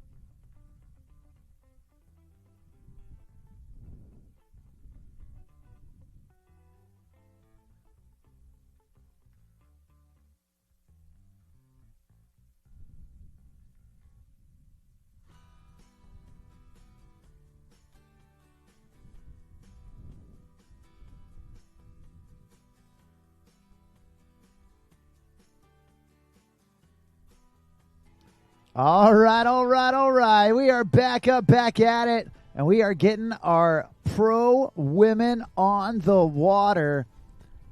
We have got 6 pro women riders getting ready to take center stage. The first of which, a lady from the U.S. of A., originally from the Midwest. But for the last decade or so, she's been down in Florida. She has a full list of incredible accomplishments. A past national champion, a past Moomba Masters champion. But one of the best accomplishments she had is having her son born just last year. Big congrats to her. She's back on the water looking better than ever. This is Jamie Lapina, starting off toe side front roll. Back in nose grab, heel side, front side 540. Jamie, such a stylish rider. Not only on the boat, also on the cable as well. And just about a year and a half ago, became the first female to land a heel 7 in a contest. That happened at Moomba Masters to start the season. Right there you see her ending that first pass with the chromobe, absolutely locked in. Like a prisoner from Alcatraz, Jamie Lapina locking those tricks down. She wants to set the bar and make sure these other riders behind her have got something to search for. And let me tell you, there are some young riders. There's also some veterans in this pro women's division. Jamie being one of the vets. She's been doing it for quite some time. She knows how to put together a winning run, and she would love to do it in her first season back after becoming a mom, using that mom strength all the way through her first pass. We're going to see if she can keep it going and keep it flowing into pass number 2. Yeah, very much another wakeboarder in the making with young Jagger. Her husband, Jack Constable, an incredible rider himself from the UK. We're watching on with the little guy. Tail gap tantrum into the upper atmosphere, getting it launched on that first hit. Jamie dropping an ollie 1 to come back at this switch. Oh, with a bit of window winding and a knuckling of that wake. Can we give it up for Jamie Lapina, everybody? Back in action at the Worlds. We're still time to play, Jamie. You've got enough room for at least 2, maybe 3 tricks. Falling just before that 3/4 boy.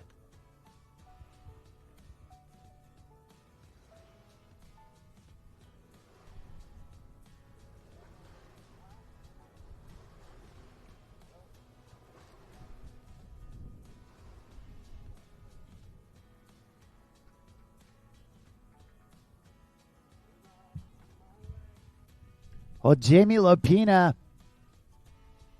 doing a great job. Unfortunately going down, but only her first fall.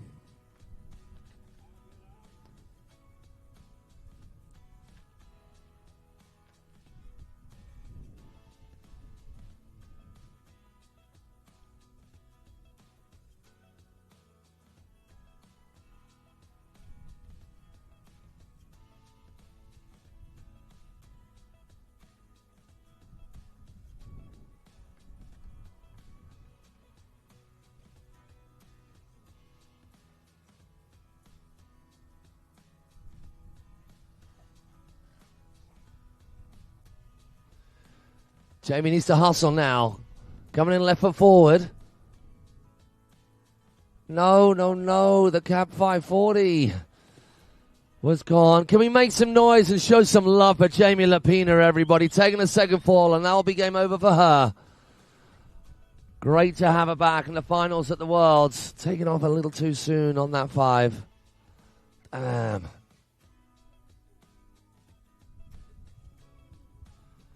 Well, our first rider down, our next rider ready to go. And Matt, I'm going to make a hot take right now. Let's go.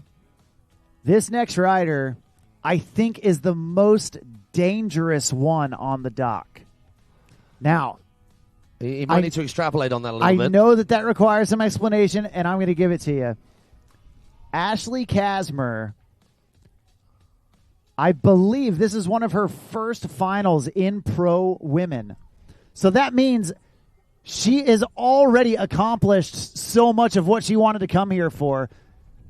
She has nothing to lose, everything to gain. She has got some big tricks to make it happen. And if she can put it together, I believe she has enough to get herself on the podium, if not even top of the podium. She is dangerous from the fact that she can go out swinging for the fences with little to no, disadvantage to her. It is going to be absolutely awesome. And if she can put it together, man, I know the crowd here next to me is going to go absolutely bonkers. Is this Team Kasmer right here? This is them. Yep. Ready to shout for her as she comes by. She's getting wrapped up. Feel free to make lots of noise, you lot on the shore. This young lady out of Smith Mountain Lake, Virginia, going upside down and all the way around for the KGB, starting off strong. Now back in on the toes. There's the Scarecrow, slow and smooth. Taking a check at the wake. She's got plenty of time. Hillside, backside 360, late melon grab. And now in on the toes. Toe side roll to revert. So far, so good. 4 tricks in the bag for Ashley Kasmer. That's definitely the way she needed to start. But if that podium place, one of them is going to be hers, then the ante is going to need to be upped in this second pass. And I'm sure you lot just next to us can help with that with a little bit of noise right the way through. Haha, exactly. KGB was crisp, as was the rest of the run. Starting off strong with a big tech maneuver. We're going to need to see at least another couple of 5s or an inverted handle pass maneuver as well to compete with the rest of the ladies to follow, because it's an all-star cast, a who's who of women's wakeboarding. Yeah, well, she's feeling all warmed up. The pump has been primed. And now Ashley Kasmer looking to level up in pass number 2. As that Super Air Nautique G23 turns back into the course. All eyes to the skies as Ashley comes back in. Big hillside edge. There's the whirly bird going upside down and all the way around. Now getting wrapped up. Check this out. Cab 5 is what we're talking? Or no, regular 5, sorry. Or no, cab 5 for her. Yes, it is. Frontside 5 is locked in tight. Now, in the past, we have seen her go for the Moby Dick right here. Taking a hard edge. There it is. Yes, sir. She needs one more here at the end. Tootsie. And she does it. The crowd goes wild. A trick that took her down twice in the semifinals and quarterfinals. Ashley Kasmer putting it together and making the magic happen. I told you, this girl is deadly. If she can put it together, hey, she just put so much pressure on the rest of the riders. That's exactly what she needed to do. Whatever happens after this is just a cherry on top. She landed the run that she wanted, and I can tell you Ashley Kasmer is on cloud 12 right now. Way above cloud 9. Absolutely awesome job. That's the magic of the World Championships, the magic of the Super Air Nautique G23, and Ashley Kasmer, the magician, pointing the wand, casting the spells, and doing all of that magic work. Well done, Ashley Kasmer. Thanks for proving me right. Next up on the water, a young lady coming out of Buenos Aires, Argentina. Many moons ago, she became the youngest the only female to ever do a double flip behind the boat. She is a past world champion. And right here on the water, they call her huge because that's exactly how she rides. There you go. Perfectly exemplified right there. Check out that KGB dropping out of the sky for Eugenia de Armas. Following it in with that toe side, front side 5. So far, so good from huge. Popping it round to left foot forward. She's right in front of us now. It's a heavy heel side edge for a big old Moby Dick. Just about controls all that tension in the line, landing with that backhand on. Stretching to get a left hand on to come back at this now. Oh, beautiful. Getting a glide maneuver, which we're not seeing of many of our women. So that will help to make her stand out from the crowd. And she is pumped on that first run. Absolutely. That is the huge special right there. That bat wing to end pass number 1. She loves that glide trick. And you know what, Matt? I love it too. An absolutely awesome way to end that first pass. So far, Eugenia de Armas looking primed, ready. And right there you see that KGB landing deep in the trough, but not letting it stop her in the least. Linking it up with that toe side, front side 5, and the Moby Dick. And right here, poking it out way behind her.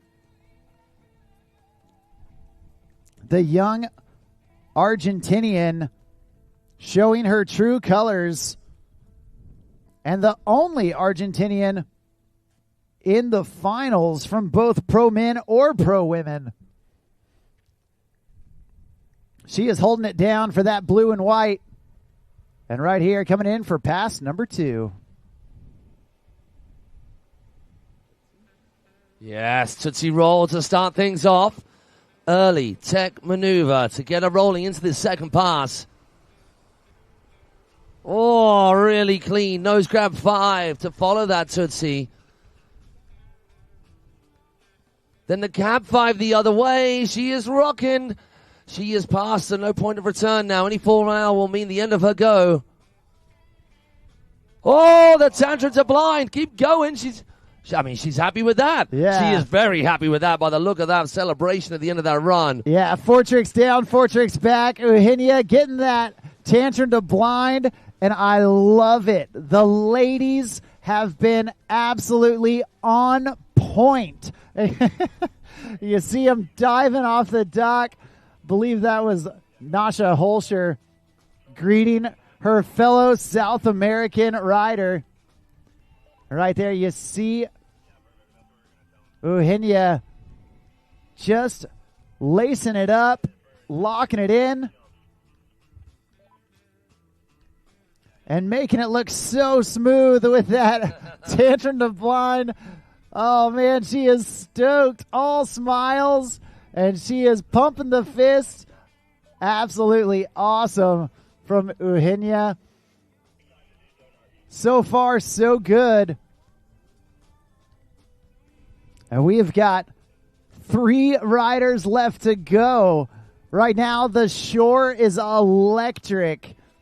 Everyone absolutely buzzing after those last 2 riders. And I'll tell you what, these next 3, they are going to up the voltage. Absolutely. Next on the water, coming out of Italy, a young lady, I believe the youngest of the group. But this girl has set women's wakeboarding on fire with her incredible spinning ability, doing backside 7s, doing toe side 9s. She has got some big tricks. This is Giulia Castelli, and so much confidence going in with that chromobe to start things off. I believe that might have been the skeezer, and there's the regular chromobe. What a combo. No wasting time with the rabbit because she's wrapped up straight after that curl. Oh, the backside 5 as well. Wrapping out of that backside 5, which is something unique for our women. The front 5 to boot. Damn, Daniel. That is a big first run. Wow. These women came to play. Giulia Castelli out of Italy going skeezer to chromobe right out of the gate. Check this out. So smooth on that skeezer. The switch chromobe coming back mirror image of what she just did. Then going right into that wrapped back 5. One of the only females doing that backside 540. And then taking it right into this heel 5, the opposite direction. Starting switch, landing regular. It doesn't get smoother than that. Giulia Castelli, absolutely awesome from this young Italian. Andiamo, let's go. And right now, she's coming in. She's got more to give. And we're going to see if she can make it happen. Signature one-handed Italian cut. Going toe side roll, grabbing it all the way through. Right in front of us now, coming back on her toes again. Oh, the cap 7 off her toes. Oh, she is firing on every cylinder there is. Toe side hit again, left foot forward. The toe front 5. We've already had the heel side 5. She's just done a 7 off her switch toes. Popping it around for a heel side hit now to round things off. That is a heartbreaker. Can we give it up for Giulia Castelli? What riding. Unbelievable. Absolutely ridiculous. Even with that fall, there is a lot in there. Wow. Giulia Castelli raising the bar of female riding, doing toe side 7 with switch and regular chromobes. Dude, that is one spicy meatball right there from Giulia Castelli, the young Italian. Absolutely awesome. And had she gotten this, that roll to blind, oh my. Dude, the entire country of Italy, the Colosseum would have crumbled from the shouts. It is definitely up there. Of course, we've seen some incredible runs from all of our ladies so far. Ashley Kazma just coming out, guns a-blazing. Eugenia with a clean 2 passes, standing up right the way through, which just essentially means she's getting an extra trick. And that extra trick, if we're picking them out, was that Tanny to be. Giulia, you can't get around the combos and the backside 5 and the toe 7. They are big hitters for her. But then there are 2 big hitters in female wakeboarding form still to come. How many times has she won everything? I don't have enough fingers. I lost count. Was it 9 Masters? I lost count many times ago, but I can tell you, this rider, one of the most decorated female riders of all time, Megan Ethel Oka, coming in for pass number 1, nose grab, toe side, front side 540. Now, Megan's riding a huge emphasis on style and grabs. You see going nose grab, switch, and regular on those toe side 5s. Now getting wrapped up. One of my favorite tricks she does right here, going with that wrapped Tootsie Roll, grabbing the nose while she's upside down. One of the few riders even doing that. And there's roll to blind from Megan Ethel. So far, so good from Megan Ethel Oka, putting it down in pass number 1. Yeah, those grabs make a big old difference in terms of the intensity, the difficulty, the technicality, the variation. And very few, not just women, very few riders in general spending the time to work in those grabs with the spins.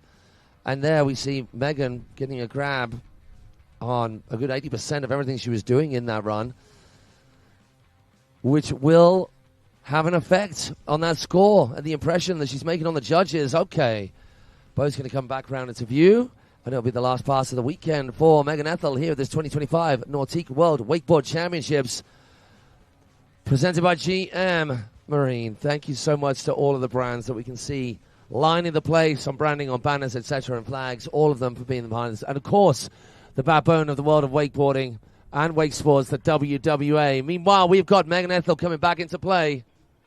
Yeah, loving that melon poke. 540 coming out of the wrap. Wrapping up again, making use of that T-bar. So it's going to be a toe side wrap. Oh, the wrap P5, and there's a 4 there for Megan Ethel. She is going to need that, luckily. Come on, let's get behind this legend of wakeboarding out on the water. Certainly enough time for one more trick. She's fallen just before the three-quarter buoy. Not getting the clean takeoff on that P5 that she was after. Once again, one of the few riders out there wrapping up for a Pete. One of the few riders out there doing a Pete 5.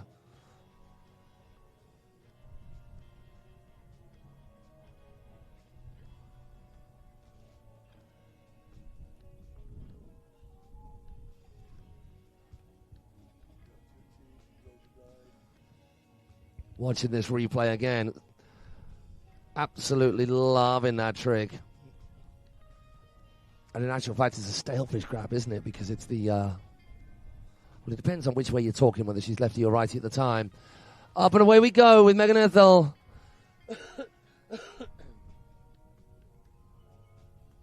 She's going to have to hustle. What trick is it going to be? She's going to wrap up again. Yes, she is. I don't think there's going to be enough time for 2 tricks, so she's going to have to make this count.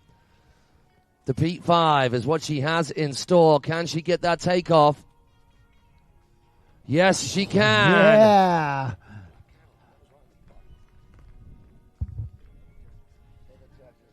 Yeah, Megan Ethel. I believe only the second time that trick has been done by a female in a contest, and she was the first to do it. Absolutely awesome from Megan Ethel. Check this out. Cutting right at the buoy. And you see that Pete Rose 540. I believe it's actually a switch, so an X-Mob 5 from Megan.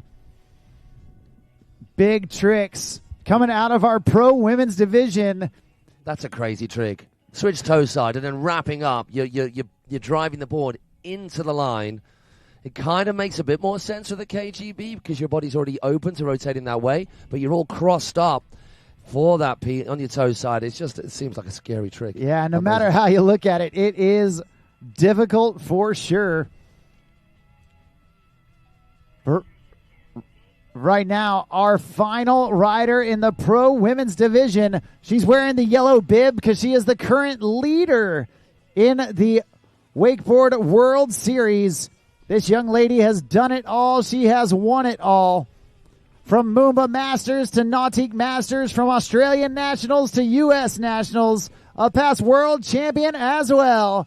Nautique team athlete, this is Zara Kell.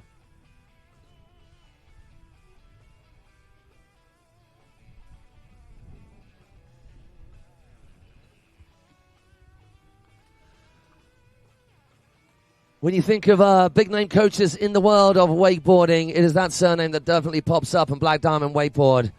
Scotty Kell, coaching many of the big names coming out of Australia and the world over, including his daughter, this young lady here, starting off with the dum-dum, wearing the yellow jersey. And it's with tricks like those two, which is exactly why she's got that color bib on. Toe front roll to fakie, i.e. the scarecrow, grabbing it indie. The really late dog's backside 5. That is a very clean pass and a very happy girl. Wow, that was clean. Because the pressure, I would imagine, for Zara, as much as being last off the dog, kind of helps because you can adjust your run. It doesn't help that much when you've just seen everybody go out and slay. All it can do is just build that tension a little bit more. But wow, did Zara just deal with it incredibly. Firing out of the blocks. The dum-dum with all the time in the world. No butt checking, landing square, bolts over the bindings. The whirly taking all the time in the world as well. Loving how many of the Aussies are rocking Harley's board too. Are they allowed to ride any other board? I don't think they are. It's like a contract. It's the national board national of board. Australia. How dare you ride anybody else's board? Well, she's feeling good, as she should. And the Oka's looking on in anticipation. We've got Zara Kell coming in for pass number 2. Nautique team athlete. She is more familiar with this Super Air Nautique G23 wake than anyone else. And right now, back in on her heels. Nose grab, heel side, front side 5. Escaping that hole that we have found so many riders in today. Back in. There's the KGB, the handle pass version of the back roll, backside 360. Back in on the toes. Toe side, front side 540. One trick left to go. She's got all the time in the world. And she has got it together. Oh, my. That indie roll to blind. It doesn't get smoother than that.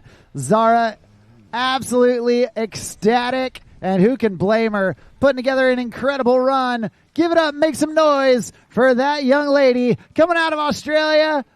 Make some noise for Zara Kell. I think the execution of that entire 2 passes, I mean, was just second to none. Some of the best we've seen from any rider across any category. Everything clean as a whistle, smoothly from one trick into the next, finding the transition beautifully so it's a bare wobble at all, and then a well-deserved claiming of those 2 passes from Zara Kell. Incredible stuff from our ladies. That's a pretty mental final. Yeah, some of the best riding I have ever seen from our pro women. And man, what an absolute pleasure it was to sit here, call the tricks alongside Matt Crowhurst. Man, we are absolutely just jaw-dropped, gobsmacked. Gobsmacked, even. as we would say, yes. And man, I'll tell you, while as good as that was, the day only continuing to heat up, we are about to get our pro men on the water. An 8-man super final is coming up next, and it is going to be a banger. 8-man super. Enjoy yourself, judges, with that one. Hey, better them than us. Exactly, yeah. Absolutely. Well, we are going to take a short break, and then we'll be right back with our pro men as they take to the water here at day number 5 of the 2025 Nautique WWA Wakeboard World Championships, presented by GM Marine.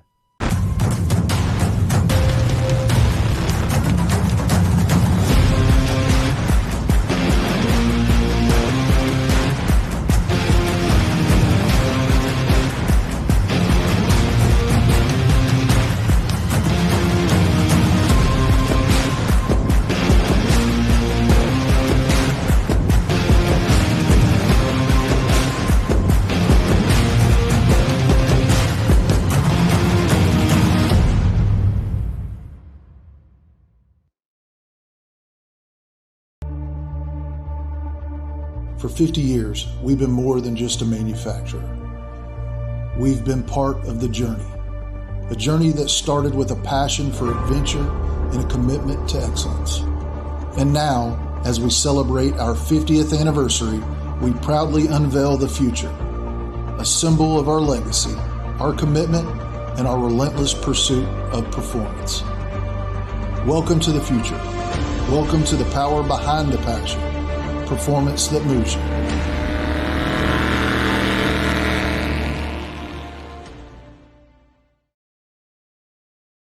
I live life on the edge.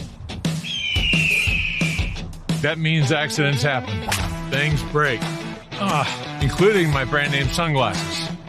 But thanks to Fuse lenses, I don't have to worry about that. Fuse helps me replace my lenses for less with high quality, guaranteed to fit lenses. Now, if they only had a website for a fractured ankle. Fuse lenses. Break a lens. We've got you covered.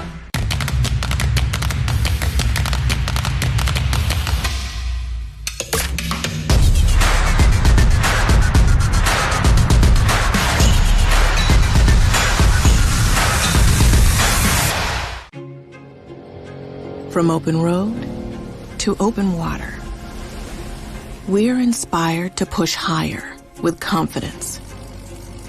We revel in our achievements and then seek out the next great thrill. Since even a century of experience is only a start, our challenge is to invent a bigger future for advanced propulsion technology.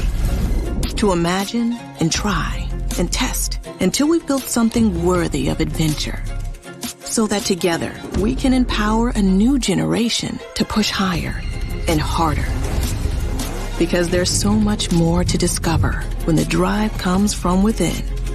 And so that together we can invent a bigger future for everyone we empower.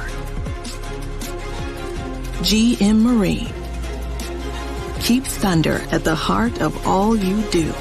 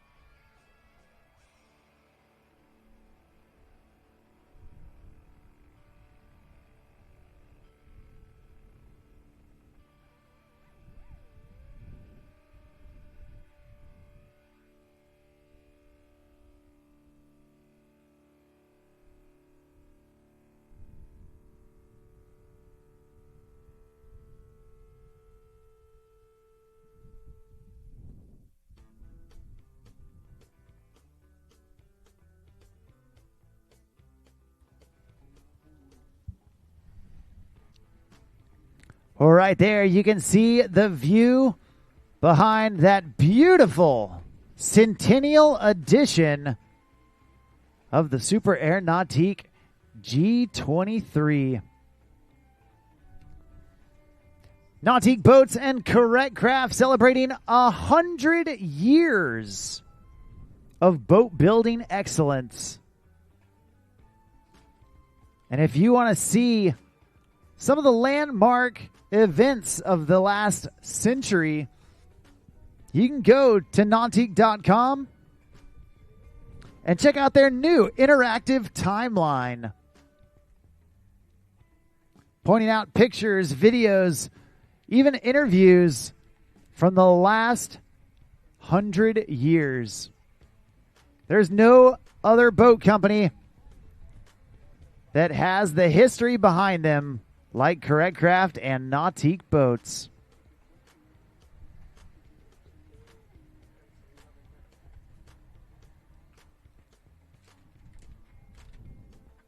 If you want to stay in the conversation, be sure to take out your smartphones, take some pictures, take some videos, post them online. And when you do, be sure to tag at Nautique Boats and use the hashtag Nautique100 in all your posts. They call it social media for a reason. Let's stay social with it. And all week long, we have been doing it behind that Super Nautique G23. With its release in 2012, the G23 changed the game. And ever since then, the game has been evolving around that very boat. The most sought-after wake boat in the industry with credentials to back it up. This award-winning model is the undisputed choice for the professional riders looking to redefine what's possible on the water. But as we have seen all week long, it can also cater to the beginners with its scalable wakes and waves that can be adjusted to each rider's skill level.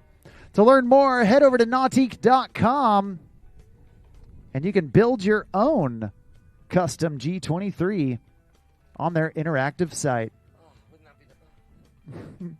Wouldn't that be nice? Get me one. I was lucky enough to have a 21, little baby G for a little while. Best thing ever. I like the 21. Like the 21. Absolutely. It's like a sports car version of the G. Yeah, the GS also rather wonderful for absolutely everything out behind it. If you've got a smaller lake, I'm thinking in UK terms, we don't have this whacking great big lakes that you guys have, and it's a little bit pricier on the fuel as well. But yeah, all of them. We'll be lucky enough to be getting out to the Monaco Boat Show with Nautique in a little over a week's time, where we can have the diesel. That Yanmar diesel is something to behold. That is something else. Yeah, absolutely. Now you'll notice here that Super Nautique G23 re-entering the course, and that is because they are doing the Sim Pass. They've already gone down and back, but the great thing about this Pro Men's Final, while they too will get one pass down, one pass back, they will get one pickup.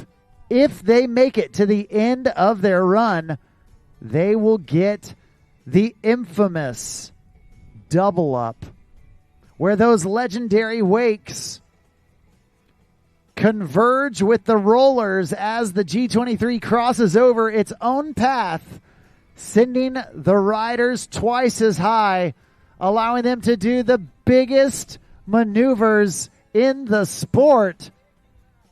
It's making my knees tingle just looking at it. Oh, man, I am absolutely frothing just thinking about the amplitude that these riders about to get on the double ups behind the Nautique G23. And let me tell you, we have one of the youngest field of pro men that we have ever seen. We have got several dudes in their first year in pro that have made it into this 8-man final. We also have several longtime veterans of the sport that have got all the competitive IQ that you could ever ask for. It is a complete mixed bag in this 8-man final. Truly anyone's game. And we are going to see how it all plays out.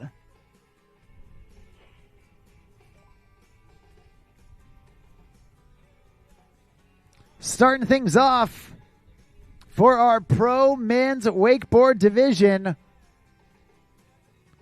we are going to get the young Italian, a kid coming out of Lake Como, Italy, in his very first year in the pro men's ranks, and he has already found himself on top of a pro podium. Just a couple months ago at Tennessee Wake Fest, one of the most sought-after contests of the season, this rider ended up taking the win in the 8-trick pro contest.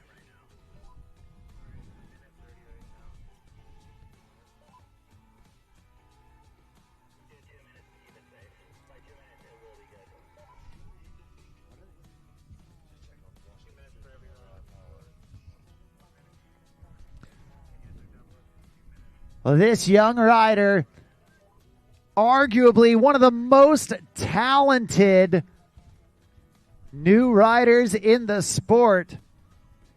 He has got some funky tricks, and we're excited to watch him get funky fresh out there.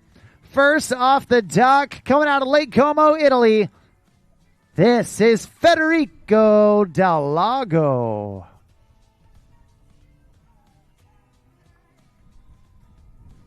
My Italian isn't spectacular. I'll tell you that right out the gate. But Yeah. I'm pretty sure his last name means of the lake. Yeah, I mean, it was meant to be, wasn't it? I mean- you had no other options in terms of a life path. Yeah. If that's your surname, unless he's changed it, which is another option. Maybe. Well, most people, they call him Nano. And I'll tell you, there's nothing nano about the way this kid rides. He goes absolutely mega. And he's starting things off with that chicken salad my word. switch mob 5. Doesn't get cleaner than that. Now back in on the toes, going melon skeezer 5. Now back in on his switch heels. Going nose grab cab 900. 2.5 times around. Now his first trick on his dominant stance. There's the nose grab KGB5. And oh my. It was an exact replica of his run yesterday, I'm pretty sure. Yeah. I mean, certainly in terms of quality. That is an explosive way to start one's finals contest attack. And certainly the way to put the collie wobbles, as we say it. What? The collie wobbles. The collie wobbles. Making people nervous on the dog. The Yeah. collie wobbles. That word made me nervous for a second. yeah, it's a weird one. So, yeah, certainly that's going to be making everyone on the dogs take note, just like it is us here. Here we're watching the replay of how easy all of that looked. It just looked effortless. Yeah, Federico, so much style. You see that? It wasn't even nose grab KGB5. It was Japan grab. Extra style, extra sauce right there from Federico. So far, so good. He's halfway home to a stand-up run. Each of these riders, they only get 4 tricks per pass. The judges want them to make all 8 tricks count. And so Federico, he's got 4 tricks in pass 1, looking for 4 tricks in pass 2, and if he can make it to the end, he will get that double up. And we are going to see some absolutely explosive action. Check it out as he's coming in, going, oh no, tail grab on that late Tootsie. He got the gobby wobbles. The collie wobbles. Sorry. He gave himself the collie wobbles. There's that hole again. Rearing itself. The something going on with that part of the lake that's causing a few of our riders to fall right there. Federico coming up short. Not on the rotation, not on the flip, but on the distance, knuckling the top of the second wake hard. And once again, often the way when you've got these flip tricks, when you need to stop the board dead in order to get the height, you can't drive that board through the wake as much as you would on a roll or a glide trick. And unfortunately, not enough momentum in to combat the going up, which meant he didn't go further enough across, which resulted in that rather heavy knuckling.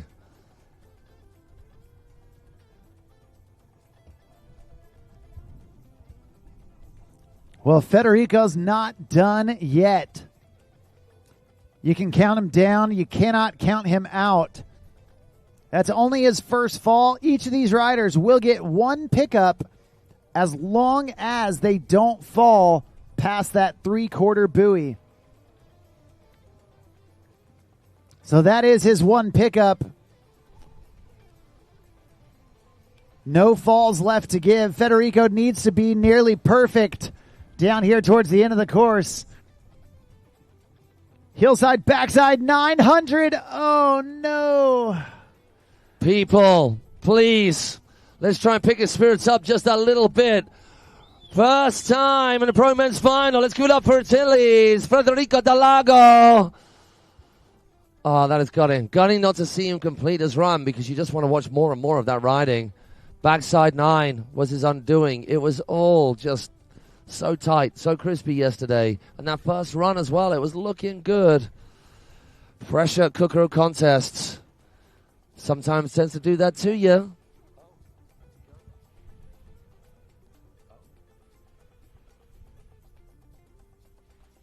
We can see the results for the pro women coming in. Be sure to check the WWA Ride Line app to see those results in the palm of your hand. Looks like Zara Kale has secured herself another world title, followed by Julia Castelli, Eugenia De Armas, Megan Ethel, Ashley Casimir, and Jamie Lopina. Well done from those ladies. And we are still waiting to see how this pro men final gonna stack up.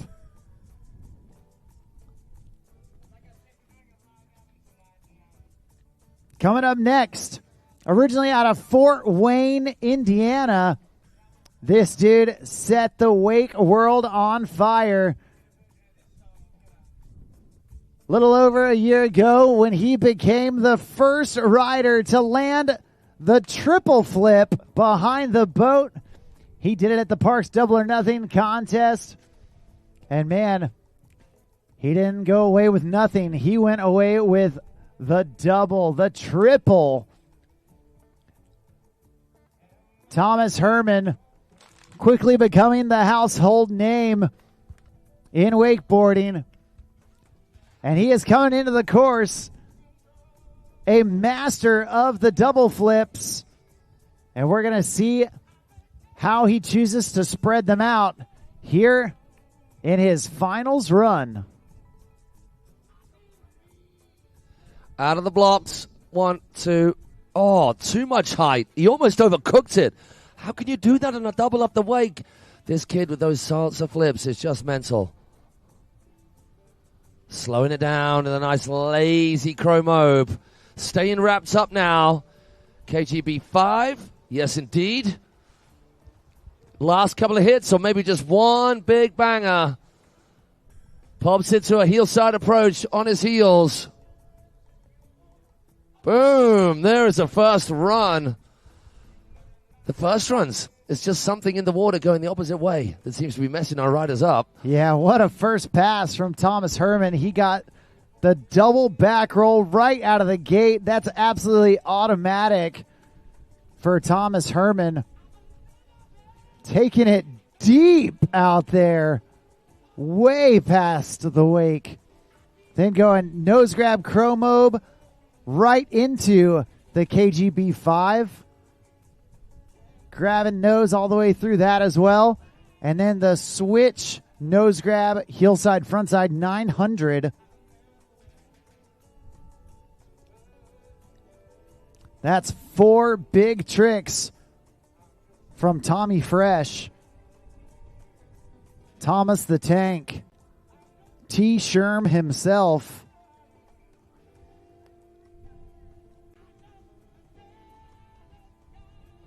So Thomas Sherman starting wrapped up. It's a front side wrap of his left heels.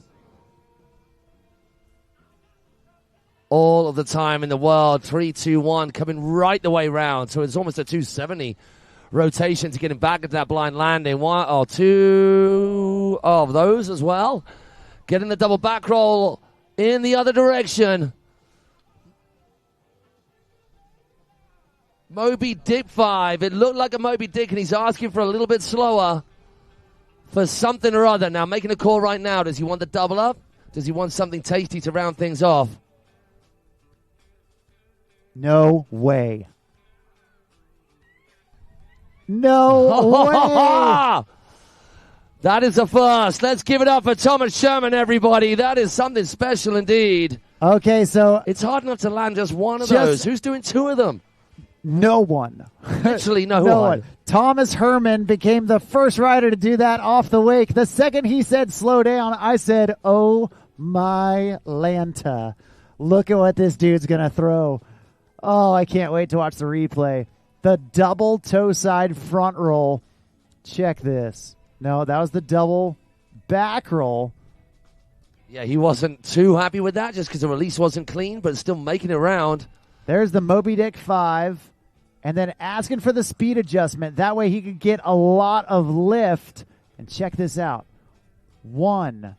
It was 2. there. On it. Just got crunched. Trying to hang on. Trying to stand up. And just getting claps. Hey, give it up for him as he's throwing down for you. Make some noise for Thomas Herman. Trying to make some history here at the Wakeboard World Championships. If that is any indication of what the rest of the riding here is going to be like, you have got to feel good about it. So that's my mistake there. I was considering that if you fall off the three-quarter buoy, they won't get the double up, but as long as they've got a fall in hand, which Thomas does, it's double up in time. And I wonder if we're going to see some triple up in. Well, there is probably no one on the dock that has hit as many double ups in the last 2 years as Thomas Herman. He has got a full quiver of banger tricks. He has got the triple flip, obviously, the only rider to ever do that. He has also got the double KGB, that KGB that he'll tuck into another roll. He can do a myriad of 900 of spin variations that he could pull out.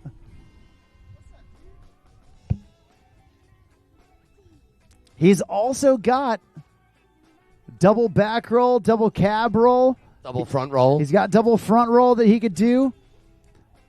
He's got the trifecta, I believe, which is the double scarecrow. It is really anyone's guess what Thomas Herman is going to do. What's your guess, though? Come on, Mark. What's your guess? My guess is that it's going to be... The double KGB be is safer. It's going to be the double KGB, I think. Now, we will find out if it is a left foot forward double up, which it looks like it will be. So the boat going to come right here in front of us. Now, let me tell you, if you have a smartphone and you're smart enough to know how to use it, right now is the time to point that phone at the water. Thomas Herman going to be doing this double up coming at you. You do not want to miss this. Get out your phone, start filming, because Thomas Herman getting a left foot forward double up. This could be the double KGB. The helicopters and paparazzis are circling. They all want to see it right here, right now. 1, 2 times around. He's up.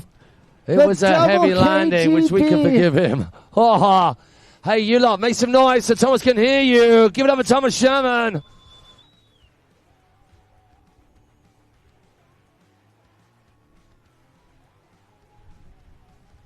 That'll do. That is a big run, whichever way you cut it.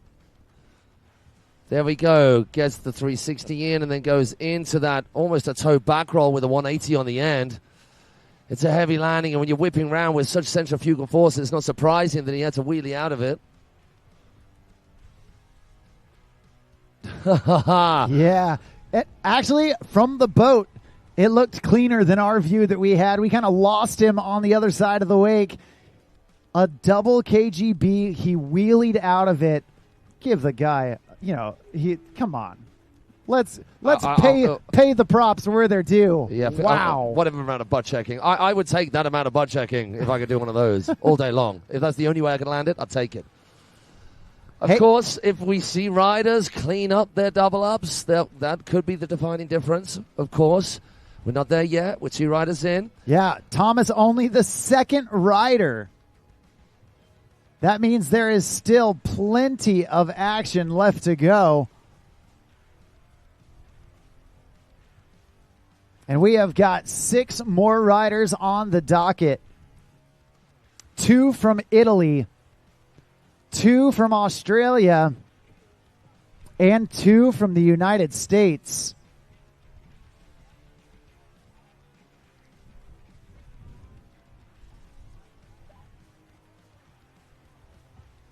Next on the water, the leader of that Italian wake mafia, training so many of those young Italians that have come after him.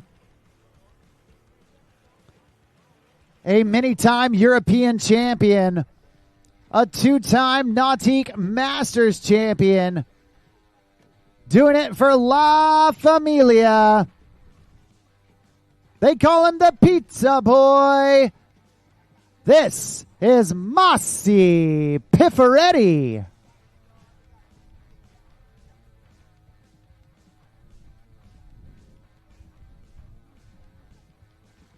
Well, so many of the Italian riders standing on the dock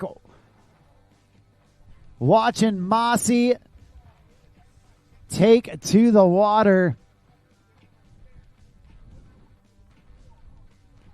And here we go. Massimiliano Pifferetti, the dude from Como.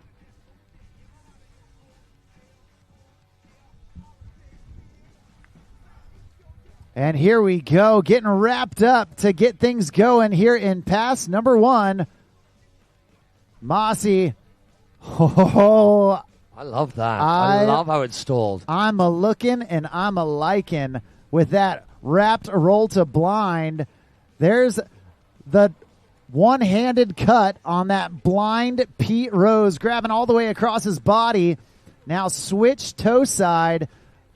Masi's going to go nose grab skeezer 540, the switch chromobe, and taking it to 5. Now back in on his switch toes, or excuse me, regular toes. Oh no. Trying to go 5-2-3. Front side 5, rewind 360. Here we get the full flavor of everything in the replay. You guys here on the shore, eyes on the big screen. You guys at home, stay what you're looking at. Blind Pete crossing up that grab, crail grab right the way through. Incredibly difficult trick to get that rotation on. Squat so he can explode into this Crow 5.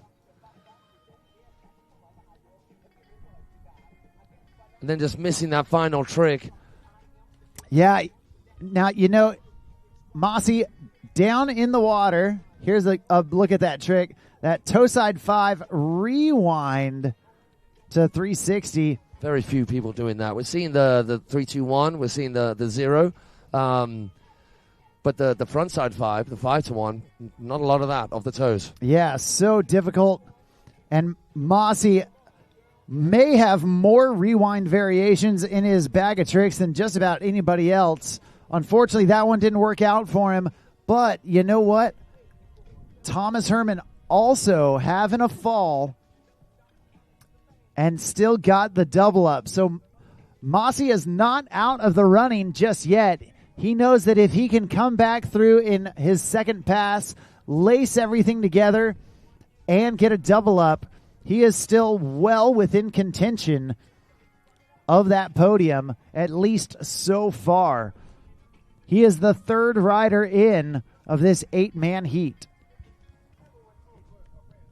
So a little shout out to those at home watching.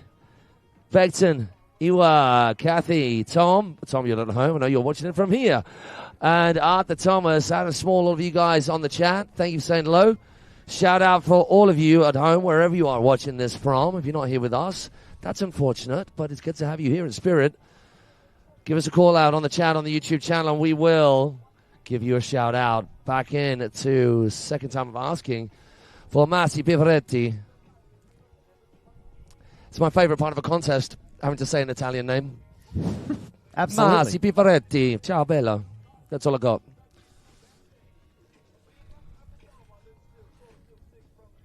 Incoming. Eyes left, folks. What has Masi got for us as his very first maneuver of this second and final run of our Super Final Sundays Pro Men?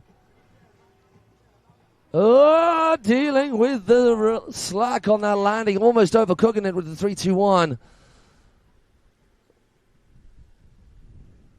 Manages to muscle that toe back 5 round. He didn't get the cleanest takeoff, but he's so good at working that handle, working those legs, scissor kicking those legs round to get that board in position. Lazy toe front 7. this will be his last one. What do you reckon, Mark? Yeah, we've seen him do the double here before. I think he needs it. Oh. People, that is gutting for such a fan favorite, crowd favorite, such an incredible talent. Let's hear it for Italy's Massi Pivaretti. He's going to be gutted, but he'll have his La Familia there to put an arm around him.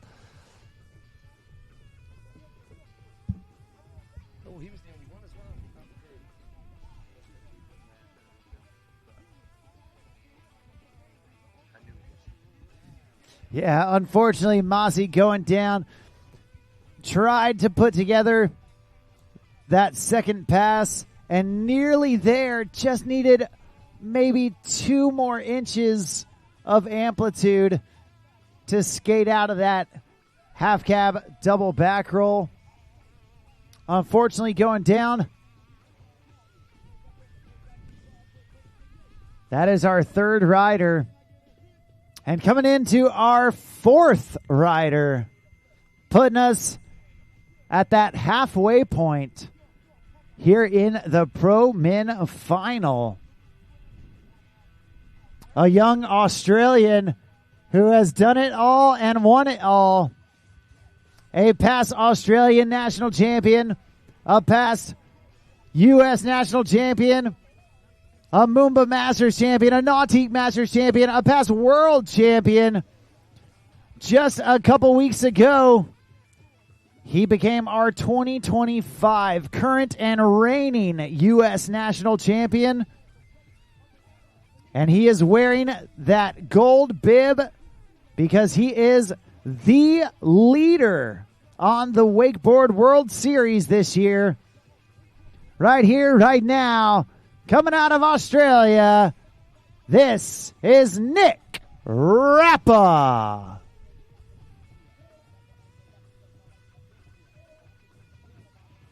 Well, the throttles go down, and Nick Rappa hits the water.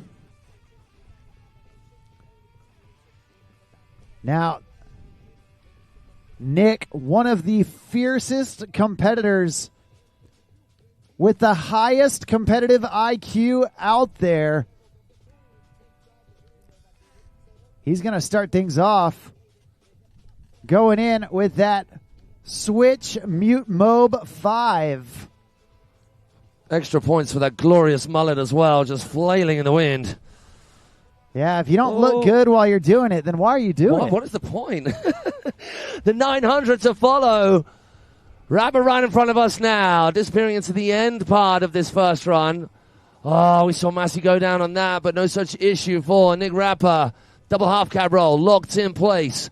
Final hit, first pass. Went down on that yesterday. Not a problem today. Yeah, going absolutely mega mode right there on that Indy Moby Dick, taking it to the moon.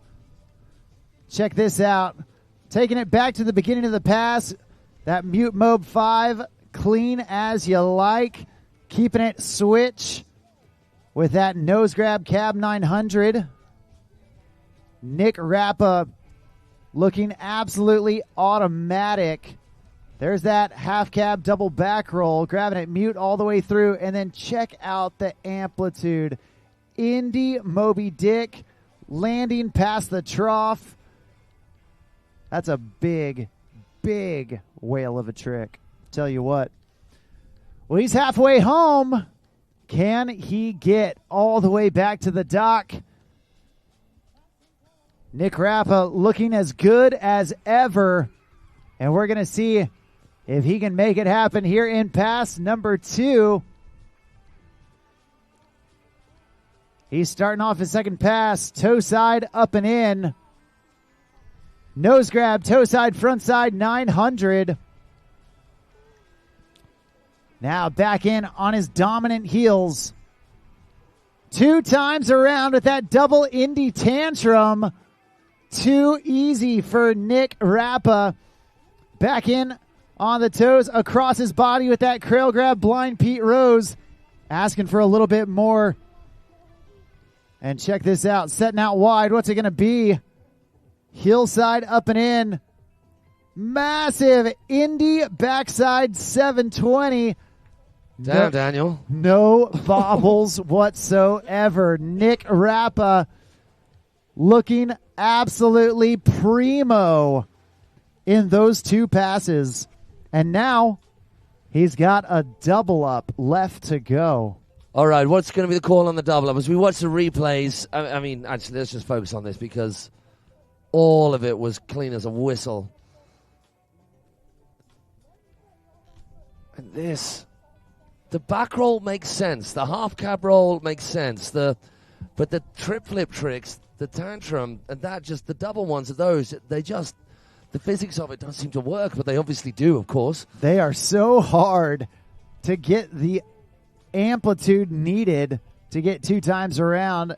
Nick Rappa, he makes those look way easier than they are. Now the question is, what does Nick do? I mean, he's obviously got an awful lot that he could throw out there, like all of these riders. What would be his preferred? What have you seen him do before? At this point, Nick put down solid 2 passes, no bobbles, no mistakes from what he wanted to put down. So my gut would say he can go out there and do a relatively easy trick off the double up. Now, relatively easy for Nick Rappa. Yeah. I would say possibly a regular heel side 9. If he goes into the right foot forward double up, then that is what I would guess. But it looks like he's going left foot forward double up. That is going to be either a switch heels or a regular toes for Nick. Let's make some noise for Nick Rappa as he comes on by, everybody. Wanting to put on a show, wanting to lock this contest down and yet another title. Yeah, Nick has got my wheels turning. I'm scratching my head over here thinking about what he is going to do. It could be a switch heel 7. Regardless, it's going to be big. Nick's not going to leave anything to chance. He is going to go to the moon right here. Check it out. Going switch heel 9 and getting all the way back to the dock. You love to see it. And Nick Rappa in true form. No bobbles. And getting all the way back to the dock. Check out the amplitude.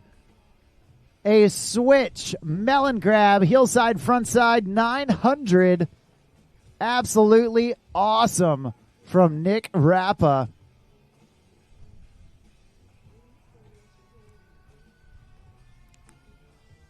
Now that does make sense. Nick did a regular heel 9 in his run and then came back with the switch 9 off the double up. So spinning both directions, no repeats in his tricks, and looking absolutely awesome out there. That's 4 riders down, 4 riders left to go. And this next one, you know, I talked about how in the pro women's heat, there was one rider that I said was the most dangerous on the dock. I'm not saying that they're the most talented. I'm not saying they're the best rider. I'm saying they are the most dangerous. And what I mean by that is they have everything to gain and nothing to lose. Those are the riders that you got to watch out for. And the next rider off the dock for this pro men's division is just that. How dangerous. Old? How old? Camden Marsden, I want to say, is... I'm going to look over here to see where his dad is. I'm going to say 17. Did I get it right? Gosh. I've been doing this for ages. 17 years old. A senior in high school. Yeah. That's young to be kicking it with these guys, which is incredible. I mean, we've seen plenty of other riders leading up to that age group that won't be far off. They'll be where they're nipping at the heels, knocking on the door of. Yeah, Camden Marsden broke onto the pro scene, and man, he has been absolutely electric ever since.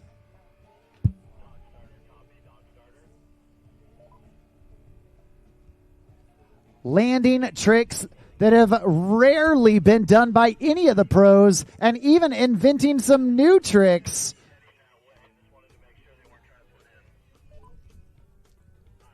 We're going to see what Camden has got for us as we get him back on the water for the first time. He's going to start things off going 2 times around with that nose grab, heel side, front side, 7.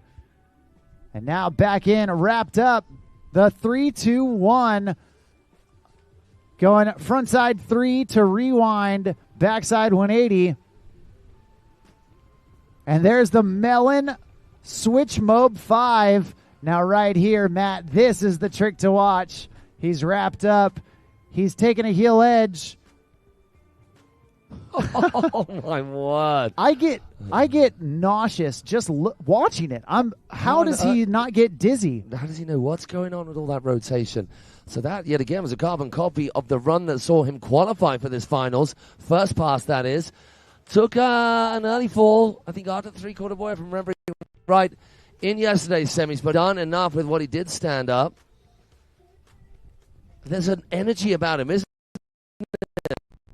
Young blood energy between his teeth is just all the way through, and it just comes through. Some really explosive wakeboarding. Yeah, and he just has this bouncy style. He kind of bounces off the wake and into these tricks, almost treating them like a trampoline. You see that KGB7, one of the few riders to ever do the trick, and he has become so comfortable with it that he is landing it consistently in the contest, evolving the sport, pushing the limits of what's possible into the next stratosphere.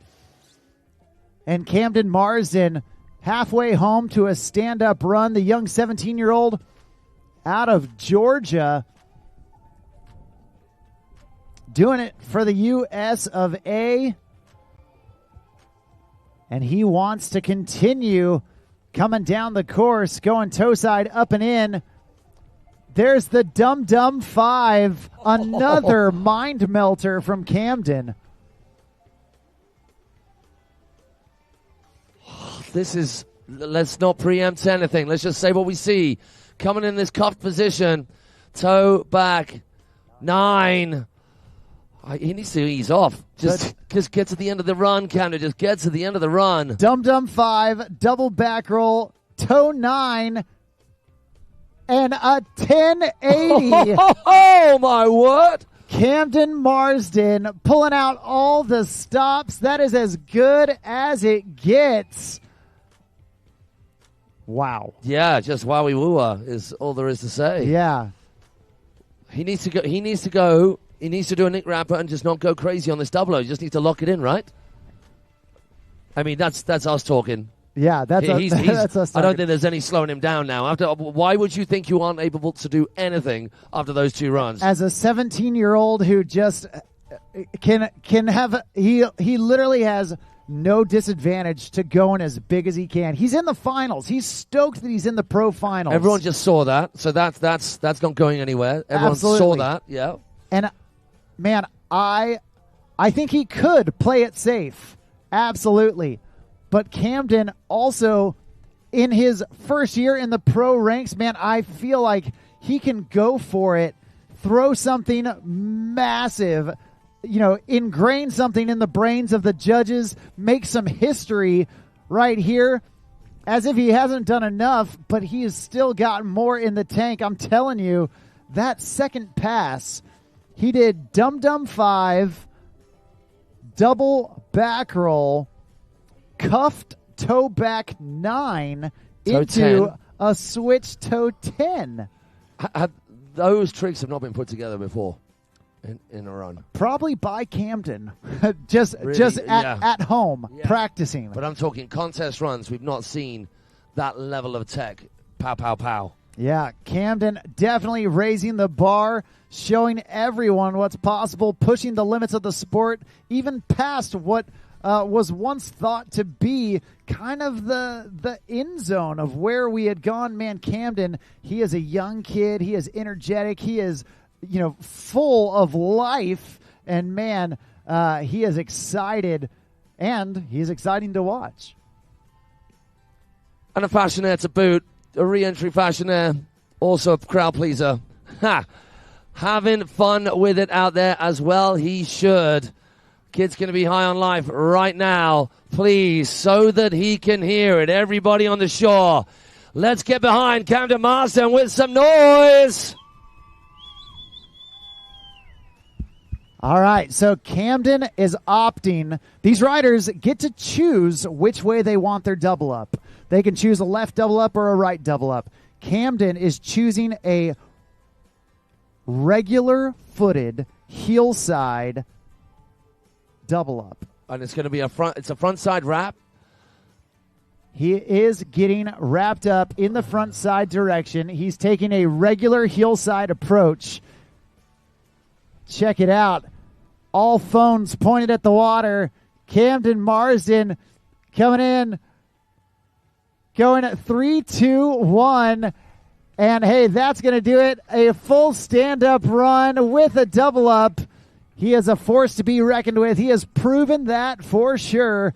No doubt in my mind you are going to be seeing more of that young kid. Give it up. Make some noise for Georgia's own Camden Marsden.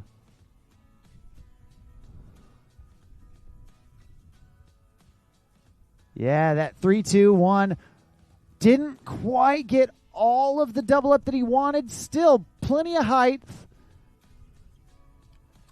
But in my head, I think he might have been wanting the 0. He might have been wanting to go 3 to 3. Okay. Yeah. So as you say, didn't get that snap, didn't get that final little bit of pop with the double up. But regardless, it's a clean run. It's another trick in the bank. And while you'll say that the 9 of Nick, much bigger, much more technical, a better trick, if you were to try and compare the two, it's always difficult to do with that sport, but if you were going to, which is what our judge is going to do, the double up Nick Rapper wins. Amplitude, maybe he's going a little bit bigger on some of the tricks, but the technicality, and there were grabs in on an awful lot as well. Yeah, well, and if you're comparing, the apples to apples, Nick had a toe 9, Camden had a toe 10. Nick, he didn't do KGB or KGB 5. He did Moby Dick. He did Back Mob 5, which Camden also did Back Mob 5. But Camden had the KGB 7 as well as a Dum Dum 5. So Nick had Crow Mob 5, sure. But, man, going the opposite direction, a Dum Dum 5? Gosh, that's a hard trick. That rotation, the Tootsie Roll in itself, to get that kind of rotation is just impossible. Never mind adding an extra 360 to the end of it. It's just ridiculous from Camden Marsden. Yeah, well, next up on the water, a dude originally out of Cincinnati, Ohio, but for the last handful of years, he has been absolutely planted in Orlando, Florida. One of the most decorated cable riders in modern history. And ever since he started really concentrating on his boat riding, man, the sport has not been the same since. Gunther Oka, every time he hits the water, it's time to G-O. Let's go. And we're about to see what he's got for us. He has been so consistent lately, and he is one of the few riders that is going to link up multiple Mob 5s back to back to back. If everything goes to plan, he is starting things off all wrapped up. Check this out. Gunther going in, heel side. Going 3, 2, 3. The 0 right there, canceling out the rotation. There's the Pete Rose 540. Clean as you like. There's the Mellon Skeezer 540. Now Gunther getting wrapped up. Back in, going toe back 7 to the flats. That's what caused him a mischief yesterday. He went a little too big, couldn't control it. But wrestling with that specific demon right here and now, that's a solid way to get his finals started. Now, something really interesting to note is that Camden Marsden and Gunther Oka both changing the order of their passes from yesterday. They have moved things around in their run. Normally, Gunther would have done Pete Rose 5 to X-Mob 5 and then done that toe back 7. But he decided to change it, and I can't help but think maybe it's something to do with spots in the lake that had a little shallow dips in them. But regardless, whatever change he made, Gunther Oka looking absolutely on point right now. And you see that toe back 7 way out to the flats for Gunther Oka. So far, so good. He has still got a lot of work to do here in pass number 2. And we're going to see how he gets it going. Wrapped up again. It is a backside wrap-in. Rope around his back, so it's going to be a backside rotation. Back 9 is there. Oh, so the first of our 9s for Gunther.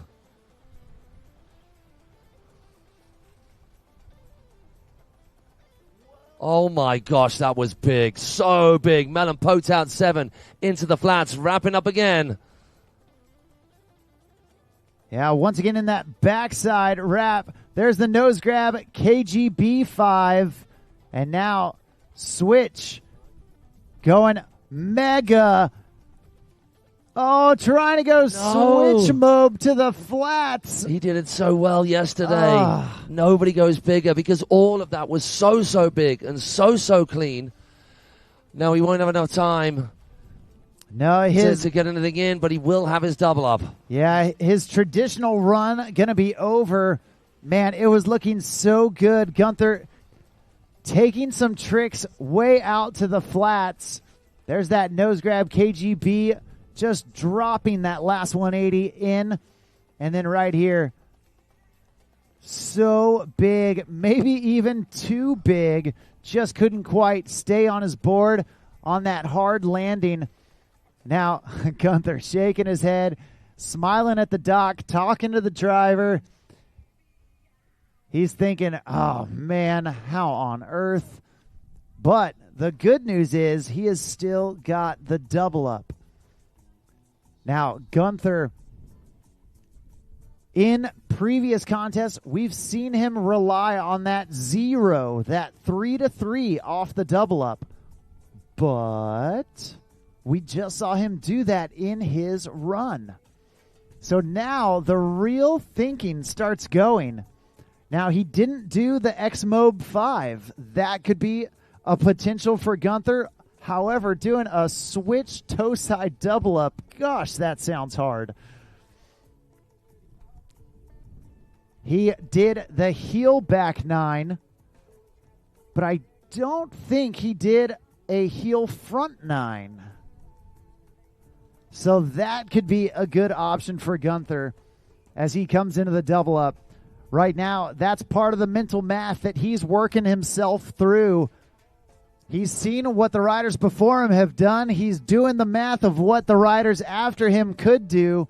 And he's trying to figure out, man, where is that risk versus reward? How much do I put on the line and do it off the double up? Now, Gunther has also not done any double flips. He is fully capable, especially of the double back roll. We've seen him do it off the wake plenty of times. Having a little bit extra oomph off the double up might help. Yep. But we are going to see what he's got planned for us as we wait for some of those rollers to clear. The throttles go down. Gunther gets up. And now I have to remember which foot forward that kid is. He is a right foot forward rider. Traditionally goofy footed. And looks like he is going to go for a left foot forward heel side double up. Come on, everybody. Let's show this legend of our time in wakeboarding a little bit of love. Give it up for Gunther Oka.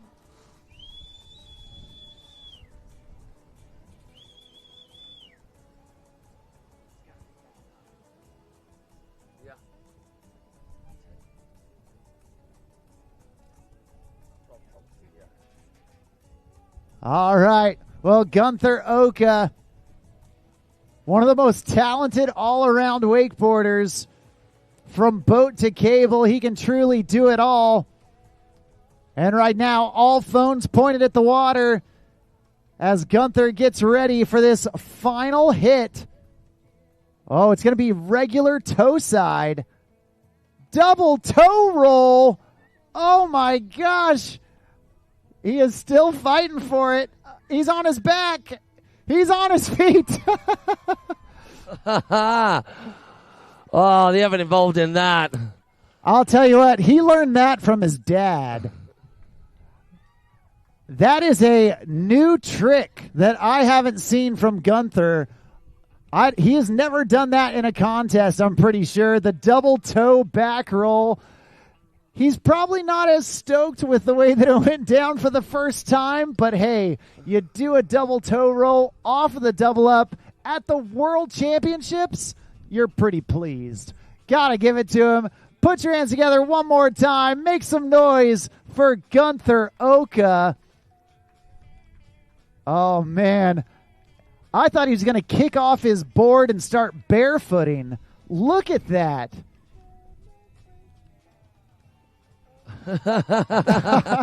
That's the Tom Oka special right there. Put that kid in a barefoot suit. Oh, there will be frustration for Gunther on that. Not quite going according to plan, but always entertaining. Always a killer rider to watch. And he did not disappoint yet again. From our point of view, at least. Last two riders of this 2025 Nautique World Wakeboard Championships.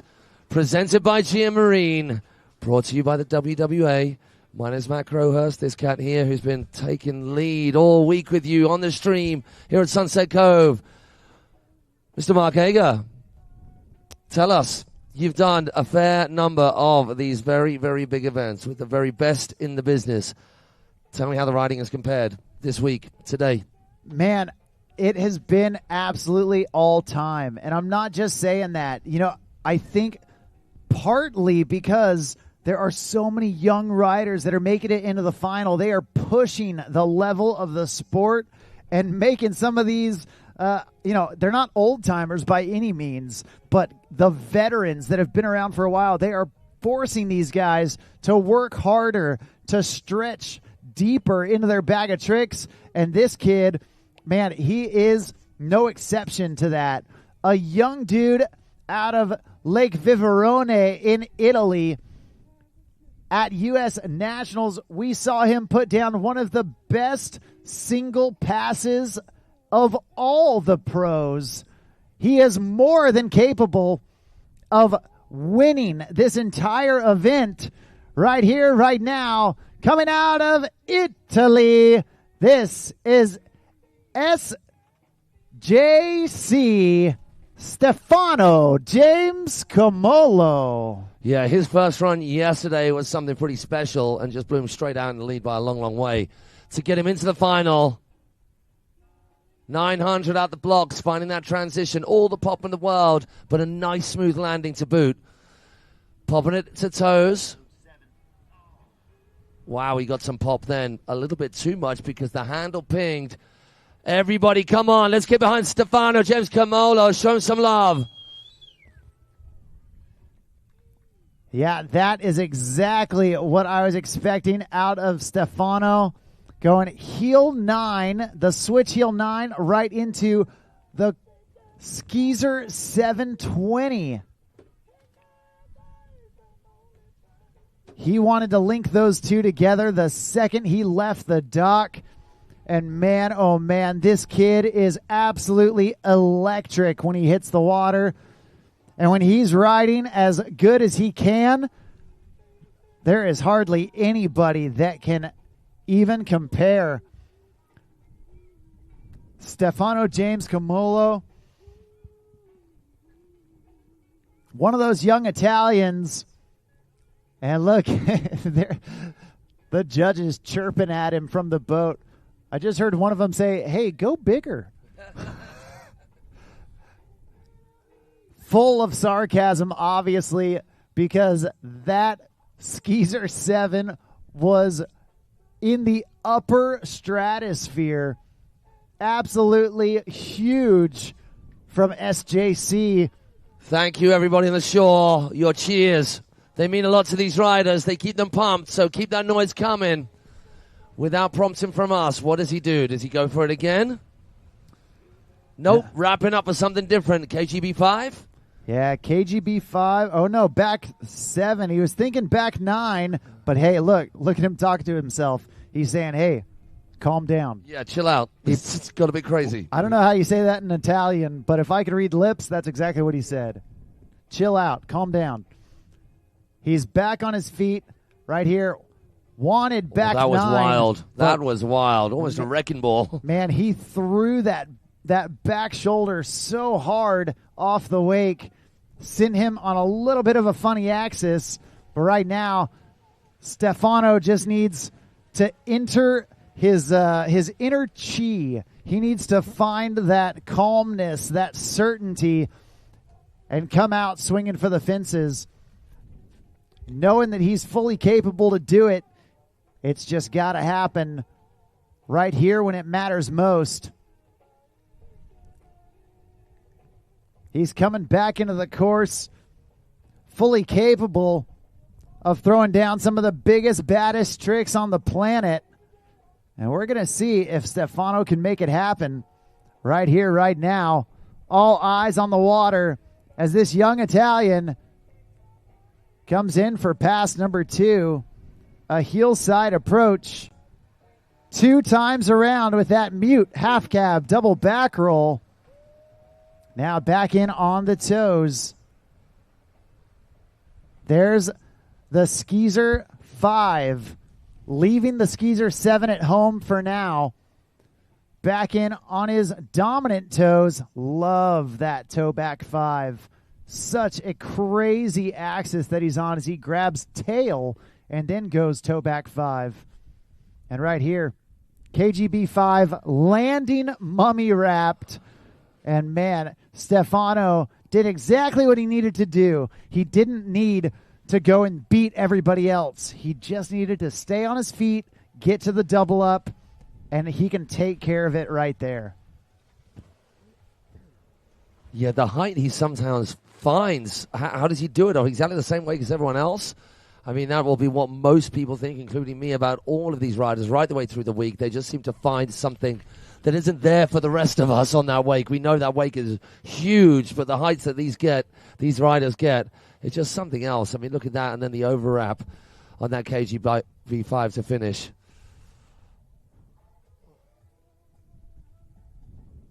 All right. Letting the dust settle. Yeah, now Stefano is a left foot forward rider, a regular footed rider.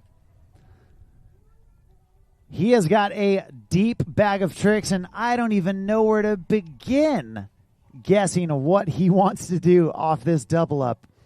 It could be anything because he is just that talented.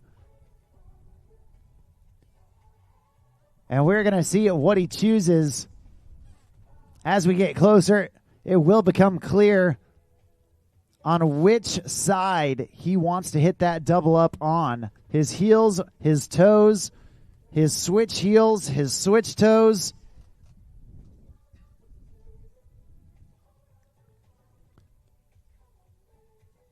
We're going to see as that G23 comes back into the course and begins to make the rollers, that it will eventually cross over. It's going to be a regular heel side double up or a switch toe side double up for Stefano, which could be that Skeezer 7 Let's go, everybody. Let's go. Let's get behind the Stefano, our penultimate rider of the day.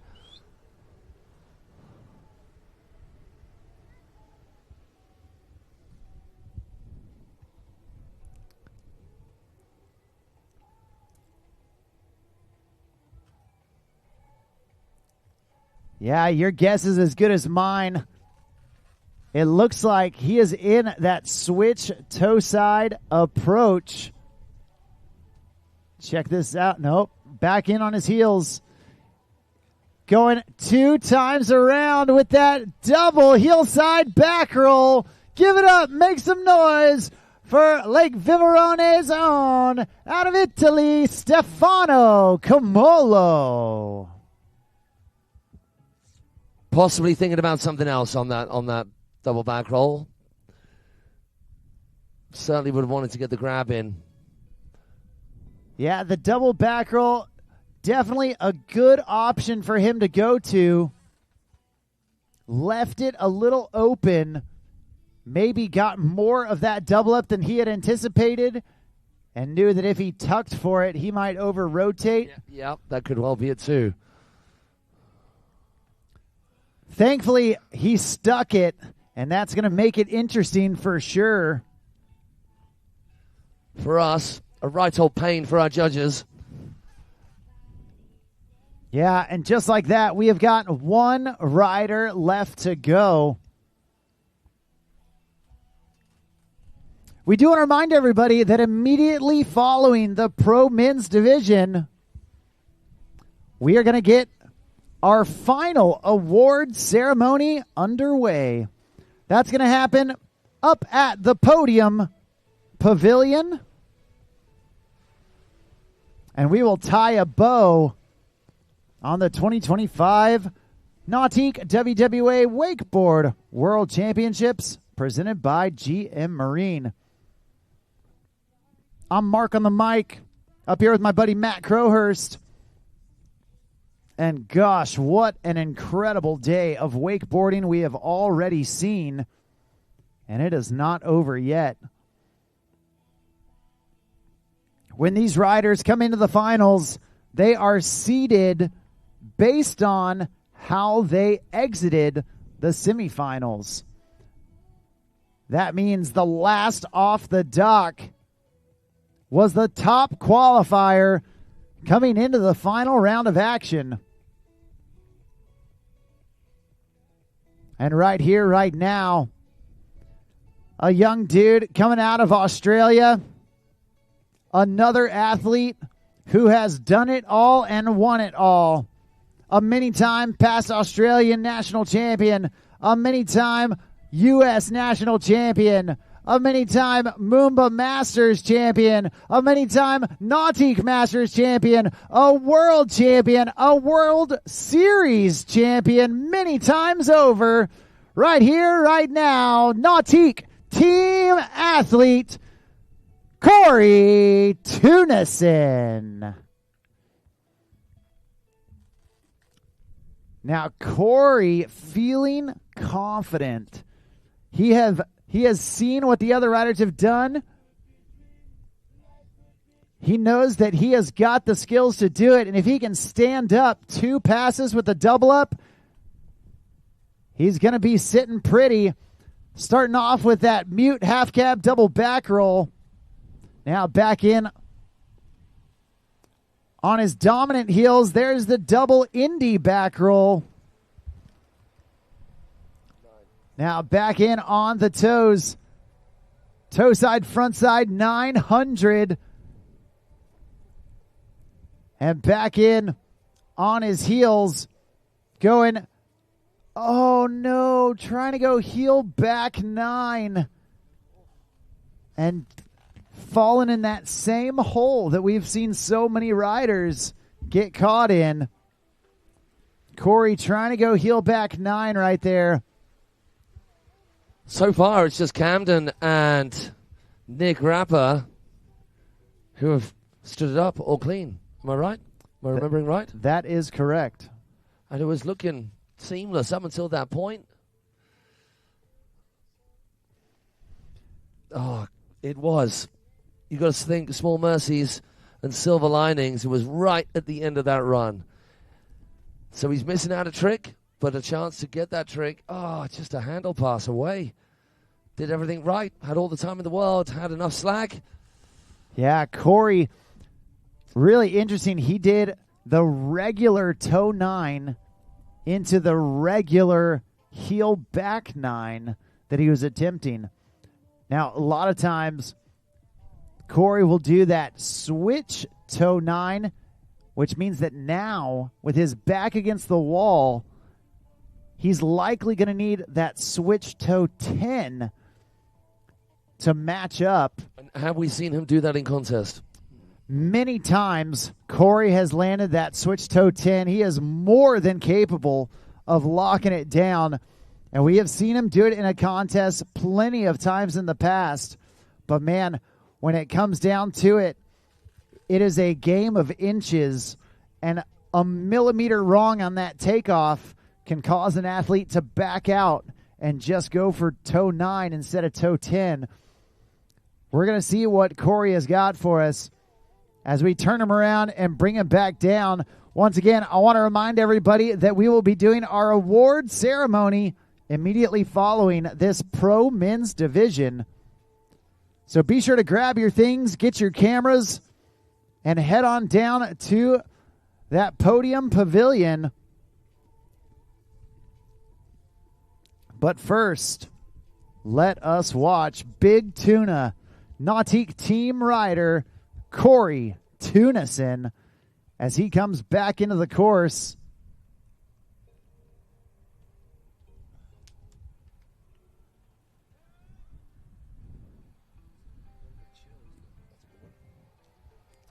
All right. Corey Tunison coming in switch toes. There it is. Oh, my word. The switch toe 10 3 times around. Now back in. There's the switch mob 5. Corey Tunison looking more like himself. Coming in regular heels. Oh, no. Heartbreaker for CT. Oh, and that's going to do it for him. Hey, put your hands together. Make some noise. Show him you love him. Give it up for Corey Tunison. I mean, that was hammers, right? First trick, second pass. And we thought from that point onwards it was just all coming together. This couldn't have been cleaner. And then this thing. Yeah, it looked like his body was going faster than his hands could keep up there at the end. Unfortunately, just not able to get it going. That's going to do it for our Pro Men Wakeboard Final. That's going to do it for all of the riding on the water. And Matt, I know I don't have to speak for you, and frankly, I won't. For me, man, this has been an absolutely incredible week.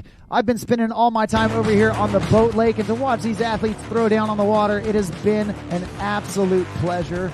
I feel certain you would say the same about Cable. Oh, well, hey, I have been doing some WWA events this year. It's been an absolute joy, a treat. My first time at Worlds, my first time with you. Us old schoolers have got to stick together. So thank you, WWA. Thank you for allowing me to sit by and work with the master at work.